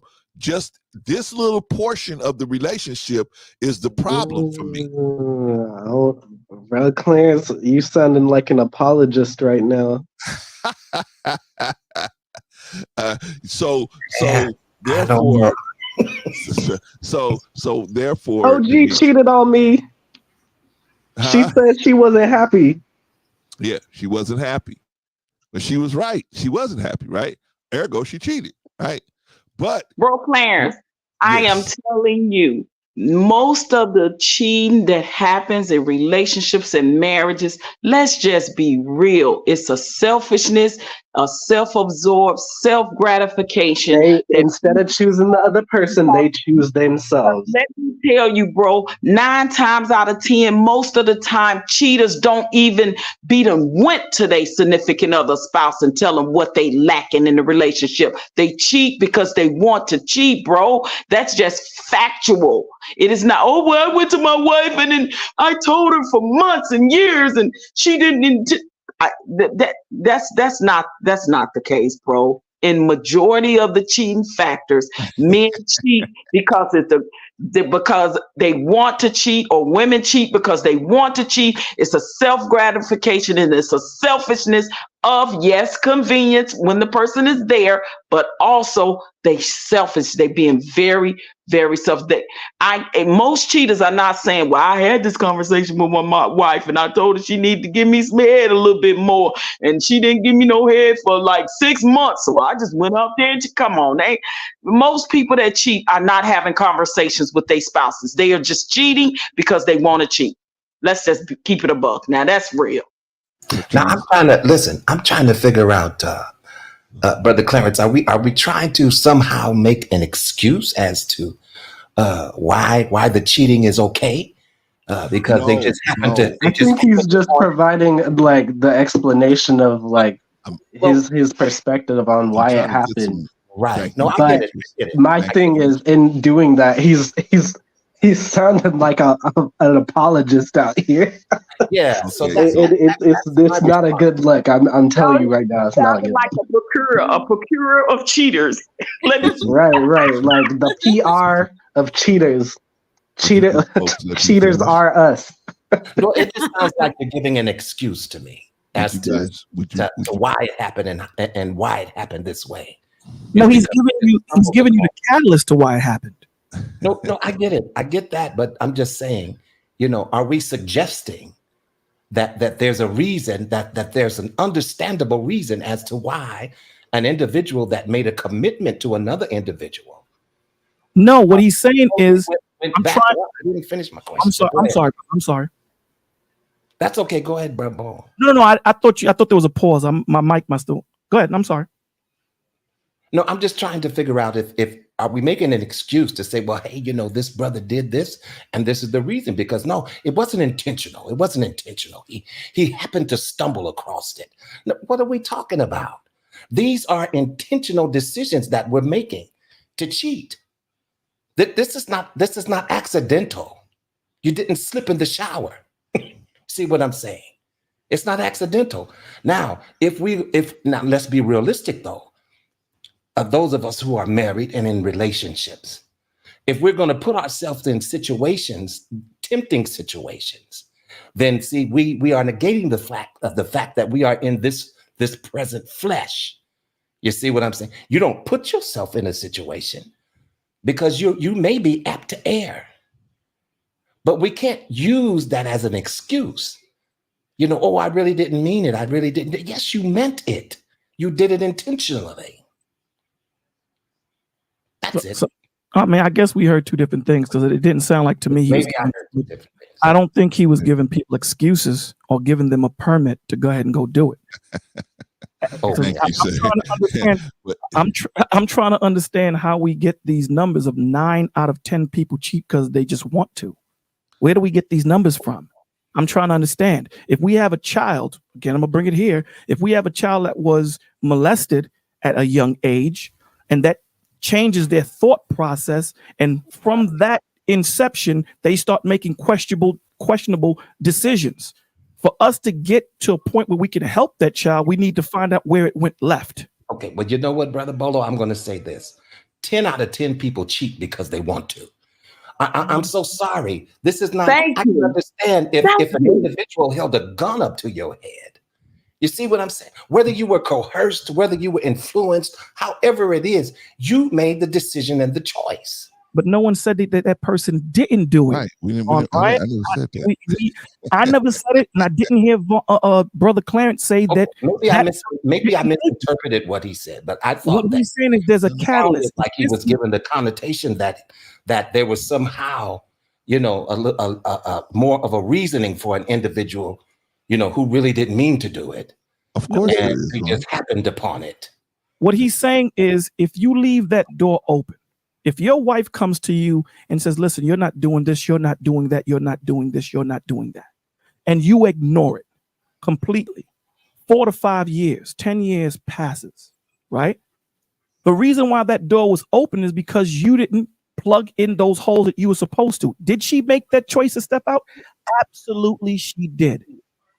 Did she have to? No, she made that choice to step out. But the way that door got open was because you didn't do what you were supposed to do. That doesn't absolve her from where she stepped out and where she messed up. Absolutely not. It doesn't. What he's saying is a lot of the times, and again, he didn't give a number.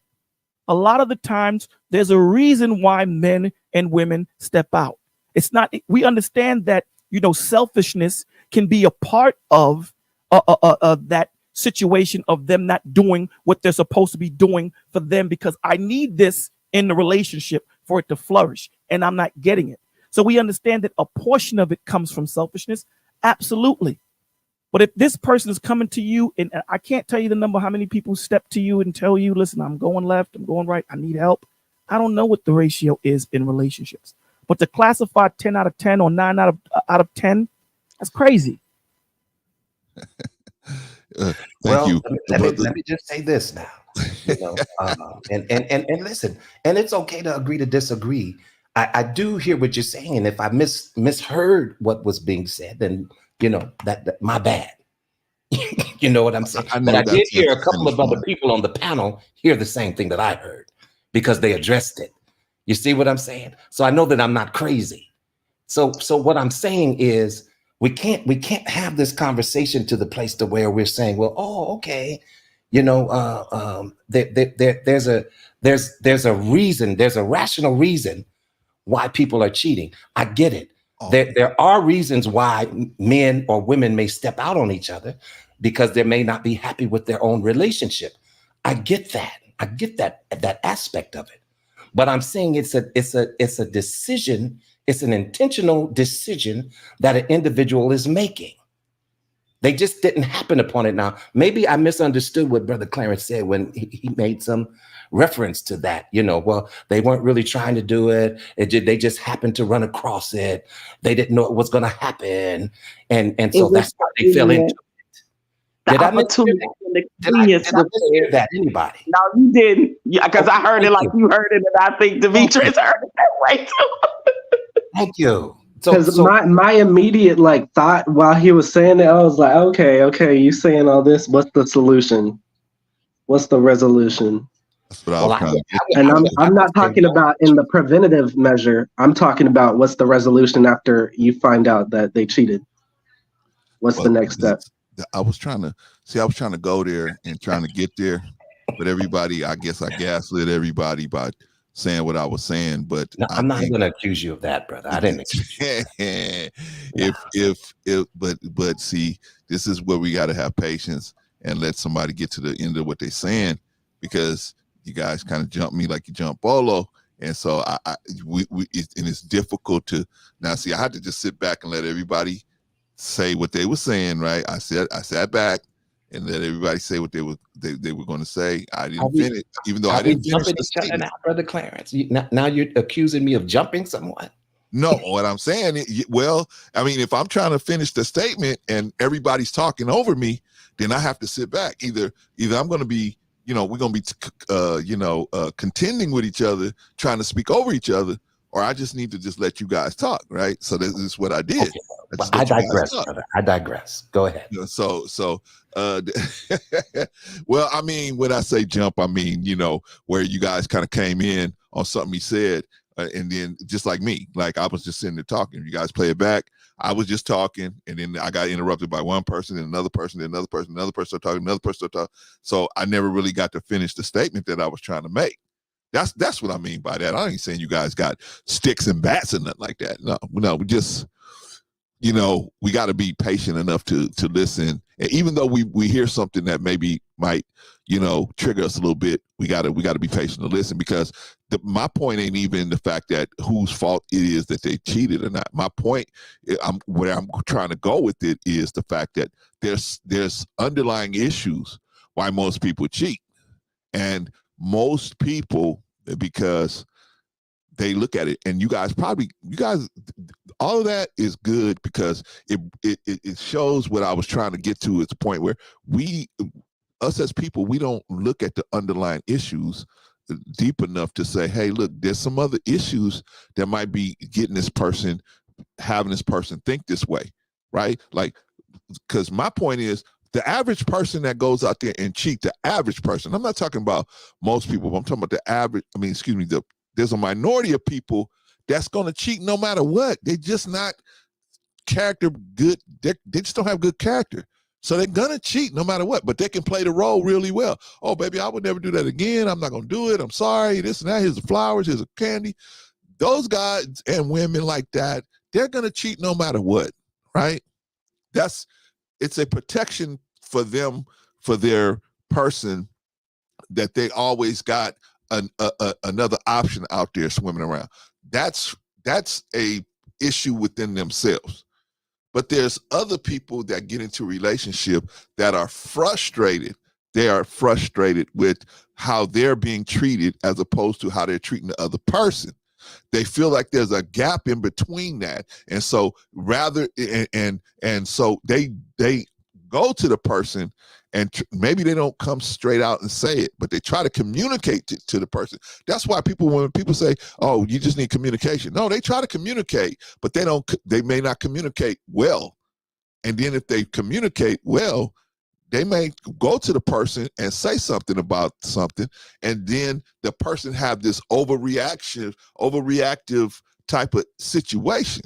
And when they overreact like that, the person say, well, I better not bring that up no more, right? And then they just say, you know what?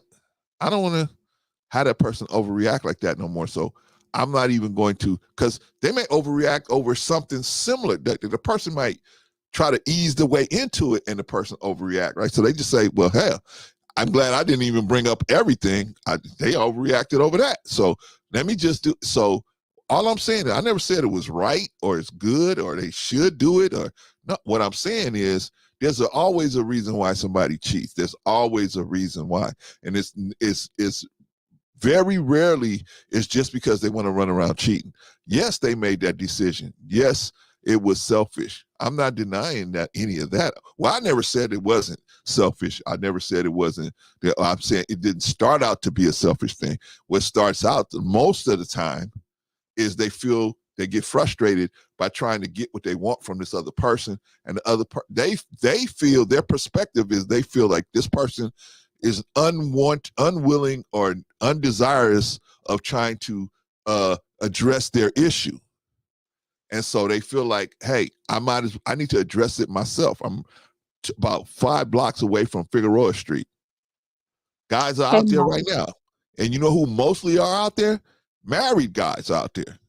That's the biggest number of people that's out there messing with those sex workers is married guys. Why? You got somebody at home you could just go to, right?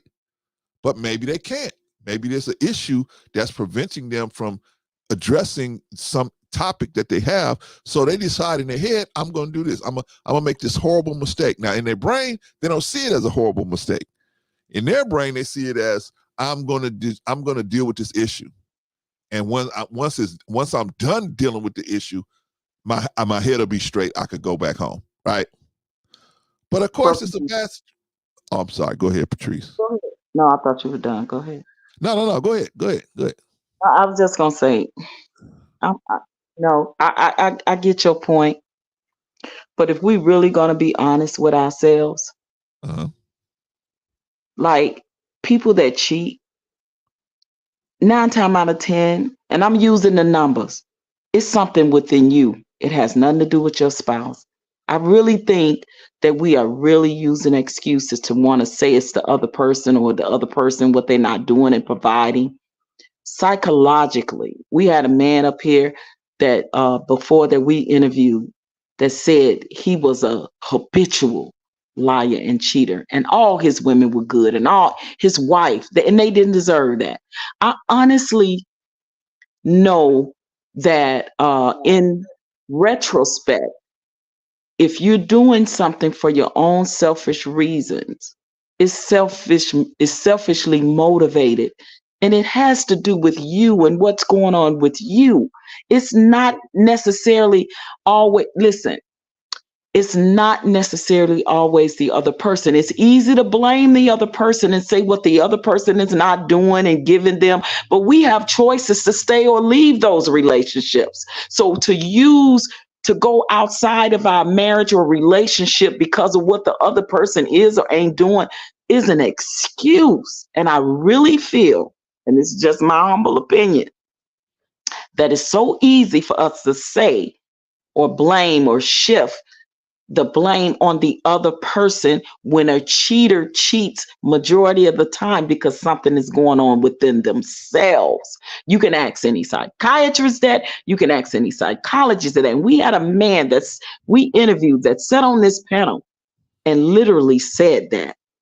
But y'all seem to forget that. And he was a habitual liar and cheater. Had good women and good marriages, but what did he do? It didn't stop him.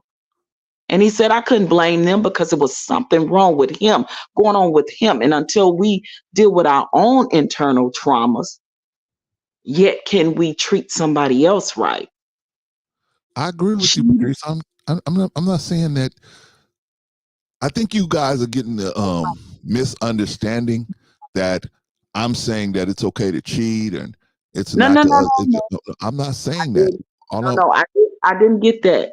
Listen, now, I didn't get that. I'm saying your conversation has been leaning heavily towards making the excuse and blame and shift blaming, given the reasons for cheating is because of what the other spouse or person is not providing or giving. And that is normally so far removed from the truth. Most people that cheat, look up the statistics, look up the psychology on cheaters and why they cheat. And 9 times out of 10, it comes back to something within them that is unresolved. Has nothing to do with the other person. But it's cool that we do like to shift the blame and say, well, my husband wasn't going down on me enough, so I went out there and got somebody that would. But see, I could have left my husband and still been with somebody that would. So why are we using that? That's all I'm saying. But Patrice, I'm not using that as an excuse, Patrice. I'm not excusing that behavior. I'm just giving you the see. How can we fix something if we're not willing to go to the root of the issue, right? If we're not willing to go to the root of the issue, how are we gonna fix it? See, I'm saying, hey, a lot of these relationships can be fixed. A lot of these relationships, even with cheaters, they can be fixed if the cheater sincerely wants to fix the relationship. Now, the cheater has to want to fix the relationship, and the person that was violated, they gotta want to fix it. Both people have to want to fix the relationship. Well, how are you gonna fix something if you're gonna see you're not if I agree. You're right. First, the cheater. Let me make an example of what I'm saying. I know you hear me, but maybe the audience don't. So let me put an example out there. If the dog keeps getting out of the yard, right?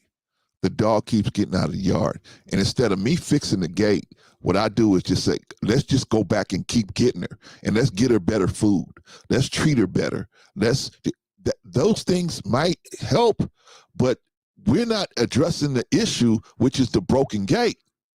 See, the real issue is the broken gate. It's not so much that she just want to leave. She just want to leave. She's not getting treated right.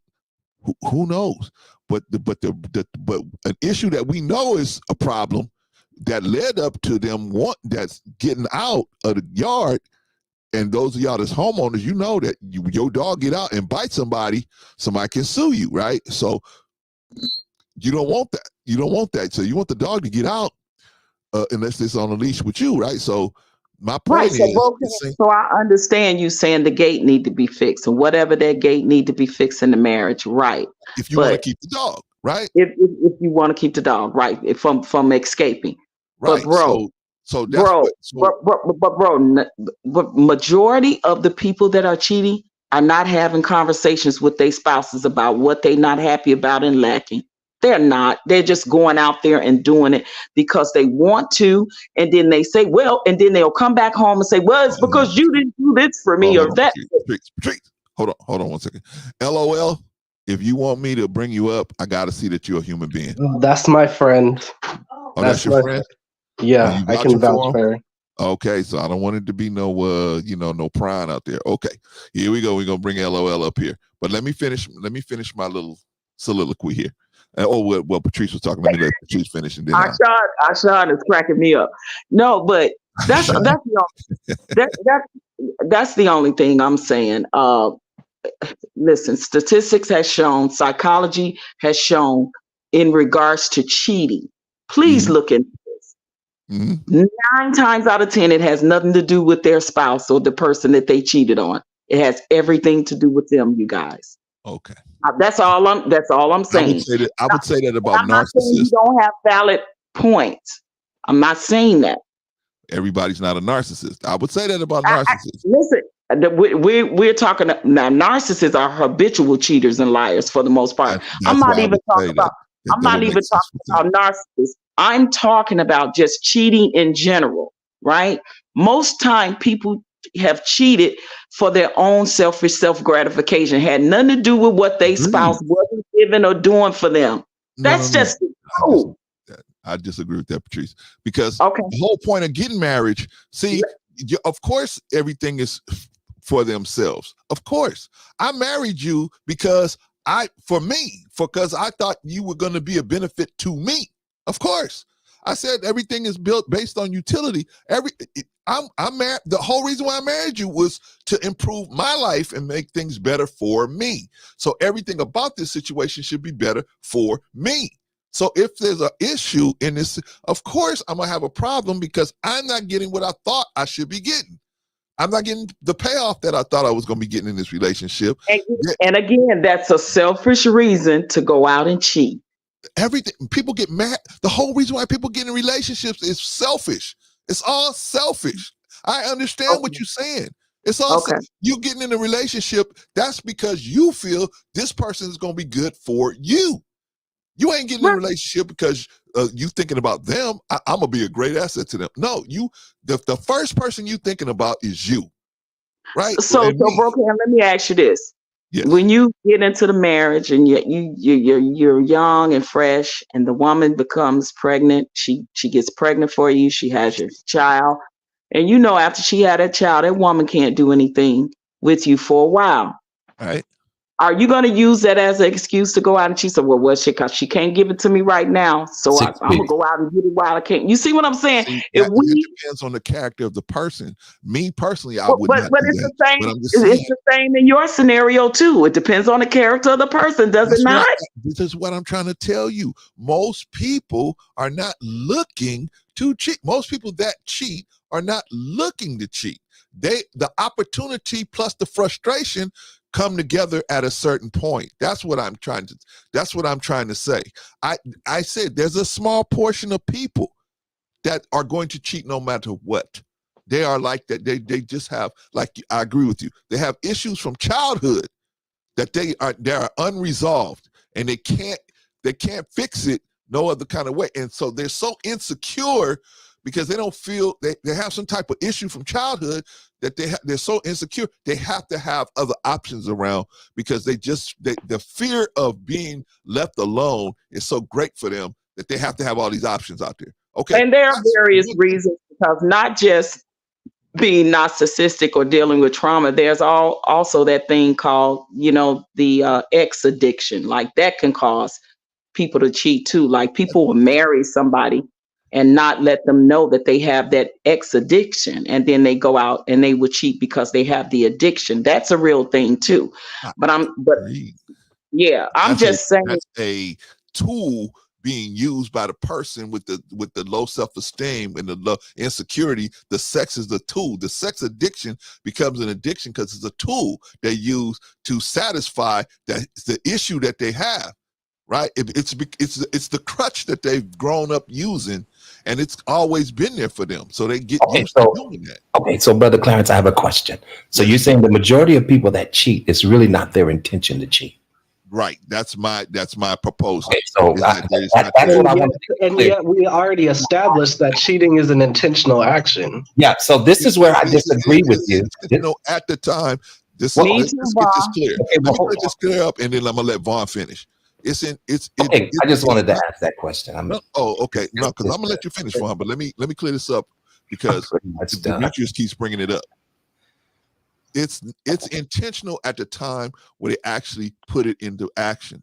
Okay, at that time it's intentional. What I'm saying to you is when the actual issue that's in the relationship or the problem, they don't look to resolve it immediately with cheating.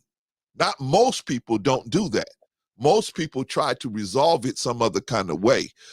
The cheating comes in when the frustration gets so high, and the frustration gets so high, and the opportunity comes along with the frustration being so high, and the opportunity presents itself. Some of them are able to make bad decisions and go ahead and do that. That's my proposal. I'm not saying that everybody who cheats is just okay. There's a reason why. There is a reason, but what I'm saying is it's intentional. When you pick up the phone and call this person, hey, meet me for lunch, meet me for dinner, meet me at the hotel, whatever. That's intentional. But I'm saying for most people, it doesn't start that way. It gets that way. Just like being in a marriage is intentional, right? You being in a relationship is intentional.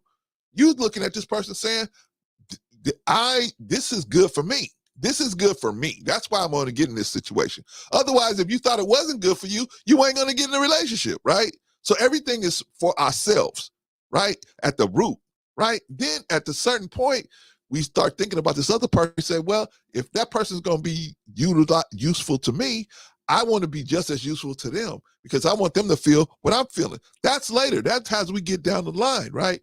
But in the beginning, we looking and saying, man, I want to be in a relationship with this person. That's all I'm trying to say. But the point I was trying to make by saying all that was we have to fix the initial issue. We have to get to the root of the situation before we can fix a lot of these marriages. But people are throwing good people away. Like I said, when a lot of these people this is the only problem in the relationship. Everything else is good. We have fun together. We go on trips. She cooks. She does this or that. Or he pays all the bills, and we have everything is great. Great father, great husband, everything, right? just this little issue that's a problem that we can't seem to resolve. And so people get frustrated with that situation. So in their frustration, they're doing what people are doing everything out here because they're frustrated. They're frustrated, right? People are out here going down on Figueroa. They're going to these, out here in California, we got these little places where the people have these, orgies and stuff. We got all this stuff all over the place, but people are doing it because they're frustrated. People are robbing banks, stealing, whatever, because they're frustrated. Frustration is what's making them do a lot of these different things. And so I'm just saying, I'm not making no excuses for them.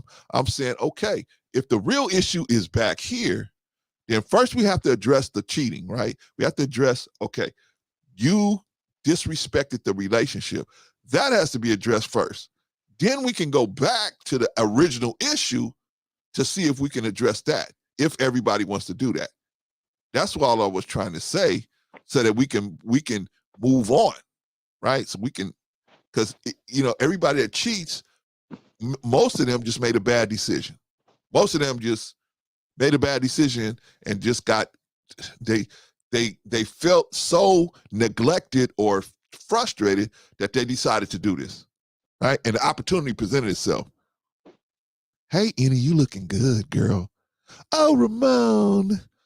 Yeah, okay, so you do that for a year, but after a while, maybe husband's in an accident and can't do certain things, right? Who knows? If somebody get frustrated enough, they may do that. They may say, I don't want to end the whole relationship. Okay. I just want to fix this part of it. And you guys agree or disagree? Well, how about this? Vaughn, you finish, and then we're gonna go to LOL. Well, hold on. Let's actually do LOL first because she can't stay long at all. Oh, okay. Vaughn, are you okay with that? I'm fine with it. Okay. All right. Hi. LOL, are you there? I'm good. How are you? I'm fine. To answer the question that's on the screen, because I kind of just jumped in here. I think it varies on the situation, and it's a person by person basis. Okay. Overall, so if this is somebody who is a perpetuator of the situation, constantly cheats, and their track record, that should be a red flag automatically. And there's something wrong with them. It shouldn't be held against them necessarily, but you shouldn't be with them at all, whether that's male or female. I think there's something deep rooted in that. But a one-off situation, you never really know what's going on behind closed doors with people. People are very good at hiding who they are and what they've done, whether they're the perpetrator or the victim of a situation. So I kind of do agree with you where it is something inside that they do need to fix within themselves, but also people can push you to do things that you never thought you would be able to do, whether that be good or bad. They do play an influence. Overall, though, it is your choice whether or not you're going to take that step to cheat or not. Exactly. And so, LOL, here's my thing. Because what I was saying earlier was, or let me paraphrase it. The stance that I took was so steadfast, and that's why this whole, subsect of the conversation came about. And I remember what you said about me. Like, I remember, it was like 2 words that you would use to describe me, and you said loyal and determined. Okay. Yeah. LOL knows that I do not play about loyalty at all. I do. And here's the reason why I think the panel is having such a discourse about this. Name a country, a culture, or a tribe at any period of time in human history where betrayal is tolerated. Because really and truly, that's what cheating is. It's betrayal. Agreed. Name a time where that has ever been tolerated. I'm not going to say it's been tolerated, but what I will say is in a situation like what we're in now, and after me, I'm gonna let Vaughn go. In a situation that we're in now, where the wickedness is at such a high level in the general population, the wickedness is so high, anybody can be pulled off their program, right? Like anybody could, like you say, like now, I'm loyal, I'm this, I'm that. Okay. Wait till you get a couple spears coming at you, right? When I say spears, I mean, you know, oh, Demetrius, you looking good, you smelling good today, right? See, it's a different conversation when you got some battle scars on your shield, right? Right.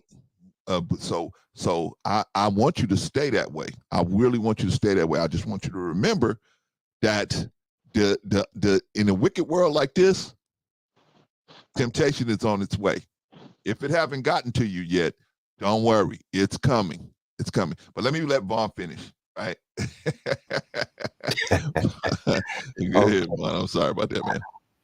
Okay, so what I'm hearing is the excuse. You know what I'm saying? It's like you're giving. Okay, now see, now you said I could talk. Oh no, but no, now, I'm just if teasing. you're gonna cut me off, I can just let you. I was teasing. No. Go ahead, please continue. So what I'm hearing in the conversation is an excuse as to why an individual steps out on the relationship and as to why they do what they do. But that doesn't justify the behavior. And that's where me and you are having a problem with. Just because, and let me just say it to you this way, Brother Clarence. Now, next month is February. On February 10th, I would have been married 22 years. Now, in that 22 years, Brother Clarence, do you think I've ever been frustrated with my wife? Of course. Well, oh, wow. Do you think that everything was happy-go-lucky in the 22 years? Of course not. I chose not to ever cheat on my wife. Why is that? I've never cheated on my wife in all of those years. Why is that? Because you love and care about your wife. Of course. I mean, you that meant a lot to you, I believe, right? That your word and your word in that covenant meant a lot to you. So I know that I'm not an anomaly, because we use words like the majority and most of them and yet practically all of them. I think that we're incorrect when we use these terms. We don't have any data for it. You don't have any statistics standing right in front of you. No. So when we use these terms like the majority of women or the majority of women or men do this and that for this particular reason or that particular reason. Let me ask you another question. In the 22 years, Brother Clarence, do you think that I have not had the opportunity, that the opportunity has not permitted itself for me to cheat? I'm sure the opportunity presented itself. I just don't think the level of frustration was there enough to make you even consider it. Okay. So, I mean, right? Bro, Clarence, oh my God, stop it. You are speaking about the level of my frustration, brother, and you cannot sit in that seat because you don't know what the level of my frustration was. Agreed. I do not know. You don't know what the temptation was. Agreed. You don't know what the scenario was. Agreed. So my thing is I don't think you would do it anyway, though. Sorry about that. Okay, well, I'm not. Hey, but I do know that if I put myself in a position constantly, you see what I'm saying? Mm-hmm. If I frequent the titty bar and keep getting lap dances, frequently, see, I'm putting myself in harm's way. I'm not recognizing the fact that in this flesh, there's no good thing. Some things you just need to stay away from. Now, some things will come to find you. And that's why you need to be rooted. So there are many scenarios as to why people cheat, but that's an excuse. Yeah, the fact remains that they still did it. Which does not excuse the behavior if you are in a relationship that has covenant involved. Agreed. So let me ask you guys a favor. Let me ask you guys all a question. Everybody on the panel. When did I excuse cheating? What did I say that led you to believe that I was excusing cheating? Okay, because so I brother, keep hearing Clarence, that. So did you get my point at all, brother? I did. Because I understand like, yours. Listen, y'all, I understand your point that there are reasons why people cheat. See, Yeah, but like but sister, Vaughn, like OG said. She said, "Well, you know, my wife doesn't go down, or she doesn't do this or that, and that's why I went and cheated because I was frustrated." Because you used the word frustration. See, that frustrated me, and I wanted to go to a place where they would do that. absolutely. So that's why I did it. That's why I did it, brother Clarence. Is it justified though? Okay, now let me ask you a second question. Having a Nobody reason answered to the do first something question. doesn't justify you doing it. Okay, Vaughn, let me ask you a second question. And anybody on the panel, when did I asked you, when did I excuse it? Nobody gave me an answer for that one. So now I'm gonna ask you another question. When did I Wait. justify it? I'll answer it. I'll Okay, you answer. answer it, Sister Annie. Okay, When sorry. did I just want to. when did I Okay, so excuse cheating? I never heard you excuse it. What Okay. I thought you were doing was just, because like there's always things behind the stage. We only see what, when someone's performing, so we don't know like the reason. So I thought that you were just trying to give some reasons or explanations why people do, and then if that's a situation that happens with somebody, you get to decide if that reason is valid enough for you to stay if the person does it. But I just Agreed. thought that you were given different reasons. Agreed. Okay, thank you for answering that. So the answer was no. Okay. Now, when did I justify cheating? When did I do that? Because I'm because You never justified it. You never justified it. I'm not saying that you were trying to justify it. I'm just making a statement, Brother Clarence. And if my statement is false, then you can just simply say, brother, what you're saying is false. But that's what I'm not accusing you. Well, I'm not accusing you, brother, of anything. No. I'm saying based upon based upon your statements that you were making about concerning cheating. You see what I'm saying? I'm not trying to accuse you of anything. Well, I know, Vaughn. I'm just simply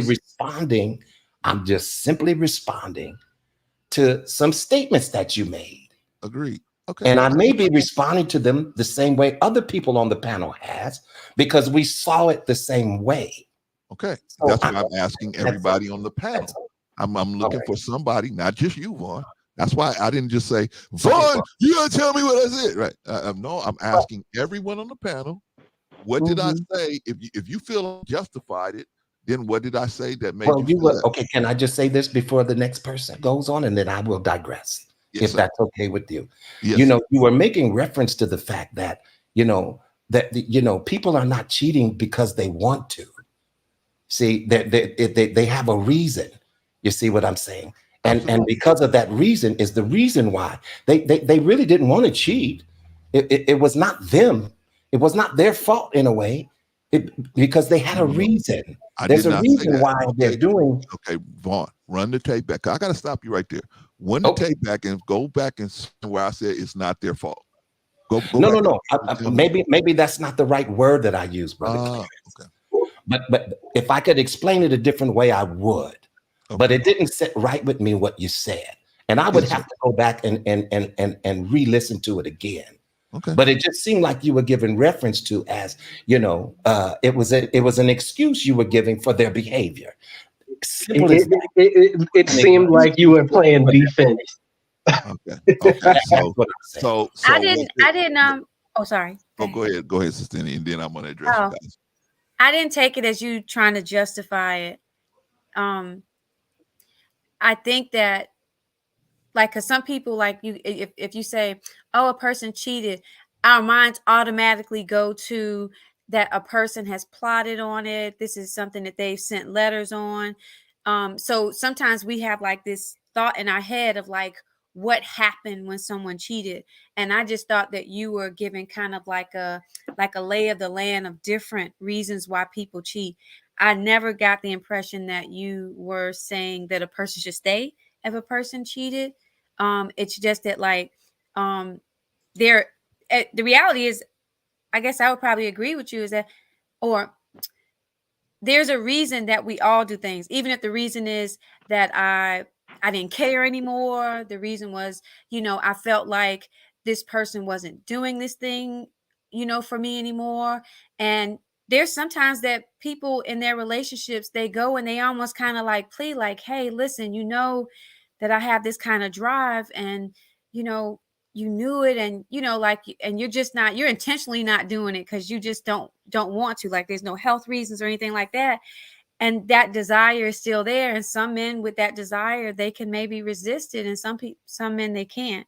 So I think that you were just given the different reasons that people may cheat, not as a justification. And then it's not intentional, right? It's not intentional. There are circumstances where cheating is not. Let me just say this. Are there circumstances where cheating was not intentional? That's my question. Asking me. That's a great.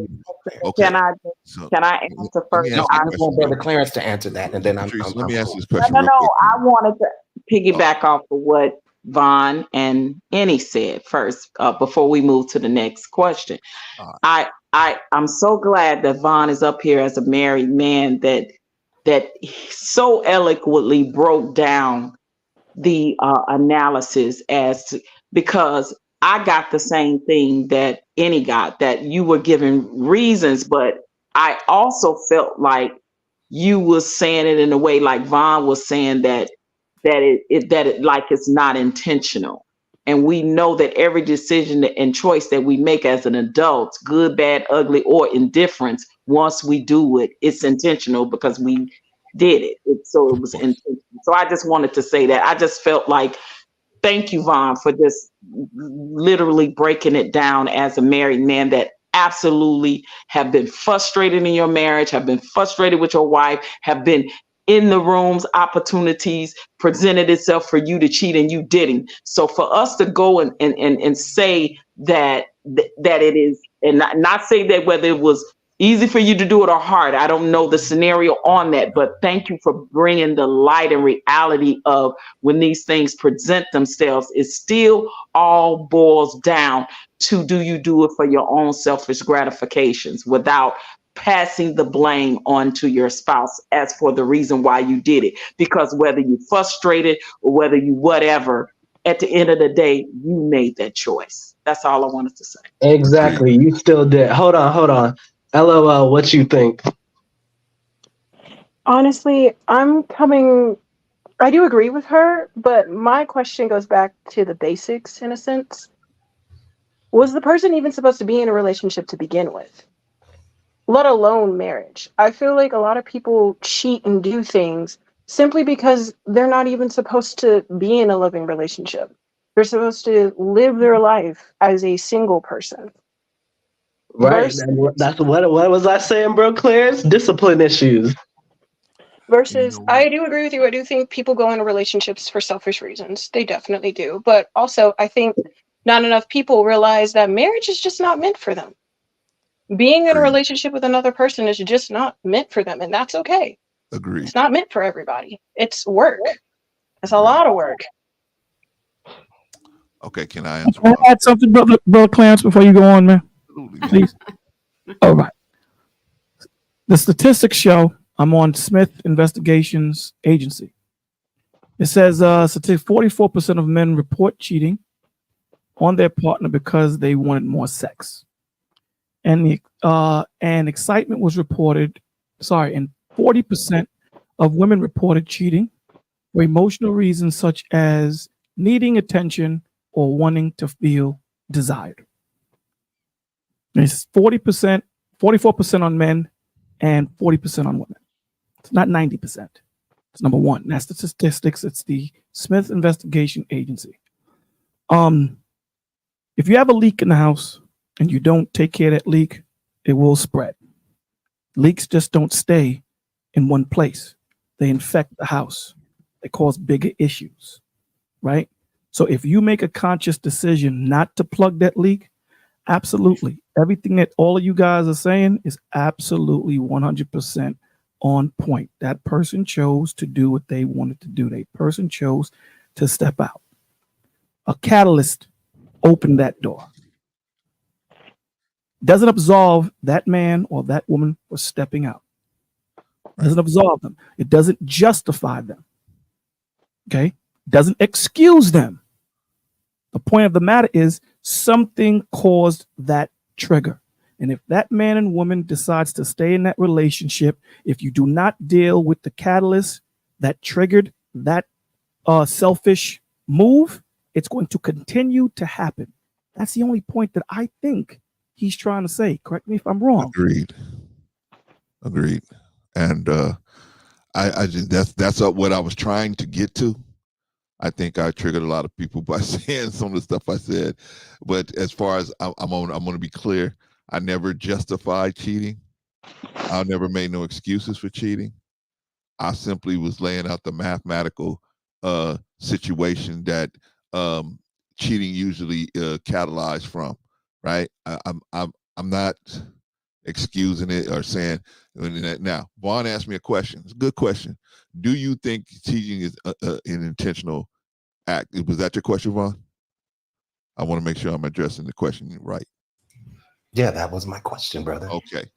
Do I think cheating is intentional? For most people, no. I mean, in the beginning, right? We said like that. Once you actually start getting involved with the act, that's where all we intentional. disagree. That's where we disagree. Okay, that's where we disagree. And I'm good with that. I'm good with that. Okay, so let me explain what I mean. Go ahead. So what I mean is that most men, they don't. Cheating is a what do you want to call it? It's a Band-Aid on the situation.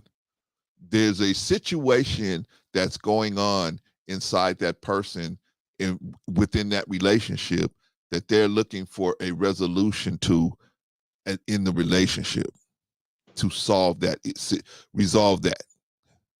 That resolution is not coming. At a certain point, they realize that resolution isn't coming. So now they have to make the decision of whether they're going to suffer without what they want and stay in the relationship or leave the relationship. Those are the two options on the table for that person, right? Then when the frustration, because the opportunity for them to cheat may not be there yet or isn't directly in their face at the time. Sometimes they just hang out, right? At a certain point, when the frustration get high enough and the opportunity comes their way, they may go out and be intentional at that time to say, I'm going to go do that. Because most guys will, if anybody's going to sit and suffer in silence, it's mostly men. Men mostly suffer in silence. Right? A woman can go and cheat, and then they could say, "Well, you know what? You were never home, right? You were never home. I felt neglected. So what do you expect, right? A woman could get away with that, right? But a man can't get away with that situation, right? Because what man's just a dirty dog. He just cheated because But the woman could say, "Well, I wanted some more affection. I wanted more attention." So it breaks down along those lines. But ultimately, anybody who goes out and agrees to go out with somebody and agrees to have sex with that person while they're married, that's intentional. That part is intentional. I'm just saying the initial issue that the person got frustrated over that opened the door for them to even consider cheating. That, to me, in most cases, that's not an intentional thing. However, I will acknowledge that there are some people that's going to cheat no matter what. That's just the way their mind is wired. They're going to just do that. But the average person feels bad for cheating. The average person don't feel good about it, but they feel like this is the only way they can kill two birds with one stone. They can stop leaning on this other person for this issue that they got that they feel like it's never going to get resolved, and they don't have to leave the relationship. That solves two problems for them, to just go out and cheat and have this situation and just keep it under the rug, right? That's why most men do it, because if they had to break up the relationship, now they gotta get rid of half their 401k, half their retirement, half their assets, half of everything, they got to spend half the time with their children that they already not getting them to spend enough time with. And they got to watch a new dude going in and spending time with his ex-wife, right? So that's my point on that is, okay, if that's the situation, yeah, okay, you're going to have to, shout out to LOL, by the way, you're going to have to address the cheating, because that has some components in it too, with the disrespect and the lying and the, all of those issues. But ultimately, if you want the relationship to be put back together, you have to address what actually made the person frustrated in the first place. Would you guys agree or disagree? Say the question one more time. I'm sorry. I heard what you said. I just didn't hear the question. I'll make sure I'm clear. Okay. Let me ask it a different way. If there's a person that's out there that's in a relationship and they're not getting what they want, but they don't want to leave their children, they don't want to lose their assets, they don't want to do all of this stuff, and they don't want to break the whole family up. The problem is this one little area. And they feel like cheating will do that. Now, I'm not saying it's right or wrong, but I'm just saying this is in their mind. They feel like, hey, I can keep the relationship together. Plus, I can get this situation taken care of. Plus, I'm not risking my assets, putting my assets on the line. Therefore, this might be. So, do you think they should suffer silently, or just get out of their situation? I know probably in a scenario like that, I probably would be I'll be very vulnerable in my conviction about being faithful. Because I would feel like this heavy need to be committed to making sure that my children were in a situation that just didn't cause too much turmoil for them. So, and I'm honest that I can honestly say that I can't say that I would not want to cheat in that scenario. I don't know. It'd be tough. Okay, can I? Anybody else? I'm gonna ask you to repeat it again for me too. So make sure I said it right. Stop cooking those oxtails and listen, girl. All right, so, I wish I had my tail too. all right. So here's the question, Patrice. All right. So would you suggest to a man that was suffering silently in a situation and was always complaining about something not being done or something not, and they telling you, hey, I love this woman. I love her. She's a good mother. She's a good person. She I just have a problem in this area. And whenever we try to discuss it, it's just we're not able to communicate together with each other because the conversation just falls apart. And I'm tired of going to her, asking her about this situation. Would you suggest that that the person just leave, or would you suggest that they just continue to suffer? What would be your suggestion for that person? I wouldn't want to see no one be unhappy in no relationship with me. I would absolutely say they're not in a relationship with you. They're in a relationship with somebody else, but they're complaining to you about that relationship. Well, my advice would be to them, what would their options be if would they consider leaving the person, or would they consider going to the person and saying, hey, well, since you don't want to come to this happy medium with me with this, is it okay if I do this?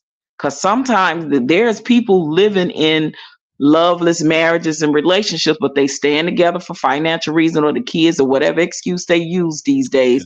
They stay, but they allow their spouse to go outside the marriage to get their sexual gratification. So if that is the case, and I will say it to them, depending on, have you had that conversation with your spouse, if you cool with that, or would it benefit you better to just, walk away and go get with someone where you could be fulfilled? There's always choices.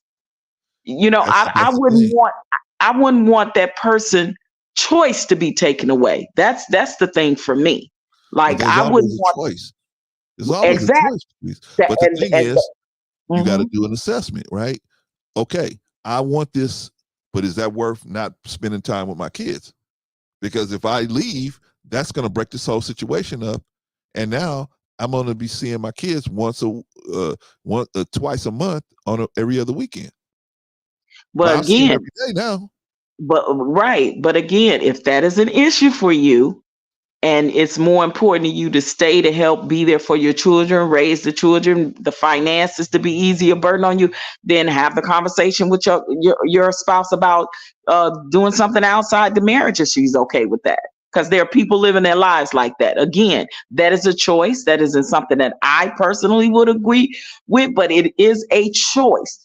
I'm saying when you are in these type of situations, have the conversation with the person you're in them with and allow choices to be made. That's all I'm saying. Whatever that choice be. Because I personally would say to that person, are you okay with continually suffering in silence in this relationship to be happy just because you love this person and don't want to leave your children? You know, like that, it's choices. Again, choices. That's what I would say to the person. Okay. Thank you, Patrice. Anybody else? You know, would you continue? Would you suggest, hey man, you should continue suffering? Now, I heard what you said, Patrice, but I gotta say this in reality. The reality is 90% of women out there are not gonna say, oh yeah, I'm not doing it for you. Oh yeah, go ahead and go out and do that. 90% of women are not gonna do that. And if you can't even have a conversation about the situation you actually have in the first place, going and then have a conversation about going out and involving other people sexually, I doubt that conversation is going to go any better, right? I'm in most cases. And I'm not talking about just men. I'm talking about women too, right? That conversation is probably not going to get any better. So hey, what do we do? Question, I answered it. I gave choices. That's the best I could do. Thank God I'm not in that situation living in these times today. But I will say, we know that because of things like the poly life and alternative lifestyles like swinging and things are optional in a lot of marriages these days. I don't know. Depends. Don't be surprised because people are doing it. I agree, but I would think that there was a very minuscule minority of people that's actually doing that. I think the overwhelming majority of people are attempting to live monogamous lives. That would be my estimation of what's going on. Anybody else want to answer that question, or we can start wrapping this thing up? Wrap it up. You're trying to go extra long. I see this clock now. It was a good conversation, man. We was having some good conversation. I wanted to keep it going. Yeah, let's do it.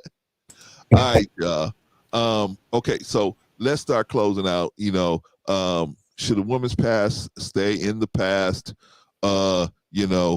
Is cheating? Is it intentional? Do you feel like it's intentional? And do you feel like from the jump? See, I know it's intentional when you actually pick up the phone and call somebody and say, hey, meet me at the bar, or meet me at the club, or whatever. I know at that point it's intentional. On all people, that's intentional.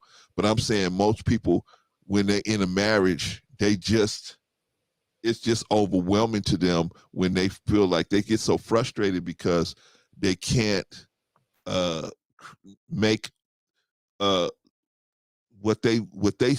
picture they have in their mind, they can't bring it to fruition. That creates frustration. That gap there, that creates frustration. And the more they see that there's more resistance to what they're trying to make happen, the more frustrated they get. And that frustration can drive them insane. What is insanity? You're trying to do something that doesn't make no sense, right? So they go out and they get in they cheat and they get involved in other situations, right?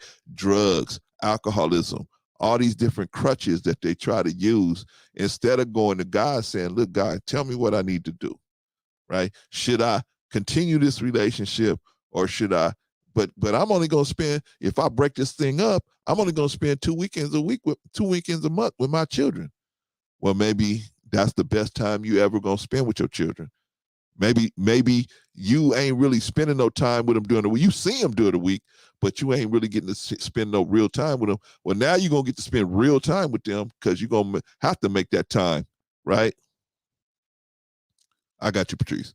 So now you're going to have to, you got to spend real time with these people, right? So maybe that's it. Or maybe they say, hey, because see, people will justify, and I will agree with Vaughn on this one. People will justify doing stuff, whatever they're going to do. If they know it's something they shouldn't do, they have to justify it so they don't feel bad when they're doing it and they can continue to do it. So they have to justify it.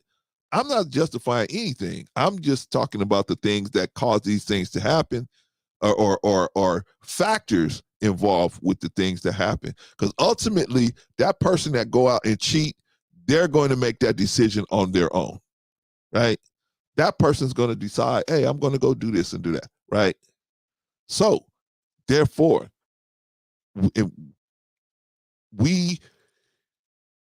those of us that want to be in long-term relationships, we have to understand that people will make some mistakes. Now, some mistakes, they ain't no coming back from, right?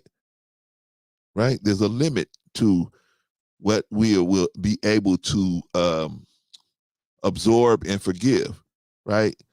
So we got to know what that limit is, so that if a person presents something even close to that line, like Sister Annie was saying, something even close to that line, I'm going to have to look at that like, hey, wait a minute. This is too close to the line for me to even, wrap my head around it, right? So let's start wrapping up, and y'all tell me what y'all think, and then we'll close this thing out, because I think we got a meeting after this. But don't you guys hang up. All right, anybody wants to go? Go first. Okay. Yeah. This was a good conversation. Mm-hmm. And I think women's past, I think some things can stay in the past. I think that we have to be fair to the relationship that we're going to be in, and give a person a choice, a right, a fair decision to say yes or no. Agreed. Because I would, some things that I may have done that I feel like maybe based on the man that's in front of me, that if he found out later that would be tough, and I can't be selfish and just try to hide it because, of how I feel about him. Because if I really love him, I want him to love me freely and to not have that to come back and kind of mess us up later. I think that we have to be honest about who we are in relationships, and if it's things that are just kind of this is just your sensitive spot, or your the place where you don't have a whole lot of wiggle room, be honest with yourself. You know what I'm saying? And don't try to force a relationship that doesn't really fit, but that's what I would say. And I think this was a great discussion. This was really good. I was like, oh, this is probably going to be a short one. What? Me too. Me too. All righty. But great job, Brother Clarence. And let me tell you something. You bet not be leaning back on your chair again like that, scaring me. You understand? Because I got scared. All righty. But love y'all. All right, girl. All right, don't go nowhere. All right, sis, love you too. All right, love you. I'll go next. Man, it's gonna be short and sweet. I agree. It was a very good conversation. I like the highs and lows and all in between. And I want to say respectfully, I have no problem agreeing to disagree with anyone, no more than the same way I agree with them. It's no more, no less of my love or my admiration or anything for a person, because we're all different. I think that in relationships, especially marriages, since this scenario was about a married couple, that this just goes to show that even in some marriages, people still have boundaries, because that man obviously just could not deal with the fact that his wife kept that from him for all those years, and he could not find it in his heart, obviously, to forgive her and move on. He is in the process of leaving and divorcing her. So even in marriages, people still have boundaries. And I think that I get it. In marriage, you are one, but obviously it's a part of that man that is, as an individual man, that was just a deal breaker for him. And as sad as it is, because of course we want marriages to work and people to stay together forever, but in reality, we know that doesn't happen. For the ones that it do, they are lucky. They are the blessed ones, right? That can maintain and stay in marriages and keep it together and go through the good, the bad, the ugly, and the indifference. Because let's not forget, it's indifferences in marriages too. So with all of that rolled up in one, if you could still survive that wave and ride that wave, then kudos to you. I commend you for that. But everybody is just not built that way. And in relationships, people have to respect people's values, their morals, their integrity, and their boundaries. And when someone violates that, sometimes you have people that it ain't no coming back from that. And then sometimes you have people that will forgive you for that. And sometimes you have people that will continuously forgive you of that. So it just depends on the scope of the relationship and the person. That woman knew her husband. That's why she tried so hard to keep that away from him, because I believe she believes that she knows that he couldn't forgive her for the most part. And I'm just going to leave it there. Good conversation. Everybody enjoy. If you're off tomorrow for MLK Day, happy MLK to everybody. Great conversation. Everybody did a great job on the panel. The chat was very active and silly at times, Arshawn. but it was a great conversation to have. All right, love you guys. All right, love you, sis. I'm going to work. All right, let's see. Put Patrice down. All right, who's next, man? Who's next? Go ahead, Brother Bolo. Yeah, I believe it was a good conversation, man. I think that, there are certain things that in people's past that need to be brought up and need to be discussed, depending on what it is. Obviously. Yeah, and we all growing, and we all fall short. So, it was a good conversation, and again, yeah, we can agree to disagree. It's all about that. It's all about growth and about taking other people's ideas, bouncing them around your head and, replaying the conversation. And, it was a very interesting and very good conversation. So, yeah, Definitely. So the only thing I can say, just, the grace that, the Father gives, we do our best to try to give it back, to one another, and a lot of times we fall short of that, right? All of us fall short of it, but we strive to do our best to do that. So, striving. Yes, sir. Yeah. And I think that, a good point was, I forget who made the point that, certain topics or certain things are triggering. And sometimes we tend to run away in the aspect of we don't dive deep into whatever that situation might have been. So I'm glad this topic was brought up, that there are certain situations where we need to ask more questions and kind of figure out what went on. And if you choose to do so, I think it's a prudent thing to do, to understand where that man or woman or that child is coming from. So that's it, man. It was a very good conversation. Keep doing what you're doing, brother C. You too, sir. You too, sir. All right, my G. Wait, Bolo. When's the next time we're going to see you on the village? Well, we start reading the Bible again tomorrow, from Genesis to Revelations at 7 a.m. Eastern Standard Time. And man. There you go. I got it.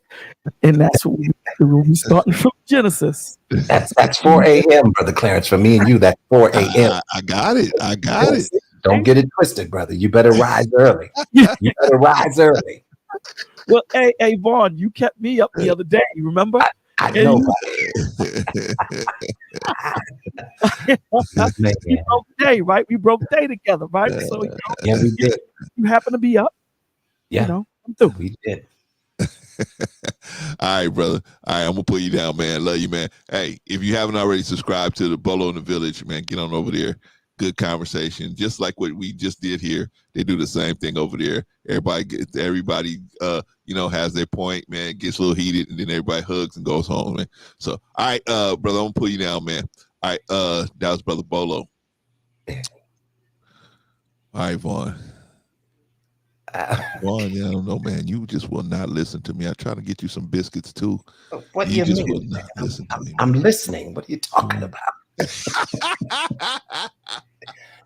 Oh man, but I will say this though, someone made a very good point as to some people may listen to the broadcast and think that we're at each other's throats when in fact there's a lot of love involved. Man, you know what I'm saying? We may disagree at times, but we genuinely have a love for each other. Of course, and that comes across a great deal in many of these streams. You see what I'm saying? Right. So when people see us at a kind of odds, when we're at odds with each other, it is very interesting because we try to exude love all the time. Yeah. Now, if you guys see Vaughn at odds with me, then go ahead and hit him up. Hit Vaughn up, right? But because he's not supposed to be at odds with me. But if I'm at odds with Vaughn. Yeah, but you know what, Brother Clarence, to be honest with you, because of the love that I have for everyone, everybody that was on the panel tonight, just such a great everybody did a great job. Yeah, I love and respect for. You really don't want to disagree with people, but then if you disagree, you got to be honest about it. That's it, man. That's what I want. Yeah. And it doesn't necessarily mean that there's any love lost. No. You know what I mean? And oftentimes I really hate, being in that position to where we do have to have disagreements, but that's part of life. That's part of relationship. You know what I'm saying? Yeah, so that's how you grow. That's how you grow. I know you. Let me give my closing remark because I know you're gonna do your thing. See, that was a nice way of saying you talk too much, Clarence. I got it. No one ever feels that you over talk at all. None of us feel that way. Of course not. But let me just say this in closing, and I want to make it as quick as I can, but I want to be as thorough as I can. Yes, sir. And don't go nowhere, Vaughn. Okay. Yeah. But there's a scripture in the Bible that talks about, behold, the Lord is speaking. Behold, I set before you life and death, blessing and cursing. And then it goes on and it says, therefore choose life, that both thou and thy seed may live. Now, there's a choice involved. You see what I'm saying? Whether I choose life. Good point. You see? Or death, blessing or cursing. That is an intentional choice that we have. Now, I can always say, well, Brother Clarence drove me to it now. That's why I chose cursing. See, I just had to cuss him out. You see what I'm saying? I have an excuse now. But at the same time, we are human and we are apt to err, brother. So we don't have to get all high-minded about things. Listen, we're all human, but my suggestion for any individual who is in a marital relationship, I ain't talking about these relationships where you're just, pumping and dumping. Not that, because we already know what that entails. But I'm talking about those who stood and made a vow to the Lord. I would never suggest for them to leave their marriage. But if you are going to be a part of infidelity, and if you're considering that, you need to speak to your spouse first about that. Agreed. And then you should make a clear decision to remove yourself from the relationship. Now, that's just my opinion. You don't have to cheat. Be honest about it. Hey, I'm not feeling you anymore. I want to be with someone else. And let me make those moves. Let me make it clear, because I don't want to feel any guilt about the actions that I'm about to make. Agreed. You see what I'm saying? So, and some people may say, well, I don't agree with you, Vaughn, on that. And I get it. Again, we can agree to disagree. So with that being said, Brother Clarence, I'll meet you in the back, but great conversation. You know, usually you're the one that opens up the can of worms, but you know, Brother Bolo was doing a pretty good job with the can opener today. He had that can opener, man, and he, you know, and it wasn't one of them modern ones. It was one of them, look, it wasn't one of them modern ones. It was one of them old-fashioned can openers where you got to twist it and twist it. Right, you got to them turn worms. it, keep turning and turning and turning and turning. But that's my brother. I love him. You know, I've learned a great deal from this brother. He is my brother from another mother. Yeah. You know, and so I appreciate all of you all. And with that being said, I'm done. All right, thank you, brother. Peace, brother. You, peace. man.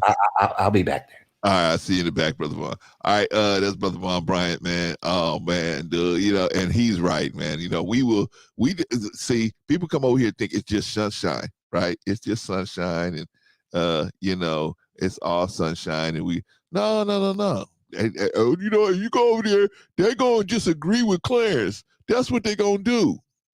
No, not all the time, right? Or they can just go agree with Bolo. That's just what they're gonna do. Nah, not all the time, right?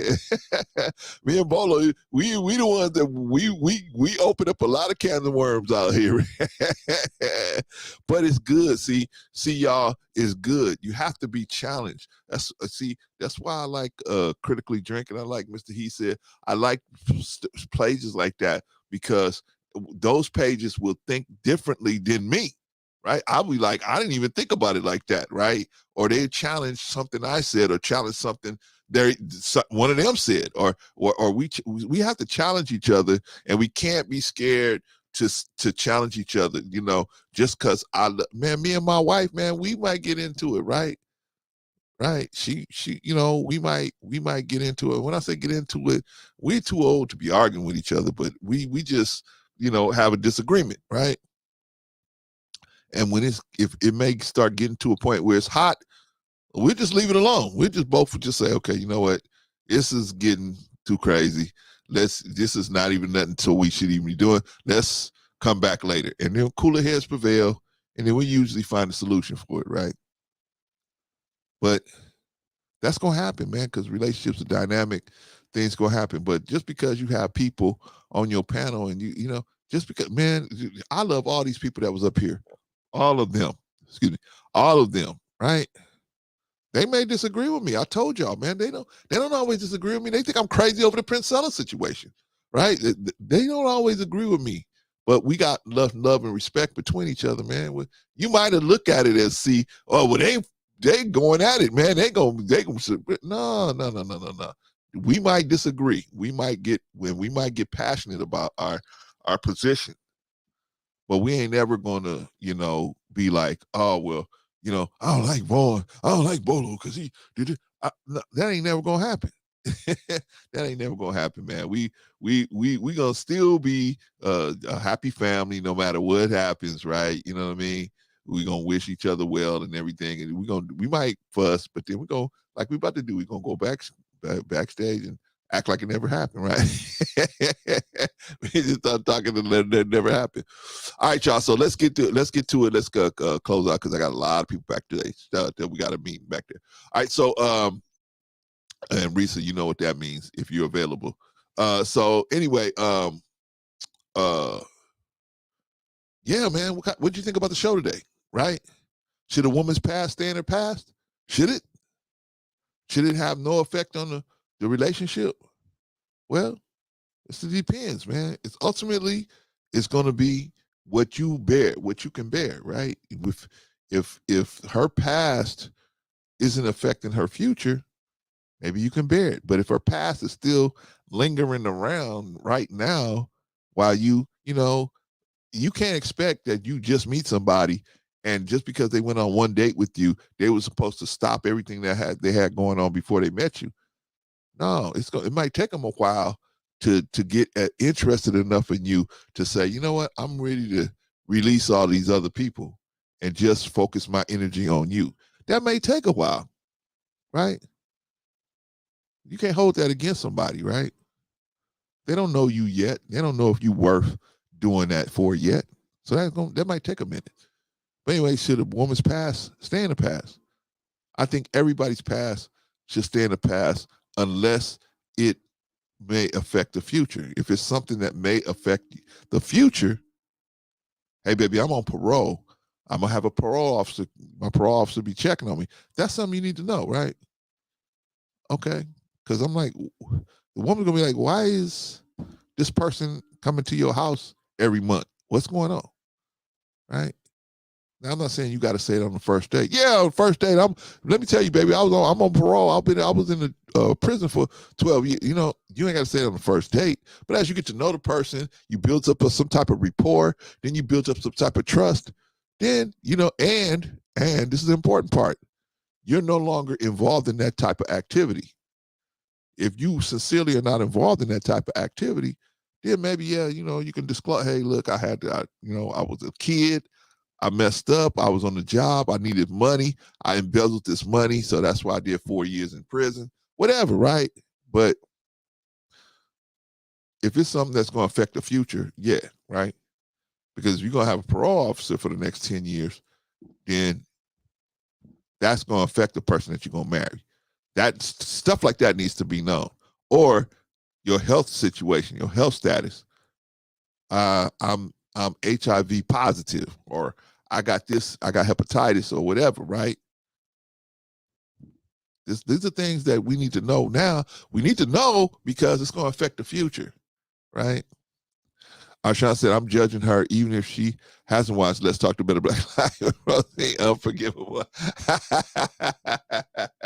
I mean, hey, man, you know what? All we trying to say is, man, just, you know, be reasonable, think, you know, and, you know, sincerity counts. Sincerity counts.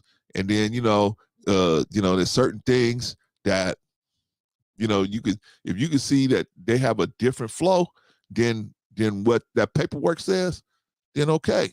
But I would get if you have somebody that's been in prison, man or female, you should get the paperwork and go through it with them. What's wrong with that? If they really want to be something with you, why would they want to hide that? Right? When you finally get to the point where they say, hey, look, I think you're the woman for me. I think you're the man for me. Okay. Everybody should do a criminal investigation, right? I mean, you should. At this point, it's pretty hard to take people at face value in today's society when lying is the order of the day, right? What they say, fake it till you make it. Lying is the order of the day. So, you know, just be smart out there, y'all. Just be smart out there, right? Because I agree with Bolo, man. You can't, you know, just because a woman got 2 kids and they ain't from you, that means you got to throw a good woman away because she made a mistake and she didn't have the wisdom to see that this was a knucklehead, right? She got involved with a knucklehead. She couldn't see that right away. It took her 4 years, 5 years, 10 years to see that. And then when she finally got out of the relationship, she might be a good woman. But the guy wasn't prepared to deal with a good woman, right? Should you throw that away? So we got to think about things. You throw a good man away, right? He got a baby mama. He was out of his mind. He was young. He didn't know no better. Now he's more mature. He got his life together. He's trying to move forward, but he got this baby mama. Should you just throw him away? Good man? Good men are hard to find. I told y'all, man, good women are worth twice their weight in gold. A good man is worth 100 times his weight in gold. 100 times his weight in gold. Right? A good woman, man, a good woman can make a good, solid family. That can help you create a lineage, right? A good woman is valuable, but a good man can build a city. A good man, under the right circumstances, he can build a city. But we turning our back on good men and good women because the society say what they say, hit the wall, or they over the wall, or whatever, around the wall, or leaning on the wall, or whatever, right? I'm saying, family, got to think about some of these things, man. You got to think about it and use your best judgment. There's nothing wrong with telling somebody, hey, the charges you got here, hey, based on that, you know, I can't deal with you. Because ultimately it's you. Not gonna be Brother Clarence in that relationship, not gonna be Bolo, not gonna be Vaughn, not gonna be Sister Annie, not gonna be Patrice, it's gonna be you. Right? Arshawn said changing channel to Let's Talk to Better Black Like is shorter, and we'll probably get them last few subs. By the way, if you haven't already subscribed to Critically Drinking, man, get on over there, subscribe to Critically Drinking, man. Good channel, man. Check them out, man. They have very interesting topics as well. All right, y'all. So let me do the rundown and then we up out of here, man. Okay. The chat's where it's at, man. Shout out to the chat. We had everybody in the chat, man. We had our resident sniper, Risa Neal, in the chat. We had everybody did a great job in the chat. We appreciate y'all, man, coming out, man, and just sitting with us, man. And we doing our thing, man. I appreciate y'all. Thank y'all so much, man. Okay, everybody did a great job in the chat. Chat's what's at. Solid performance from the chat. Very strong performance from the chat. And I'm going to do everybody all at once because we got to get out of here. So we have Bagoda, we had Sister Annie, we had Patrice, we had Vaughn, we had Demetrius, we had LOL, and we had Bolo. Everybody did an outstanding job. Risa, we waiting on you right now. Everybody did an outstanding job if you're available. Everybody did an outstanding job. Everybody did great. You know, everybody, you know, pushed each other, did it. And see, that's good. You're not going to grow if everybody just tells you, oh, you're right. You're right. You're right. You're right. You have to have people challenge you and they let them force you to make your argument stand up. They got to force you to do it. That's what I like about Arshawn and Mr. He said and others. They force you to make your argument stand up. Can't just be out here talking crazy, right? All right, y'all, but that was everybody. Okay, everybody did a great job. So, hey, gang, this is what we're going to do. Tomorrow's MLK Day, right? Okay, so it's MLK Day, man. You staying home. You're going to barbecue. You're going to do whatever you want to do, right? Oh, man, MLK, man. I like he did this and he did that. Yeah, but you still going to take his day off, right? You're not going to go in and say, nah, man, I refuse, boss. I'm coming into work, and you don't even have to pay me. I'm going to come into work. Nah, we all going to take MLK Day off. So give him his props. You may, even if you didn't agree with his political position or some of the things he did as a man, he made thanks, Sister. He made you know, he did a lot, man. He was a G, and you know, man, just give him his props, right? Just give him his props. All right, so anyway, that's it. We will see y'all probably Thursday, definitely Sunday, maybe on Saturday. Maybe I'll hook up with Pagoda. We might be back on Saturday. We'll see. All right, y'all. Always be thankful, y'all. Peace.